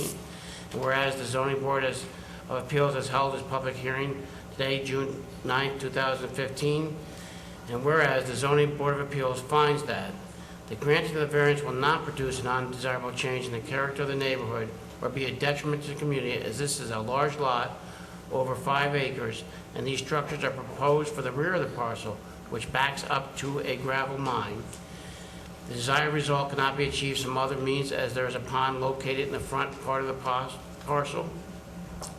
The variance request is not substantial. The proposed area of variance will not have an adverse effect or impact on the physical or environmental conditions in the neighborhood for the reasons stated above. Now, therefore, be it resolved that the Zoning Board of Appeals hereby approves the request by R. Michael Corro, 49 West Hook Road, Hopewell Junction, for a 30-foot rear line variance for an existing 1,363 square foot, two-story detached garage, and a 36-foot rear line variance for a proposed attached garage and breezeway pursuant to section 194-107C of the zoning ordinance. And be it further resolved that within 5 business days of the adoption of this resolution, the chair or other duly authorized member of the zoning board shall cause a copy of the resolution to be filed with the town clerk and a copy sent to the applicant in order. Is there a second? Second. Votes as follows. Jim? Aye. Tara? Aye. Barbara? Aye. Mary? Aye. And myself, aye, so our motion carries, so you're all set. Great. All right? I was going Thank to say you. hi, Madeline and Ivy. Thank you. Have a good evening. All right, we are not going to open item number 7, so we're going to go right to item number 8. Appeal 3725 Leaf. Joel and Janice Leaf, 163 Hillside Lake Road, Wappingers Falls, are requesting a 2-foot variance for a 6-foot vinyl fence, which is approximately 25 feet long, to be installed along their property on Hillside Lake Road, and a 13-foot sideline variance for an existing patio pursuant to section 194-98 and 194-93 of the zoning ordinance. Good evening. Good evening. All right, so we originally looked at your original request was for like 60 feet of fence on both sides of your property. We determined that you actually have, your house is only 15 feet off of the Hillside Lake Road itself, but you have a utility easement that covers. Did you open it? Thank you. Motion to open the public hearing. Second. All in favor? Aye. Thank you, Erin. So we determined that you have this 15-foot easement that, and actually the way the trees and the utility line are on the left side, which ends up being the rear portion of your house, it's actually going to be really difficult to put anything there without truly disturbing the trees and everything that's there. You do it, but that it's important to state that because of the elevation of your home and Hillside Lake Road, that the cars that are coming on Hillside Lake Road, their headlights are shining right into your second story. And the noise, because you're so close, is certainly a concern. While I visited your home, did a site visit to it, the cars were, on a Sunday evening, were just going by constantly. And you do have a patio that's been in the rear of your house since you bought the house, is the way you explained it, so it was not put there of your own volition, and your understanding of where your property line was and where your neighbors even thought your property line was different than where in fact it appears to be. So it appears that this patio that you did not put in is in fact only 2 feet away from the property line, and so rather than disturb it because that patio's been there since you didn't put it in, it makes sense. And you have privacy. There's no way your neighbors really would claim that portion of the property anyway. It just doesn't make sense given the steep slope of the area right next to it and their driveway right next to that. So what we've determined is on the front of your house, which really, the side of your house is what's on Hillside Lake Road. So, but where's in the front, there's a section that probably can use 3 panels of 8-foot fence that would eliminate the lights coming from the other way into the second story on that side of your house. And there, in fact, it really makes sense outside of the utility easement, but along the sideline of your house would be where this would make sense. Anything else you want to add to that? No, that's it. About 24 feet. Any questions or comments for board members? All right. And now, since the public hearing is opened, is there anyone who wants to speak for or against the request from Joel and Janice Leaf, 163 Hillside Lake Road, for a 2-foot variance for a 6-foot fence along just a 25-foot section of the road? Seeing none, do I have a motion to close the public hearing? So moved. Second. All in favor? Aye. M? Appeal Do it number. down there? I got it. Okay, good. Appeal number 3725, Joel and Janice Leaf, a 2-inch variance for a proposed 6-foot fence and a 13-foot sideline variance for an existing patio pursuant to section 194-98 and 194-93 of the zoning ordinance. At 163 Hillside Lake Road in Wappingers Falls, it's an R1 district. Whereas the applicant has applied to the zoning board for a 2-foot variance for a 25-foot length of 6-inch vinyl fence and a 13-foot 6-foot vinyl fence and a 13-foot sideline variance for an existing patio, and whereas the action is a type 2 action under secret, no further action is required. Whereas the legal notice was published in the Southern Dutchess News on May 27, 2015, and whereas the Zoning Board of Appeals held a public hearing on June 9, 2015. Whereas the Zoning Board of Appeals finds that the granting of the variance will not produce an undesirable change in the character of the neighborhood or be a detriment to the community, as Hillside Lake Road is a heavily traveled county roadway, and the property owners would like to reduce the noise and impact of the headlights into their second story of their home, and the patio has been in the same location location since before the present owners purchased the home. The desired result cannot be achieved by some other means because the topography of the site and a central Hudson utility easement that starts at the line of their house. The variance requested is not substantial. The proposed area variance will not have an adverse effect or impact on the physical or environmental conditions in the neighborhood for the reasons stated above. Now, therefore, be it resolved that the Zoning Board of Appeals hereby approves the request by Joel and Janice Leaf, 163 Hillside Lake Road, Wapengers Falls, for a 2-foot variance for a 6-foot vinyl fence for approximately 25 feet long to be installed along the right side of their house on Hillside Lake Road in line with their house, along the outside of the Central Hudson utility easement on Hillside Lake Road, as well as a 13-foot sideline variance for an existing patio pursuant to Section 194-98 and 194-93 of the zoning ordinance. And be it further resolved that within 5 business days of the adoption of this resolution, the chair or other duly authorized member of the zoning board shall cause a copy of the resolution to be filed with the town clerk and a copy sent to the applicant/owner. Is there a second? Second. Votes as follows. Jim? Aye. Tara? Aye. Barbara? Aye. Mary? Aye. And myself, aye. Your motion carries. You're all set. Thank you very much. Good luck. Take care. Thank you for being so nice to us. Thank you. All right, item number 9, Appeal 3729, Walligunda. Barbara Walligunda, 15 Pinewood Road, is requesting a 2-foot variance for an existing 6-foot fence, which is located in the front of the rear line of the dwelling, pursuant to Section 194-98 of the zoning ordinance. Good evening. Good evening. All right, so when we first saw your proposal last month, there was a discussion about the fact that your husband had put up a fence. Yes. It's been there for many, many years. He was a landscape architect, and so because you own your lot and the lot next door, And the one next to that. that the fence actually extended over from one lot to the next, but it was, from a landscape perspective, it made sense to do that. Right.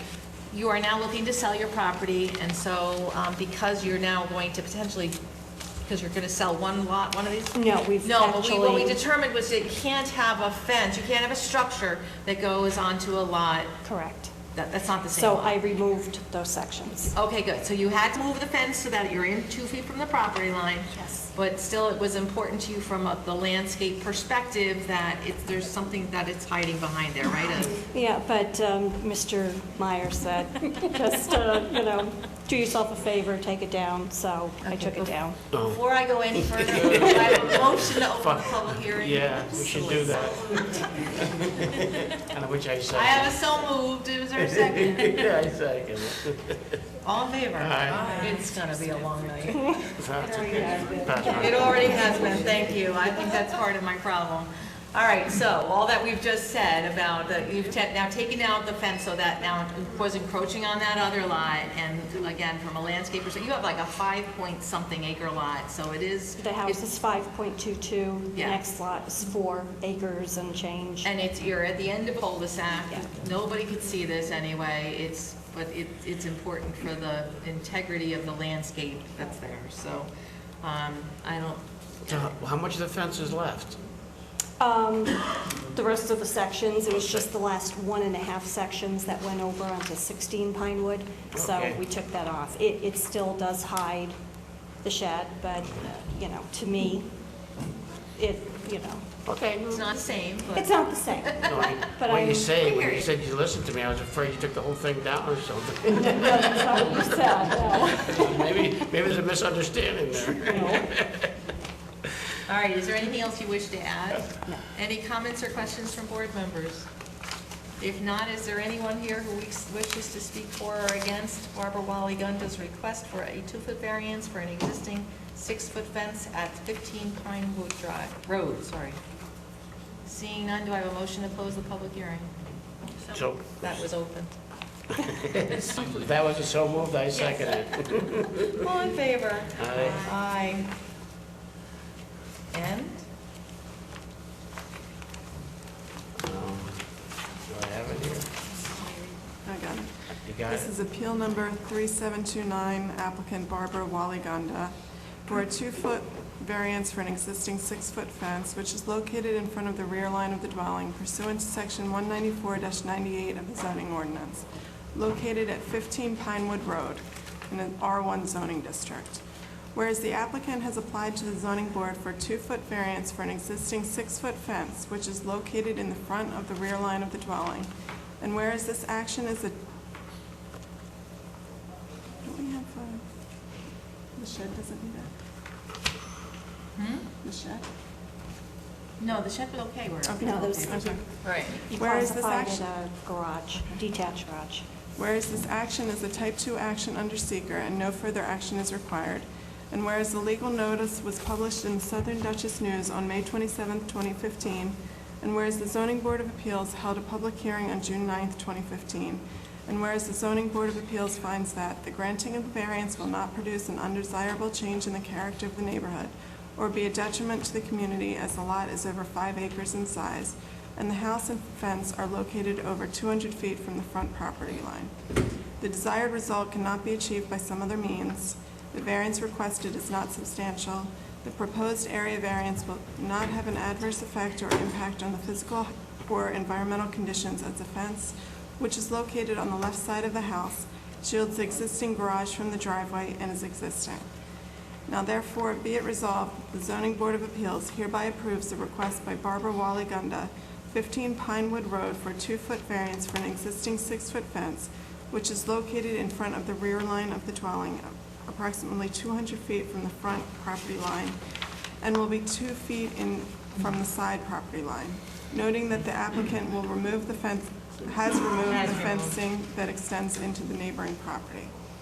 Be it further resolved that within 5 business days of the adoption of this resolution, the chair or other duly authorized member of the zoning board should cause a copy of the resolution to be filed with the town clerk and a copy sent to the applicant owner. Is there a second? Second. Votes as follows, Jim? Aye. Tara? Aye. Barbara? Aye. Mary? Aye. And myself, aye. Motion carries. You're all set. Thank you. Good luck. We're missing a pen cap apparently, so. I thought there was a mouse or something. It was, sorry, I thought there was a bug going around. You never know. We've been, all right, item number 10, Appeal 3730 Byrne. Peter Byrne, 24 Tiger Road, Hopewell Junction, is requesting a 7-foot sideline variance for a pre-existing non-conforming house built in 1958 pursuant to section 194-120 of the zoning ordinance. Do I have a motion to open the public hearing? So moved. All in favor? So moved, a second? All in favor? Aye, thank you. All right, so Mr. Byrne, you have a house that was built in 1958 that predates zoning. You are not doing any additions to the house, and we're not going to ask you to move your house. So, anything else you wish to add? No. Okay, any No, questions or good. comments from board members? No. Is there anyone here who wishes to speak for or against Mr. Peter Byrne, 24 Tiger Road, for a 7-foot sideline variance for a pre-existing house built in 1958 before zoning existed? Seeing none, do I have a motion to close the public hearing? So moved. Second. All in favor? Aye. Aye. And? Okay, in reference to PO 3730. Okay, go ahead. Appeal number 3730, Peter Byrne, 7-foot sideline variance for a pre-existing non-conforming house built in 1958 pursuant to section 194-120 of the zoning ordinance, located at 24 Tiger Road, Hopewell Junction, in an R1 zoning district. Whereas the applicant has applied to the zoning board for a 7-foot sideline variance for a pre-existing non-conforming house which was built in 1958, and whereas this action is a type 2 action under seeker and no further action is required, and whereas the legal notice was published in the Southern Dutchess News on May 27, 2015, and whereas the Zoning Board of Appeals held a public hearing on June 9, 2015, and whereas the Zoning Board of Appeals finds that the granting of the variance will not produce an undesirable change in the character of the neighborhood or be a detriment to the community, as the house has been there since 1958 and was built prior to zoning going into effect in the town of East Fishkill. The desired result cannot be achieved by some other means. The variance requested is not substantial. The proposed area variance will not have an adverse effect or impact on the physical or environmental conditions, as the house was built prior to zoning. Now therefore be it resolved that the Zoning Board of Appeals hereby approves the request by Peter Byrne, 24 Tiger Road, Hopewell Junction, for a 7-foot sideline variance for a pre-existing non-conforming house which was built in 1958 pursuant to Section 194-120 of the zoning ordinance. Be it further resolved that within 5 business days of the adoption of this resolution, the chair or other duly authorized member of the zoning board shall cause a copy of the resolution to be filed with the town clerk and a copy sent to the applicant owner. Is there a second? Second. Votes as follows. Jim? Aye. Tara? Aye. Barbara? Aye. Mary? Aye. And myself, aye. Your motion carries. You're all set. Can I take the sign down now? You can take your sign down, yes. Yes. Yeah. Thank you. Have a good evening. Have a good evening. Good night. All right, item number 11, Appeal 3732 Bailey. Samuel Bailey, 41 Lake Walton Road, Wappingers Falls, is requesting a 5-foot sideline variance for a proposed 30-foot by 22-foot attached garage pursuant to Section 194-107 of the zoning ordinance. Do I have a motion to open public hearing? All do it at the same time. And a second? Second. All in favor? Aye. Public hearing is open. So speaking of signs, I'm driving down Lake Walton Road, as I do several times a week, and I'm like, why is there a sign there? And because I totally forgot. So your sign works. It reminded me of the property. That's good. All right, you have a kind of a weird shaped lot. Your lot is the first lot to the left of the rail trail along Lake Walton Road there. Yes. So you have limitations on really what you can do on that right side, especially since your driveway is on the left side of the house. You also have a New York State DEC wetland buffer in the rear of your house that takes up a substantial portion of the rear of your lot. So what you have asked for is the ability to be able to put this garage a 30-foot by 22-foot, which is 660 feet, so it's below the 750 square feet that would be allowed without a further variance. But you've asked to kind of tuck it into the back of your house, not at the top of your driveway, which most people would make more sense, but it wouldn't even need more of a variance. Instead, you've tucked it around to the back of the house there. So only this one little portion of it is what falls within the setback. And the bulk of the garage then is within the limits of where it should be. So there really was no other place to be able to put that, especially without disturbing, anything. We don't want to disturb any of the vegetation on the other side with the rail trail and everything there. So we want to give you as much privacy as we can on that side. Thank you. So with that being said, anything you wanted to add? No. Any questions or comments from board members? No. I Yes. think I saw a pool in the backyard when I drove by the other day. Did you just recently put a pool up? No, that's been there for years. Without a permit for it. Oh, I didn't notice that the first time. it's not on your survey. It's been there for years. Was it put up with a permit? I'm not sure. Were you- I personally didn't take it out, no. The house was only built in 2001. When did you buy the house? 2003, so. Okay, when you bought the house, was the pool Good to bring your there? memory with you. No.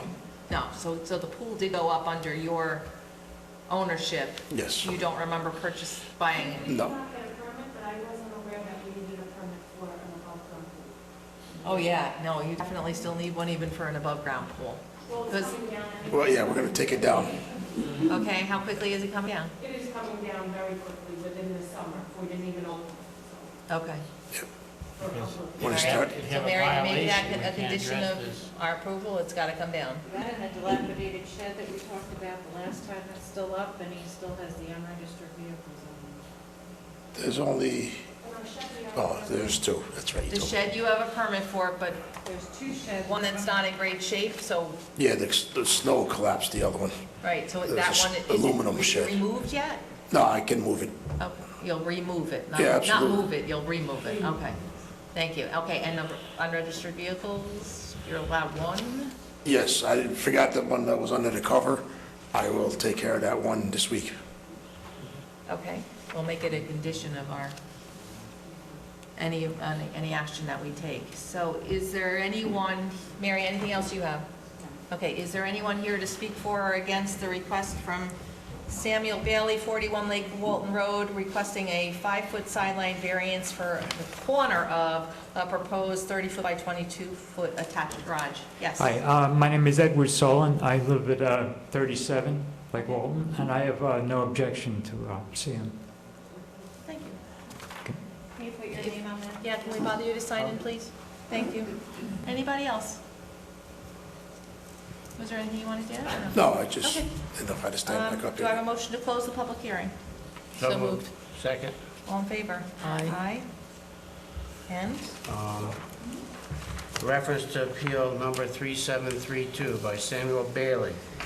Reference to a 5-foot sideline variance proposed 30-foot by 22-foot attached garage pursuant to section 194-107 of the zoning ordinance located at 41 Lake Walton Road, Wappingers Falls, in an R1 zoning district, with a resolution offered by zoning board member James Meyer. And whereas the applicant has applied to the zoning board for a 5-foot sideline variance for a proposed 30-foot by 22-foot attached garage, and whereas this action is a type 2 action under SEQR and no further action is required, and whereas the legal notice was published in the Southern Dutchess News on May 27, 2015, and whereas the Zoning Board of Appeals has held its public hearing on June 9, 2015, and whereas the Zoning Board of Appeals finds that the granting of the variance will not produce an undesirable change in the character of the neighborhood or be a detriment to the community, the desired result cannot be achieved by some other means, the variance requested is not substantial, and the proposed area variance will not have an adverse effect or impact on the physical or environmental conditions. Now therefore, be it resolved that the Zoning Board of Appeals hereby approves the request by Samuel Bailey, 41 Lake Walton Road, Wappingers Falls, who is requesting a 5-foot sideline variance for proposed 30-foot by 22-foot attached garage pursuant to section 194-107 of the zoning ordinance, which approval is... Hold on, be it further. Well, I wrote it out for you. 2 conditions, there should be at least. Pool in the shed. yeah, I'm going to say that. Which, Oh, okay, you wrote it too. which Okay, thank approval you. is subject to the removal, It's trying to be efficient here. is subject to the removal of an above-ground pool, a shed with a collapsed roof, and an unregistered motor vehicle. And be it further resolved. Within, I didn't put that in. We didn't pick a time. 60 days, you're saying this summer? Oh, yes, yes. I just have a quick question about the shed, because it's coming down anyway, but if it's not as big as going over the variance needed, does that shed have to come down? If it's dilapidated. If it's yeah. falling apart, No, yeah. it's just because. Can you replace it? Yeah, I can bang the roof out. It's one of those, The shed is still intact. it's one of those, The roof caved in from the snow. So then do you want us to say you're going to fix the shed? I'm saying, do you want to fix the shed? Otherwise, we're telling you to take it down. I'll remove it, I'll remove it. It wouldn't prevent you from putting a new one back up, you just... Yeah, just, what is the roof, it's one of those sheet metal sheds. The roof just came down, I just bang it back up and it's fine, but I'll remove it. Okay. Okay. Which, okay. Make sure your other half agrees with you. Or I'll fix the roof, one or the other, what Sleeping can I in do? that shed tonight. Maybe I'll fix the roof. So we're doing the removal right now, is that Let's correct? say within 60 days. Within 60 days of today's date.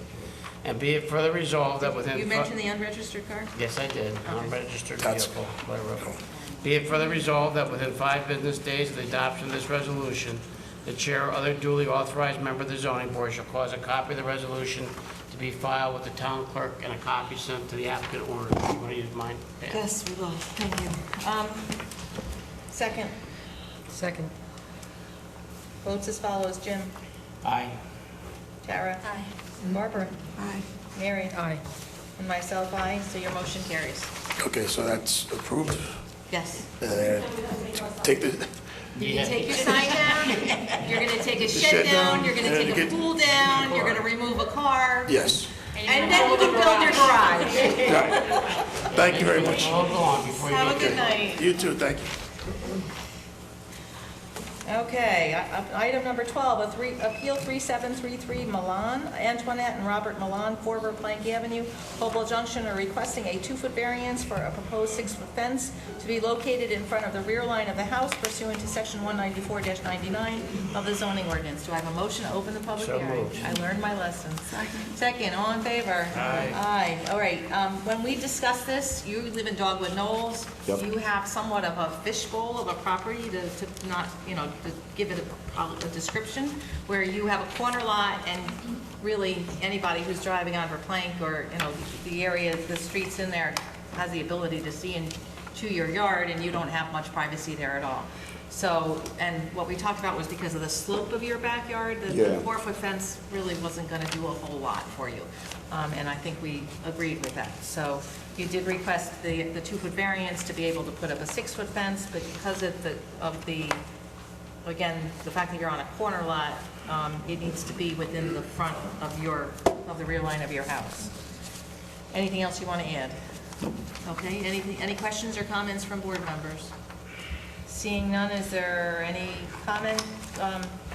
Anybody wishes to speak for or against the request from Antoinette and Robert Milan for Verplank Avenue for a 2-foot variance for a proposed 6-foot fence to be located in front of the rear line of their home? Oh. Hi, how are you? Good evening. Cyril Lapolis, 6 Verplank, I'm his neighbor.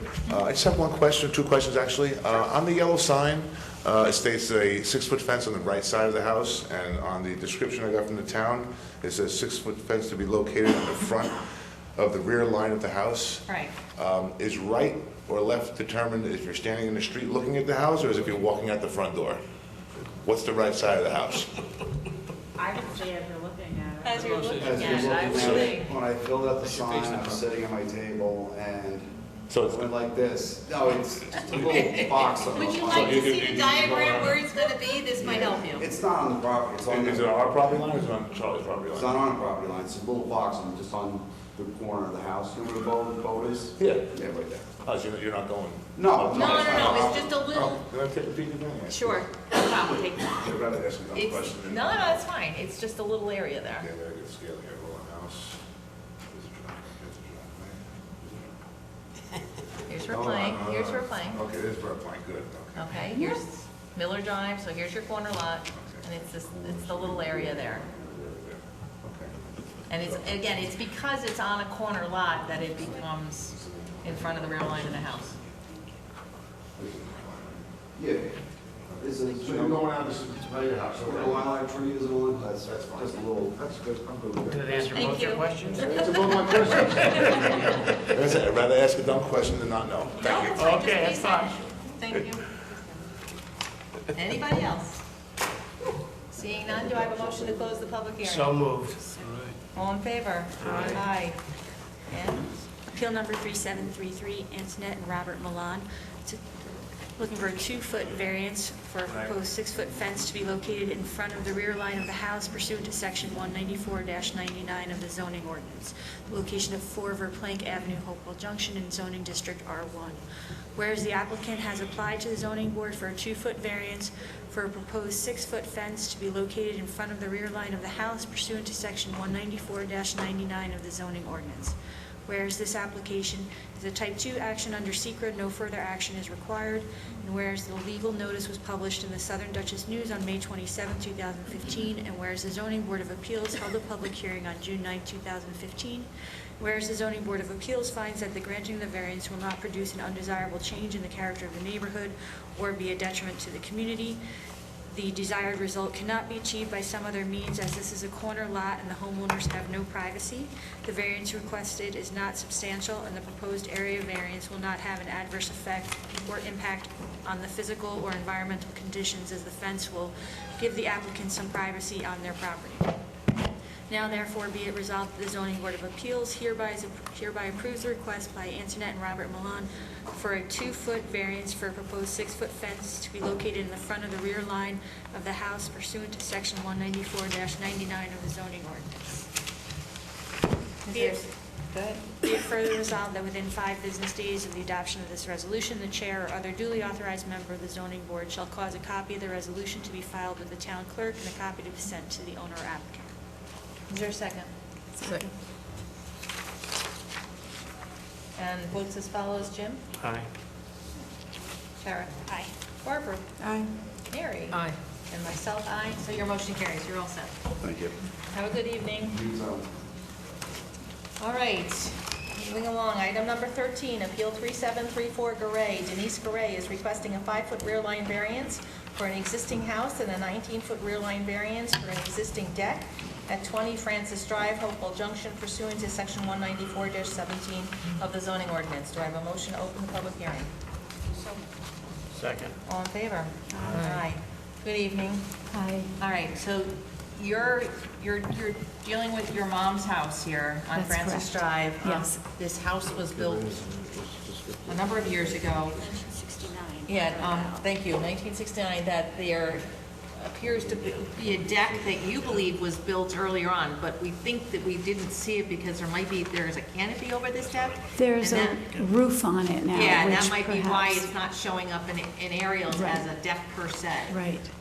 But it is, the house, the deck, it's all within a wetland buffer. And so before we can grant any approvals, you needed to go pursue, have you had a conversation with New York State DEC about this? I had a conversation with my lawyer, and he said he was going to be looking into it for me Okay. regarding this. But tonight I'm here for the variance, so you can't give me a variance because of this, because of the I wetlands? don't know that we can I without mean- New York State DEC approval, You're gonna get can that we? resolved, 'cause Yeah, you have to get this they resolved. could flip the whole thing. I have to get this resolved, so, Yeah. okay. I mean, we wanted to make sure there were no concerns from neighbors. I wish I had known this before, though, because I would have done it before I came here tonight. Okay. Because the last time I was here, I thought it was just, you had mentioned, well, you're just here for a variance tonight, so that's all we're going to deal with. So Yeah, but that's we what I think, had I thought thought. we were pretty clear that this, Yeah, I have notes in the DEC. My notes are, Yeah. must resolve wetland issue. Well, the notes, I remember you mentioned that I had to look into the wetlands, Right. but that I was just here the last time for the variance. Well, it could be that your mom had gotten the approvals from New York State DEC, we just don't know that. No, I doubt it, because Rieger Homes built it. So, I mean, I know that they built all of the homes there in that area. Were you So able to whether or contact not Rieger Homes? I don't even think they're in existence anymore, that I know of anyway. I don't know. Last I heard, they were in Pleasant Valley on Route 44 Really? to So the Start with that. east side of Pleasant Valley, I'll bring it to my out towards lawyer the and let him Parkway. see what he can do about that. But in the meantime, then that's it? I mean, I have to come back here again for this whole Because thing? even if, I don't think we can give a variance, but if we did, and DSC is aware of it, they're gonna just tell you to take it out if you don't have an approval. Okay. Doesn't make any difference if But- we gave it to you. But what do we do? I mean, the house is built, I don't We understand that's why we're it. saying, go back to Rieger Homes, and then DEC might have a record of giving the approval, but I'd start with Rieger Homes at this And if point. they didn't give the approval, what happens? I mean, You gotta get their permission. to have a house that was built in 1969, I have to get a permission. Joseph, wouldn't that be grandfathered in since the time spans from 1969? That has nothing to do with our Has nothing to zoning. do with it. And was that declared that, wetlands at the time it was built? Or was that That's up to previous? you to prove. That's, We have to do. your questions may be very pertinent and correct, what your answers are suggesting. We need to be advised of that. Okay. It's not for us to determine that, that's for you to convince us that you're okay. So what do we need to do? Come back again next month? We Well, can give- or if you can't get the information in time for next month, just send a letter and we'll give you more time if that's what you need. I don't want to have you come here and sit through I think this. it's a national wetland. That's what I wrote in my notes there. Okay. National, not DEC. It's a different agency they would have to go with. It's Army They would Corps. go to The Army Corps of Engineers, okay. Well, I would still start with Rieger Homes, though. They built the house. The other question, It though, boggles my mind, the house has been here since 1969, and it wouldn't be grandfathered in no matter what was put in prior to that. It may be, but You they're a know. different agency and we can't answer for them. yeah, we can't control what they do or don't do. And we don't know that the There's deck nothing was in- built with the original house. Somebody could have added that deck on Well, at it some was later added on. point. It was Right, it added was, on, right. yes, So you absolutely. can't go back to 1969 for that deck. Right. The house, How about the there's no house? question, And the house, right. I can't imagine any agency would make you move the house. Yeah. But So, yeah, that's so what you that, gotta deal They with. might make We you talked about that mitigate before last time. some of the impact. So and once what that about, came what down, about your title report? Nothing came up in your title report on this, when you bought the house? It was my mom's This is house. mother's house. My mom. And So we think there would be something in there, and that might be a good thing to ask the title insurance company too. Well, But if she you're- had it, it was her house always. my mom, yes. Yeah, she was the original owner. The search came up now that we realized that they never even had a CO for the house. Right. That's how this all came about. Yeah, but Are there any I notes? presume that when she bought it, that she had an attorney and a title insurance and stuff was done. Now, it's possible, Don't know. no. She built, I mean, she had it built, so I don't know. I really don't. Usually it is, Yeah. but, so have that's no a idea. place to check to see if you can find something on that. All right. All right. All right, You I'll don't- have him But take you a have an look and see. attorney? I do. I'll They should have be him- able to pull like the deed and be able to tell information on what's indicated on the deed, who filed it and that kind of Right. stuff. There's clues that can be followed to find that stuff if your mother's not, Okay. can't help you. But they So- do have to deal with the fact that the deck was added on afterwards. Yeah. And we have to make sure you have permission to keep that deck. Okay, so out of curiosity, let's say that I wasn't on wetlands right now, would this be approved, the deck, Well, we the have to hear from your variance? neighbors. I don't know if any of your neighbors have any concern, if any of them are here this evening. Oh, I don't know. So we're not done yet with this, Okay, all right? Okay. I'm not sure that any board members had, based on our discussion last month, I'm not sure any of us had any concerns per se, but we can't make a determination until we hear from your neighbors. I mean, So don't leave yet, let us get get public comment this evening, just in case any of your neighbors are here. And then we'll adjourn it and give it, and we'll see you again next month, and hopefully you'll have gotten the Okay. answers by then, Okay. So any comments or questions from board members? no questions. Is there anyone here to speak for or against the appeal from Denise Garay requesting a 5-foot rear line variance for an existing house and a 19-foot rear line variance for an existing deck at 20 Francis Drive? All right, do I have a motion to adjourn the public hearing to next month? So moved. Second? All in favor? Aye. All right, so we'll see you again next month. Mrs. Garay, Mrs. Gray? change the date on the sign to July 12th. Your sign? On your sign in front of the house? Yeah. July 14th. July 14th. Yes. Thank you, we'll see you next month.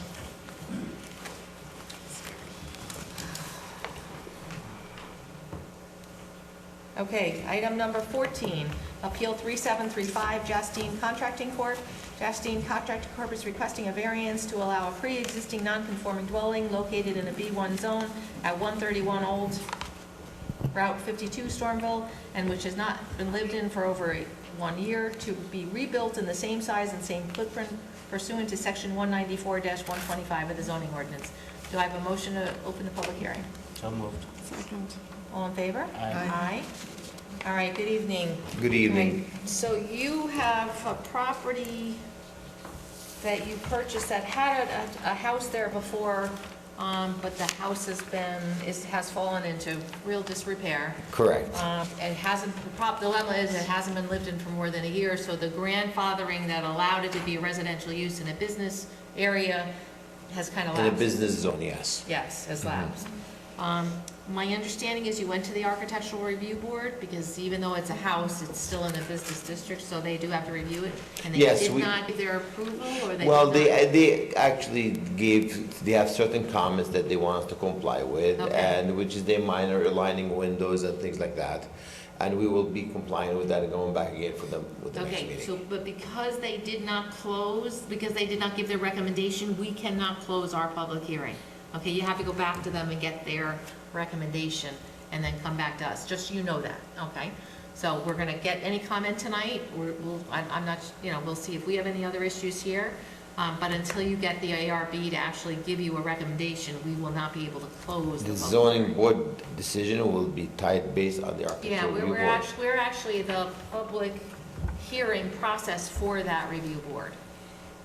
Same as the planning board serves as their public hearing. Maybe a better way to say it is that whatever the recommendation is part of the evidence we're going to consider. Right. Okay. Right. So without that evidence for us to consider, we can't finish the hearing. So, Very all interesting. right. So is there anything else you wanted to add to the? Well, yes, one thing, a comment came in at the last meeting that the survey showed one-story house, and we had the survey. Oh, yeah, there was this corrected. confusion, right, okay. We have a copy of the survey, shows it as a two-story It house. shows it as a two-story, you're right, thank you, because that was definitely a confusion last, as survey was showed it as one family. Anybody else need to see that, or otherwise I'm gonna give it to Pam? This is for our record? Yes. Okay, thank you. could we ask for an approval from this board with a condition of architecture review board? No, again, it's just evidence, we can't, we'll get all the evidence together, then we'll make a I decision. mean, you can't do anything until they act anyway, so. When does Architectural Review Board meet next? First Thursday of the month. Yeah, so they're not gonna meet until the beginning of July anyway, so we're just a couple days after they meet. And your new plans have to be into them by June 29th. Drop them off in our All office right. like you did the last time. Any comments or questions from board members? No. Yeah. Motion to adjourn. No. Is there anyone here to speak for or against the request from Justine Contracting Corp. to allow a pre-existing non-conforming dwelling located in a B1 zone at 131 Old Route 52 in Stormville, which has not been lived in for a year, to be rebuilt in the same size and same footprints? Hi, I'm Mike Gallo, I'm next door neighbor. Okay. I'm for this. This is what the area needs, is single family. It's all single family houses in the area. And this place needs to be taken down and a new one built there. Super, thank you. Thank you. Anybody else? Motion to adjourn to our July 14th hearing date. Second. All in favor? Aye. Aye. Thank you very much. Thank you, we'll see you next month. All right, we are not going to open item number 15 because it wasn't noticed properly. So item number 16, Appeal 3736, Santariga, Dominic Santariga, 28 Mountain Pass Road, Hopewell Junction, is requesting a 25-foot sideline variance for an existing 10-foot by 11-foot open wood shed, a 17-foot sideline variance for an existing pool, a 12-foot sideline variance for an existing pool patio, a 25-foot sideline variance for existing pool equipment pursuant to sections 194-107 of the, and 195-95 of the zoning ordinance. I have a motion to open the public hearing. So moved. Second. All in favor? Aye. All right, good evening. Good evening.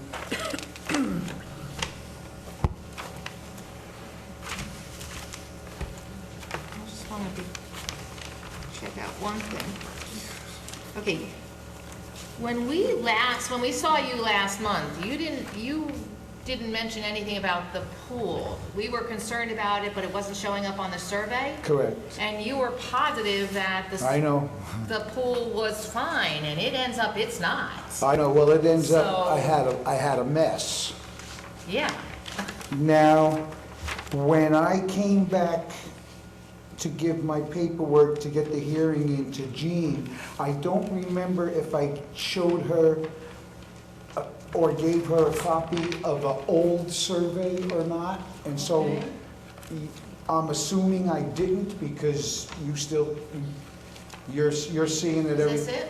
No, I don't think so, because that's got your, I know I gave her a copy of the, no, that was just my handwriting. Okay? all right, Pam's gonna check the file, just to see. You had a new survey done, is that? Yeah, well, two surveys in 11 days and $1,100 later to straighten out the problem. Okay. But Are to- the surveys conflicting with each other? big time. And to show you why everything was wrong, Okay. now, Mr. Beluca, who told me he's doing this 35 years, Yeah. has seen surveys 30 years apart, sometimes off by 5 inches, maybe, never 5 feet. I'm going to show you proof of what happened. You see, I want the board to understand, I didn't just run up there and put things anywhere I wanted. Right. I went by a survey, gave the pool company a survey. And I'd like you to see this. This is what was handed to us Oh, we did see this survey. at closing. Okay, yes. And everything I did on the side of my home was based off of these numbers. Is this your file? No, that's ours.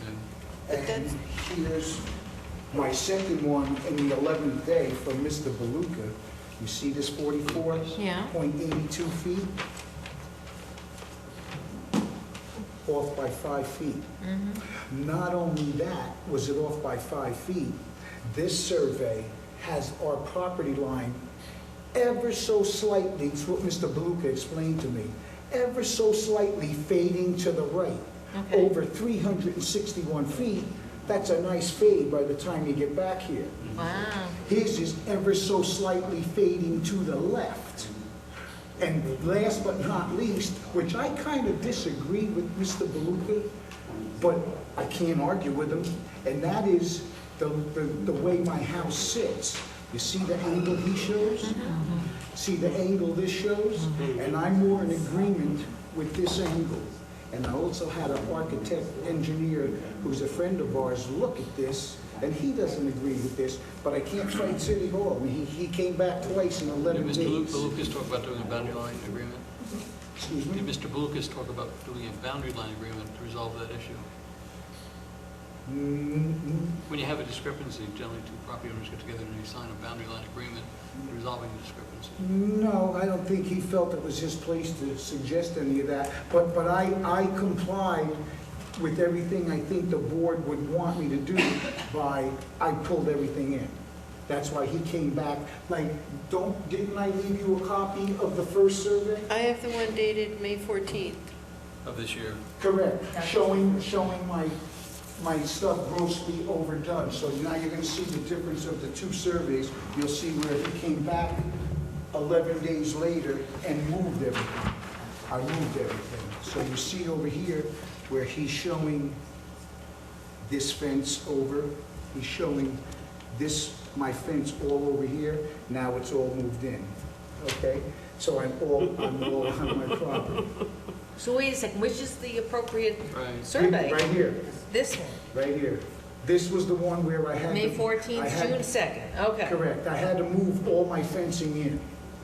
So So where you do moved we it. stand with the pool? But the measurements didn't change. You just moved your fence. I moved all my fencing, so I'm still. He physically moved the Yeah. fence because he Physically- was on a Oh, I property. thought they did a new survey. No, and no, they no, no. changed the He- dimensions. No. I just physically moved the fence. Yes, where it because he had to needed get it to off the be. neighbor's property. And actually physically took the split rail fence down. Okay. So then he came back, and so this is what I'm presenting to you, where now all I'm asking the zoning board for is the variances that I All right, originally asked did you for. put this pool in? Yes, I did. Okay, but again, you put this pool in based on a survey dated March 1970 that showed you had almost 44.82 feet Correct. in that side yard. Which is And what, it is behind your house, but it's in that side yard, Right. which what year did that pool go in? It was 94. 94, the requirement for 10 feet for pools was in place at that time. Correct. So you thought you had the 10 feet. Yeah, well, we did. Well, You you used. thought you had the 10 feet based on the March 1970 survey. In reality, it ends up being less than that, and now. Oh, no, well, I still did. No, it's because now I'm short because you're calling the concrete walkway. Right, a patio, right. Otherwise, Well, I'm not worried about the patio, I'm worried about the pool. Patio's only Okay. has to be 15. But it's not, it's less than that. He doesn't need a 17-foot variance for his. No, they just made me update to the 25 Well, foot. now he's, because If we update it because we're giving the variance, because of the problem. he's selling his property, let's clear it up right now, all right? That's why we said, let's make sure we're noticing it on the Okay, conservative side so that we're, but technically he wouldn't need but it. it's, Okay. in actuality, I want to differentiate this from somebody else who puts in a pool in there Yeah, I mean, we gotta make it. closer clear. to their setback. In reality, you were working off of a survey that was showing you had another 5 feet there. Correct. Which in the 10-foot days, sideline days, would have showed you had plenty of room. Which again, we thought we were doing everything the right way. The pool company, we handle all of that, and that's great. And so here's my survey, and go do your job. And till this came up last month's meeting, we thought we did the right job. Right. And so Latest then, survey certified to him? This latest survey certified? This latest one is certified, it's revised June 2nd, reflecting a revision on May 14th as well. Is revised to this owner? Stearns prepared for Dominic and Dawn Santoriga. Okay? Down here, you can rely on it, then. He's got a certified survey. All right, so, That's pretty amazing. and here we thought we were just dealing with the woodshed, huh? All right, so we're clear that we now have, thank you for getting that survey. I know we pushed you to get that within a couple days. We But did it. now, there's a clarification. Is this yours, or is this? Yes. Can I keep the other updated one? Sure you The can. second one? Thank you. Okay, so are there any other comments or concerns from board members? So are the numbers? Was this that we properly noticed- advertised for all these numbers? Yes, Jeannie got it in time and Okay. was able to, and that's why, one of the things we said to him was he had to take the fence off the neighbor's property and put it in the right Yeah. place. Okay. Okay, so yes, Jeannie made. And I had it up on sign. Jeannie said I had to have the sign up by Wednesday of that same week, and I did. And it's still up As soon as now. he had the survey, Jeannie was calling to say, uh-oh. So we made sure the measurements and advertising were correct. Yep. You don't have a proposed decision on this one, do we? No, We don't? no. Because we didn't think. They need to sell their house. I could do it off the Okay, cuff. go ahead.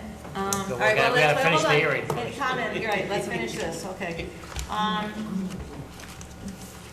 Is there anyone here to speak for or against the appeal from Dominic Santoriga, 28 Mountain Pass Road, Hopewell Junction, requesting a 25-foot sideline variance for an existing 10-foot by 11-foot open woodshed, a 17-foot sideline variance for an existing pool, a 12-foot sideline variance for an existing pool patio, and a 25-foot sideline variance for existing pool equipment?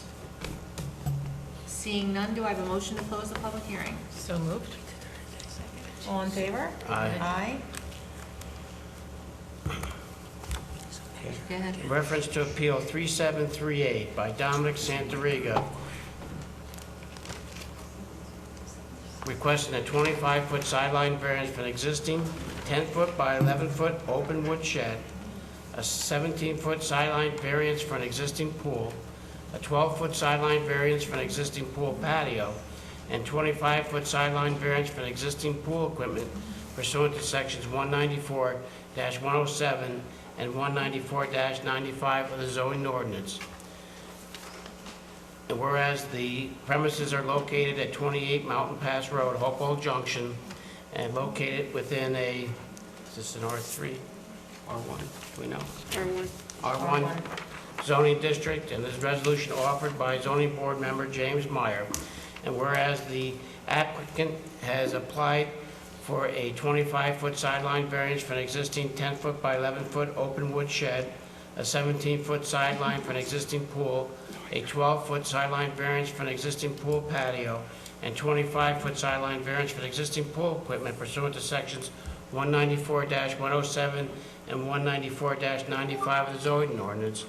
And whereas this is a type 2 action under SEQA and no further action is required, and whereas the legal notice was published in the Southern Dutchess News on May 27, 2015, and whereas the Zoning Board of Appeals held a public hearing on June 9, 2015, and whereas the Zoning Board of Appeals has considered the fact that the applicant was installing the above named structures and pool pursuant to a survey done in 1970, which indicated a sideline distance from his house in excess of 44 feet, and whereas a current survey shows a reduction in sideline setbacks of approximately 5 feet, and therefore under the pre-existing survey, he was in the requirements of a 10-foot setback for his pool, thereby now requiring a 17-foot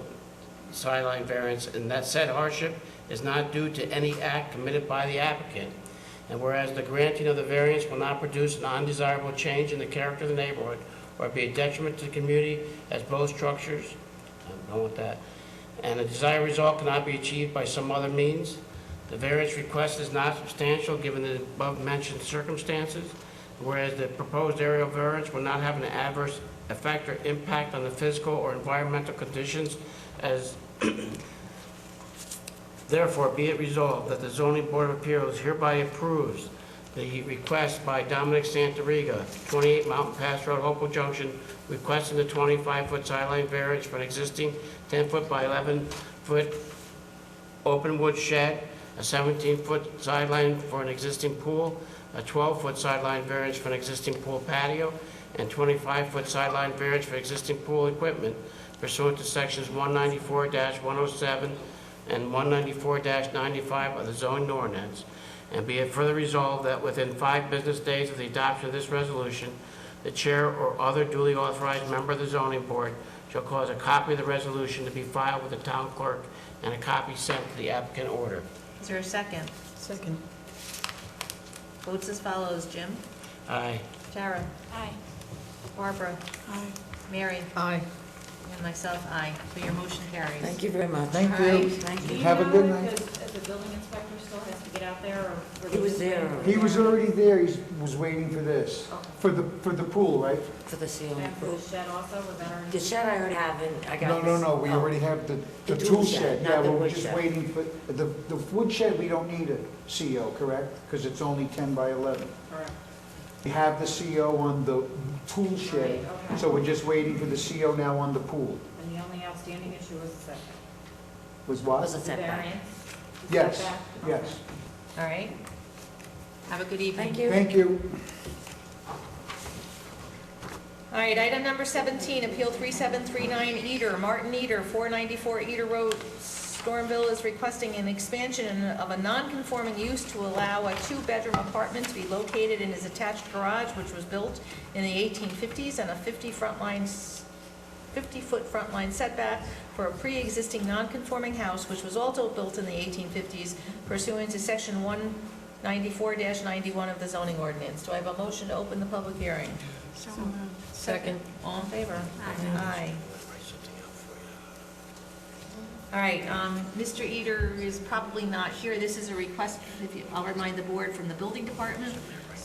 This is actually what we used to call a family compound. There are 3 homes built in the 1850s on one lot.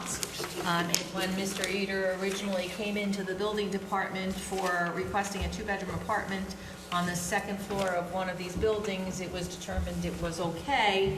And then it was subsequently realized that this was a pre-existing non-conforming issue with the 3 homes on the one lot. Even though the garage was built before 1985, so it technically would be allowed by code, we had to deal with the fact that it's just an expansion. What? I think there's only 2 structures on the property, and this is within an attached garage in one of the structures, as far as I understand.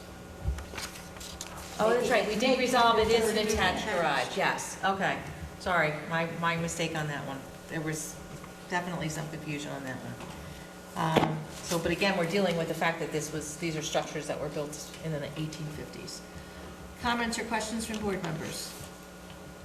Seeing none, is there anyone here to speak for or against the appeal from Martin Eder, 494 Eder Road, Stormville, requesting an expansion of a non-conforming use to allow a 2-bedroom apartment to be located in his attached garage, built in the 1850s? Do you have a motion to close the public hearing? So moved. Second? Second. All in favor? Aye. Aye. And? This is appeal number 3739, applicant Martin Eder, for a 2-bedroom apartment to be located in an attached garage which was built in the 1850s, and a 50-foot front line setback for a pre-existing non-conforming house which was also built in the 1850s, pursuant to section 194-91 of the zoning ordinance, located at 494 Eder Road, Stormville, in a zoning district R3. Whereas the applicant has applied for an expansion of a non-conforming use to allow a 2-bedroom apartment to be located in an attached garage which was built in the 1850s, and a 50-foot rear front line setback for a pre-existing non-conforming house which is also built in the 1850s, pursuant to section 194-19 of the zoning ordinance. Whereas this action is a type 2 action under seeker and no further action is required. And whereas the legal notice was published in the Southern Dutchess News on May 27, 2015, and whereas the Zoning Board of Appeals held a public hearing on June 9, 2015, and whereas the Zoning Board of Appeals finds that the granting of the variance will not produce an undesirable change in the character of the neighborhood or be a detriment to the community as both structures were built in the 1850s. The desired result cannot be achieved by some other means. The variance requested is not substantial. The proposed area variance will not have an adverse effect or impact on the physical or environmental conditions, as the structures already are existing. Now therefore be it resolved that the Zoning Board of Appeals hereby approves the request by Martin Eder, 494 Eder Road, Stormville, for an expansion of a non-conforming use to allow a two-bedroom apartment to be located in his attached garage, which was built in the 1850s, and a 50-foot front line setback for a pre-existing non-conforming house, which is also built in the 1850s, pursuant to Section 194-91 of the zoning ordinance. Be it further resolved that within 5 business days of the adoption of this resolution, the chair or other duly authorized member of the zoning board should cause a copy of the resolution to be filed with the town clerk and a copy sent to the applicant owner. What's your second? Second. Votes as follows. Jim? Aye. Tara? Aye. Barbara? Aye. Mary? Aye. And myself, aye. So we're all set on that one. All right, that's it for public hearings. So the rest are reviews, so that it will just be discussion with the board about what your application is. And some, I believe in most of these we've seen them, there might be one that we haven't seen yet. So item number 18, Appeal 3721, White Pond Center Association, Stephen Gregorchik, something like that. Sorry, representing the White Pond Center Association, 275 White Pond Road, Stormville, which is operated by John and Bonnie Ryerson, is requesting an interpretation of sections 194-121 and 194-123 of the zoning ordinance for a non-residential site in a residential district. Is anybody here? Okay, did we hear from him at all? Mr. Grieger, sorry. The architect. Called late this afternoon and said that the two attorneys were still discussing Okay. the ownership of it. Does that include our attorney? Or is that? No. I had the last owner search done, which indicated ownership. Apparently there's some discussion about dissolution, but I don't know, I didn't take the phone call. Okay, all right, so we should assume that they're working out the legal issues before they can Right. come back to explore an They expansion have their of the own legal use. issues beyond us. Okay, so working on legal issues. So I'm not gonna put this on for a second call, we're just gonna assume No. they don't need to be heard at this point. They were heard this afternoon. Okay, item number 19, Appeal 3726 Casal. What? Are they here? We're sitting here for almost... We understand, we're, Catherine Casal, 1 Kennedy Boulevard, Hopewell Junction, is requesting a 13-foot front line variance for an existing 10-foot by 12-foot shed, which is in front of the rear line of the house, and a 24-foot rear line variance for an existing 8-foot by 8-foot shed pursuant to section 194-107 of the zoning ordinance. I think you were here for White Pond? Yeah. It wasn't a public hearing anyway, so there was no opportunity for public comment. But we also were told that if they didn't show up again, that it would be over. That's what we kind of heard. Not if So- they're working on legal issues. We have to. hear from them again. Yeah. Yeah, if we hadn't heard from them again, but it sounds like they called this afternoon, so. I don't know, but I'm in the middle of another review right now. So if you'd like, you leave this with Yeah. us? Okay, that's fine. I scribbled on it, but you'll be able to read it. Okay, that's fine. I'll give it to the clerk and she'll scan it in and get it to all of us. Thank you. Sorry, folks, but we understand. We live next door, and we don't understand what's going on. I don't know that we understand what's going on. Nothing on our Okay. side. Thank you very much. Catherine Casal. This is Casal. This is the second or third time? No, she's been no-show for the last 2 months. And And I Pam, sent her a letter. and you sent her a letter, so can we consider this application to be abandoned, John? Yes. Do I have a motion to consider the application to be abandoned? So moved. Right. All in favor? And I Aye. did that one. April 14th and May 12th.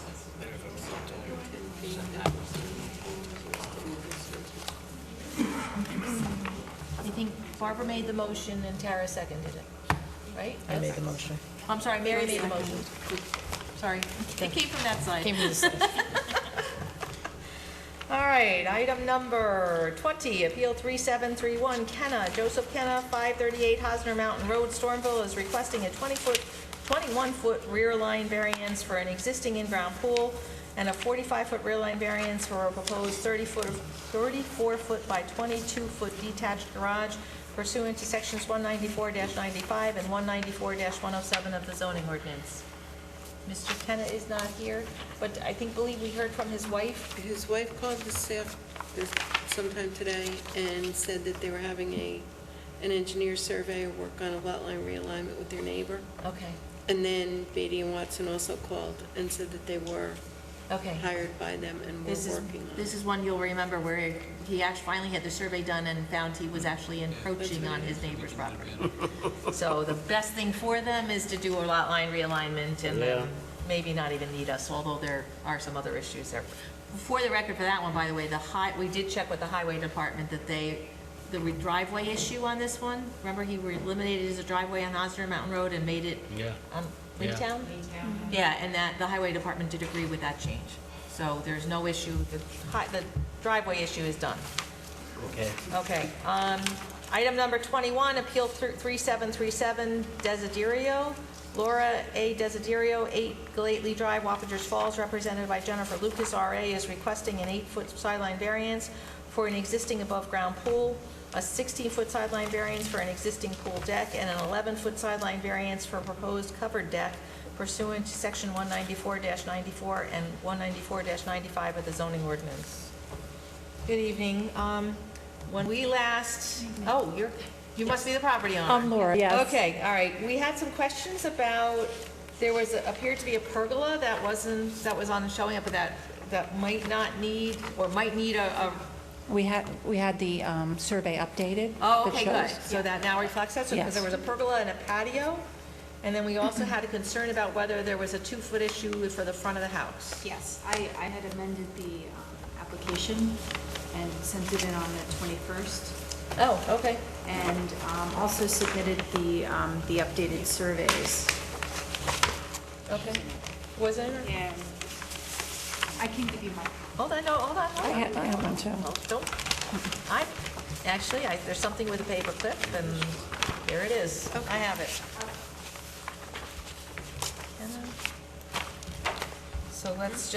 So where are we at now? That's the question. Is the pergola and patio on that side of the house, is that okay, or is that? No, we're going to be requesting a 2-foot front yard variance for the existing house. Okay, that's what we thought. Yeah, the 16-foot side yard variance for the existing pool that we knew about, the 16-foot side yard variance for the existing deck that we knew about, but we need to get a 1-foot side yard variance for the existing patio with pergola, if I'm saying that correctly. That's what we were suggesting it was gonna need, so. Okay, and then the original reason would be for the 11-foot side yard variance for a new deck and room addition. All right, so, do you know when, just refresh my memory, when did this pool go up? The pool's been up for 29 years. What was the required set back? So it was in 1986, the pool's been. Yeah, we were, I was told that, pool company said we didn't need it, it was in the appropriate setback, and it's obviously, I know now, not. But at that time, it only needed the 10-foot. We have an issue about the fact that it's not gonna meet the 25-foot setback. Right. Was it inspected from an electrical perspective? So the equipment, Yeah. and it's in good condition, you're not looking to take it It's down? been replaced actually a couple of times over the Well, 30 I believe it. years. 29 years, you Yeah. had to replace the liner at least a couple Right. times. The electrical inspections were done when? I want to say, well, the electric was totally changed maybe about 8 years ago. Okay, anything before that? Before that? Electric I mean, was- closer to, At the time it was At the originally time that it built was, up? put up. Because you might have to meet the setback requirements, but we gotta have to sort of establish, I mean, I think it might be important to establish that it was put up before it changed to 25 feet, even if you're supposed to meet that now. Why don't you just grant the variance for today's code? Well, because I think it goes to the Well, fact of why should we grant it? If it Okay. was just put up last year, we should. But we can look at aerial photographs. Can we pull up some historic aerials for this and go back Anybody help if you 20 have years, something 25 in years and see a the, pool file that shows whatever the that- date was that the code I mean, I changed do for from when the 10 feet. pool Let's was go back replaced, but not the original. Before that to show. They never got a building permit. Well, We have to make them meet all today's criteria. Understood. Putting the pool in. But for our purposes, justification for why are we not making this pool come down, we recognize it's been there for a long time and probably. You have to It would prove that meet it's the been there 10 for a foot. long time. Right, so if we can pull up some historical That, aerials, that will help. I mean, I probably have pictures of my kids that are a year old in the pool, but well, you're young enough, you had them last year. thank you for that. Getting late. Beyond that, I don't think I would have anything that would go back that far. Anything that can help prove it, that we can, No, we it's can be just- satisfied it's been there for 20 years. Yeah, we can pull up the aerials, But that's it's gonna been be the there, best. it's been there a really long time. Okay. Okay. All right, so Pam's just gonna double check that for the board, so subject to the confirmation from historic aerials that the pool existed before the code changed. When did the code change? How long ago We was it? went, I'm sorry, what year? 2001, it went from, Oh, not went even from that long requiring a ago. 10-foot Yeah. setback to now Yeah. being 25 feet, Yeah. so. I mean, really, the best thing I could give you is pictures of my kids. My kids are 29, 31 now, and they Okay. like grew up in that pool. Maybe you have even a picture with a date on it. Maybe I do, that's a good point. We used to, back in the old days when you, Precedes 2001. Yeah. yeah, I can definitely do that. We'll look for the photographs, the aerials. Okay, so are we clear what we need now, though? Because we got to go back to the original. So we're going to add to this a 2-foot front line for the house and a 1-foot side yard for the pergola and patio.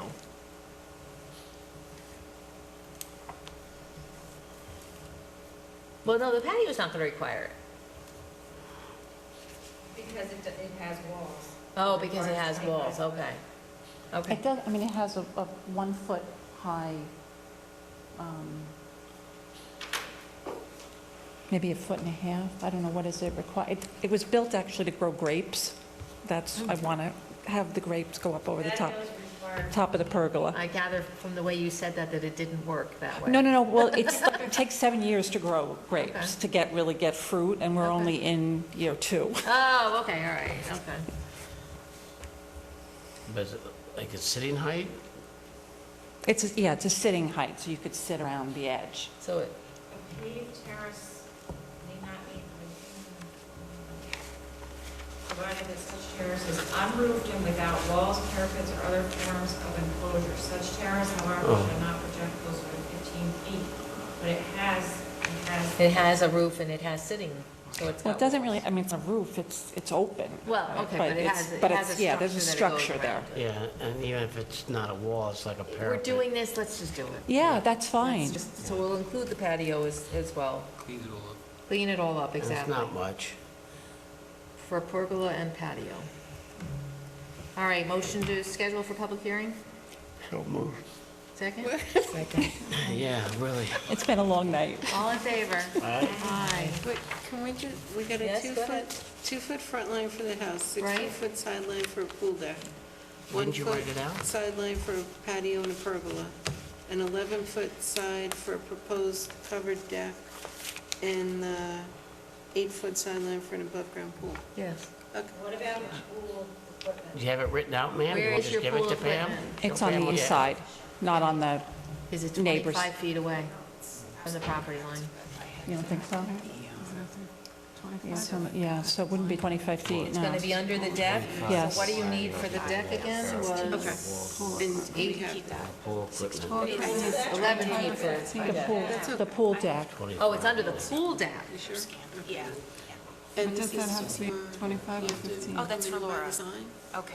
and it has to be Patio would posted be by June 15, 24. a deck Okay. needs 25. Equipment, she's asking. That has to be 25. We do. So it's gonna need the same letters that we do. 16-foot Okay, for great. the So we're deck. just responsible for the Is the pool on the side? Wonderful, thank you. Doesn't matter. Doesn't matter?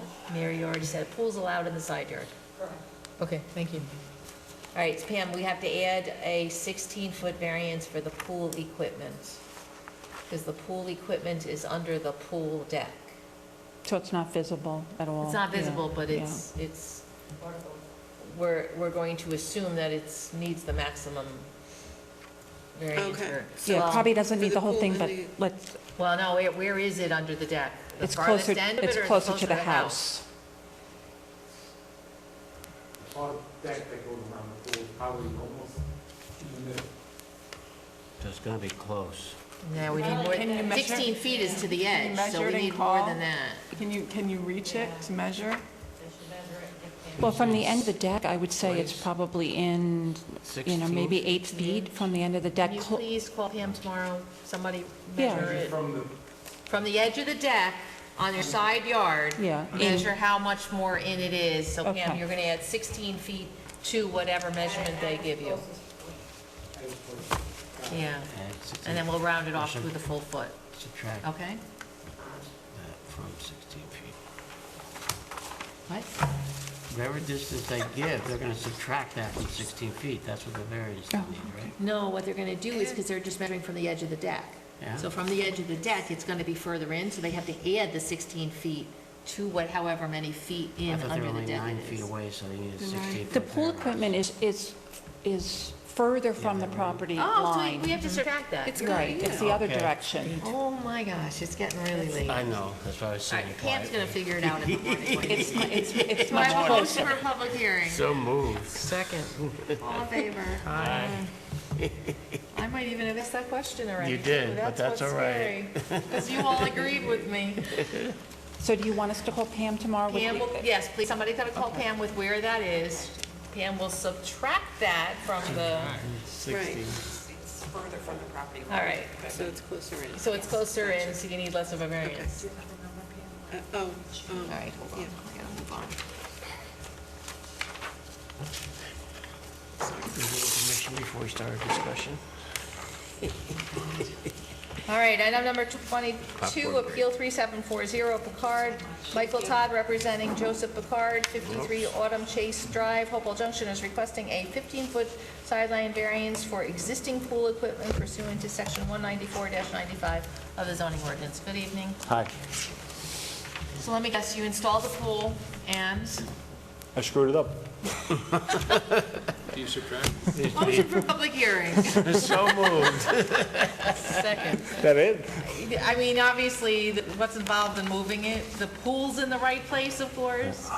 Any patio is in the right place. It's just the pool equipment is closer to the side yard than it should be. The ironic thing is that the neighbor on the right side, their pool equipment is grandfathered in. It's kind of, you know, I thought I was gonna stand up here and say, you guys can say no, or you can say yes, you know? So what do you got, competing pool equipment, is that what you're saying? Yeah, pretty much. I mean, you know, you've got grandfathered pool equipment on one side, and you've got illegal pool equipment on my side, so. Is there, is there- it screening at all, or is it just? It's incredibly screened, as a matter of Okay. fact. It's actually further from the neighbor's house than it is from the client's house. It's huge, I have pictures, which I can I think submit. we can just have a public. All right, but hold on, do we have an issue with the shed here, Mary? Oh, did you find other issues?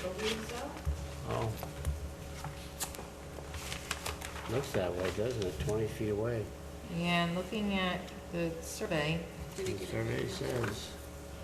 Well, it depends on how big it help is. if I had the right application, wouldn't it? Oh, it still needs to be 25, supposed to be 25 feet away. So it looks like the survey is 20.3, and it's supposed to be 25, and there's a survey, there's a shed in the back. So we're gonna When you need a, when you inform the Picards of that, can you tell them that it was because of their addition that they showed up? I didn't build the shed, I mean, I didn't. no, I know, we understand that. What happened was, they applied for their addition. So we went out there, we saw the shed, the wife told us where the property line was, we measured, it met the setback, we issued the CC for the shed, and now it turns out that it's too close. Okay. How was it? I'm just curious, you measured and it was okay, and now it's not? Well, because, Yeah. It Mary, seems, how do we know the pool's in the right location? I don't have measurements on this survey. How do you know the pool's in the right place? I'm not going off of that survey, I'm going off the survey that I got as well. You have a different survey? Do you have it with you? Well, if this is 20.3. I don't think I have it with me, no. It's gonna be close, isn't it? Yeah, why didn't possible, but it's Why awfully didn't they close. put the line up? Because Bobby wasn't surveying for the pool when he did that. He was surveying for that addition. Pam and I, Shoot one more measurement? You know what I mean? This is, we just need to be, Well, we scaled it out. yeah. did you? Yeah. We scaled out the you're- equipment. you're- We, I think it's only we gonna be scaled 20 out the pump. If it's drawn everything to scale, it's not 25 feet away. Norma, Yes. we scaled out the pump, not the pool. Oh, okay. Because this is, you need 15 feet here for the pool Yeah, but equipment? remember that, 25 altogether. 25. is that longer than this? It looks like it's the same. The- Doesn't look like it's a whole lot wider than the 20.3 on the other side for the In shed. fact, that's what I did. I marked a piece of paper with that Right, distance, and it's yeah. almost exactly the same. I don't have a scale with me, so I don't have. Well, if it's been shrunk, you can't. Yeah, Yeah. it's Well, not, it's but not. this right. is it. You want that? That's what we used. That would work. Yeah, but you have a scale. Xerox doesn't work. You want one?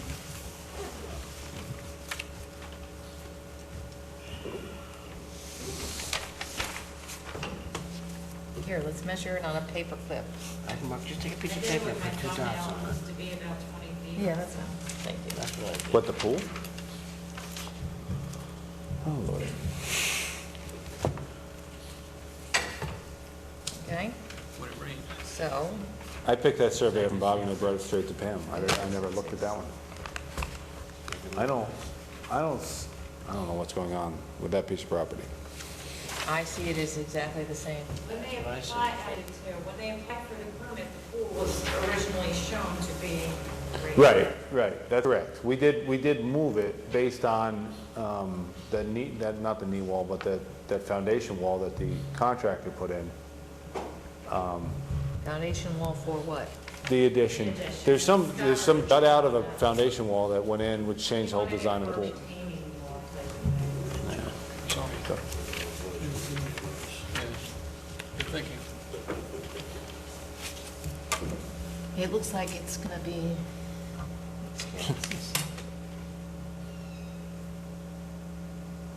50. 1 inch equals 50 feet.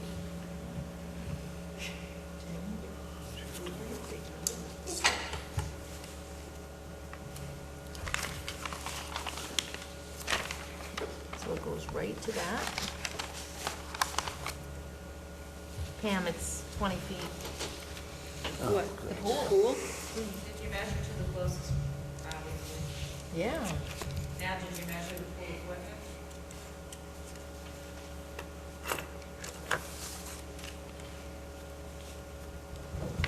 That looks like it's only 10 feet away, not even 10 feet. So you need a 15-foot variance for that and a 5-foot variance for the pool. Yeah. Is there patio on the pool? Yeah, the patio doesn't extend into the, I mean, you guys can come look at it, but Is it more than 5 feet wide? at that point, I don't remember. I can get that information. Should we have the actual survey showing patio and everything? That would have to be done. They gotta show us the. I'll do whatever, I mean, obviously, I'll They've do gotta whatever you show guys us the want. I just, When information. does it have to be in by, because the measurements, he needs the measurements for the deck too, for the patio. Well, the sign has to go up on the 24th. The letters have to go out. So you got it, by you the got. I want to get it done. 20. Whatever you need. You got- So, 20th, the letters have to go out? 19th. So you have, You have 10 days You from have, tomorrow. yeah, you have You got 10 quite a days. while. That's what life I'm in the pool business in June. Understood. All right. 10 days, Tell like them anything. they need to give us the pool measurements on the pool. Because if we're gonna do this, we're gonna just make sure everything is as it should Trust me. be. Okay? I want to make sure it's good too. Thank you.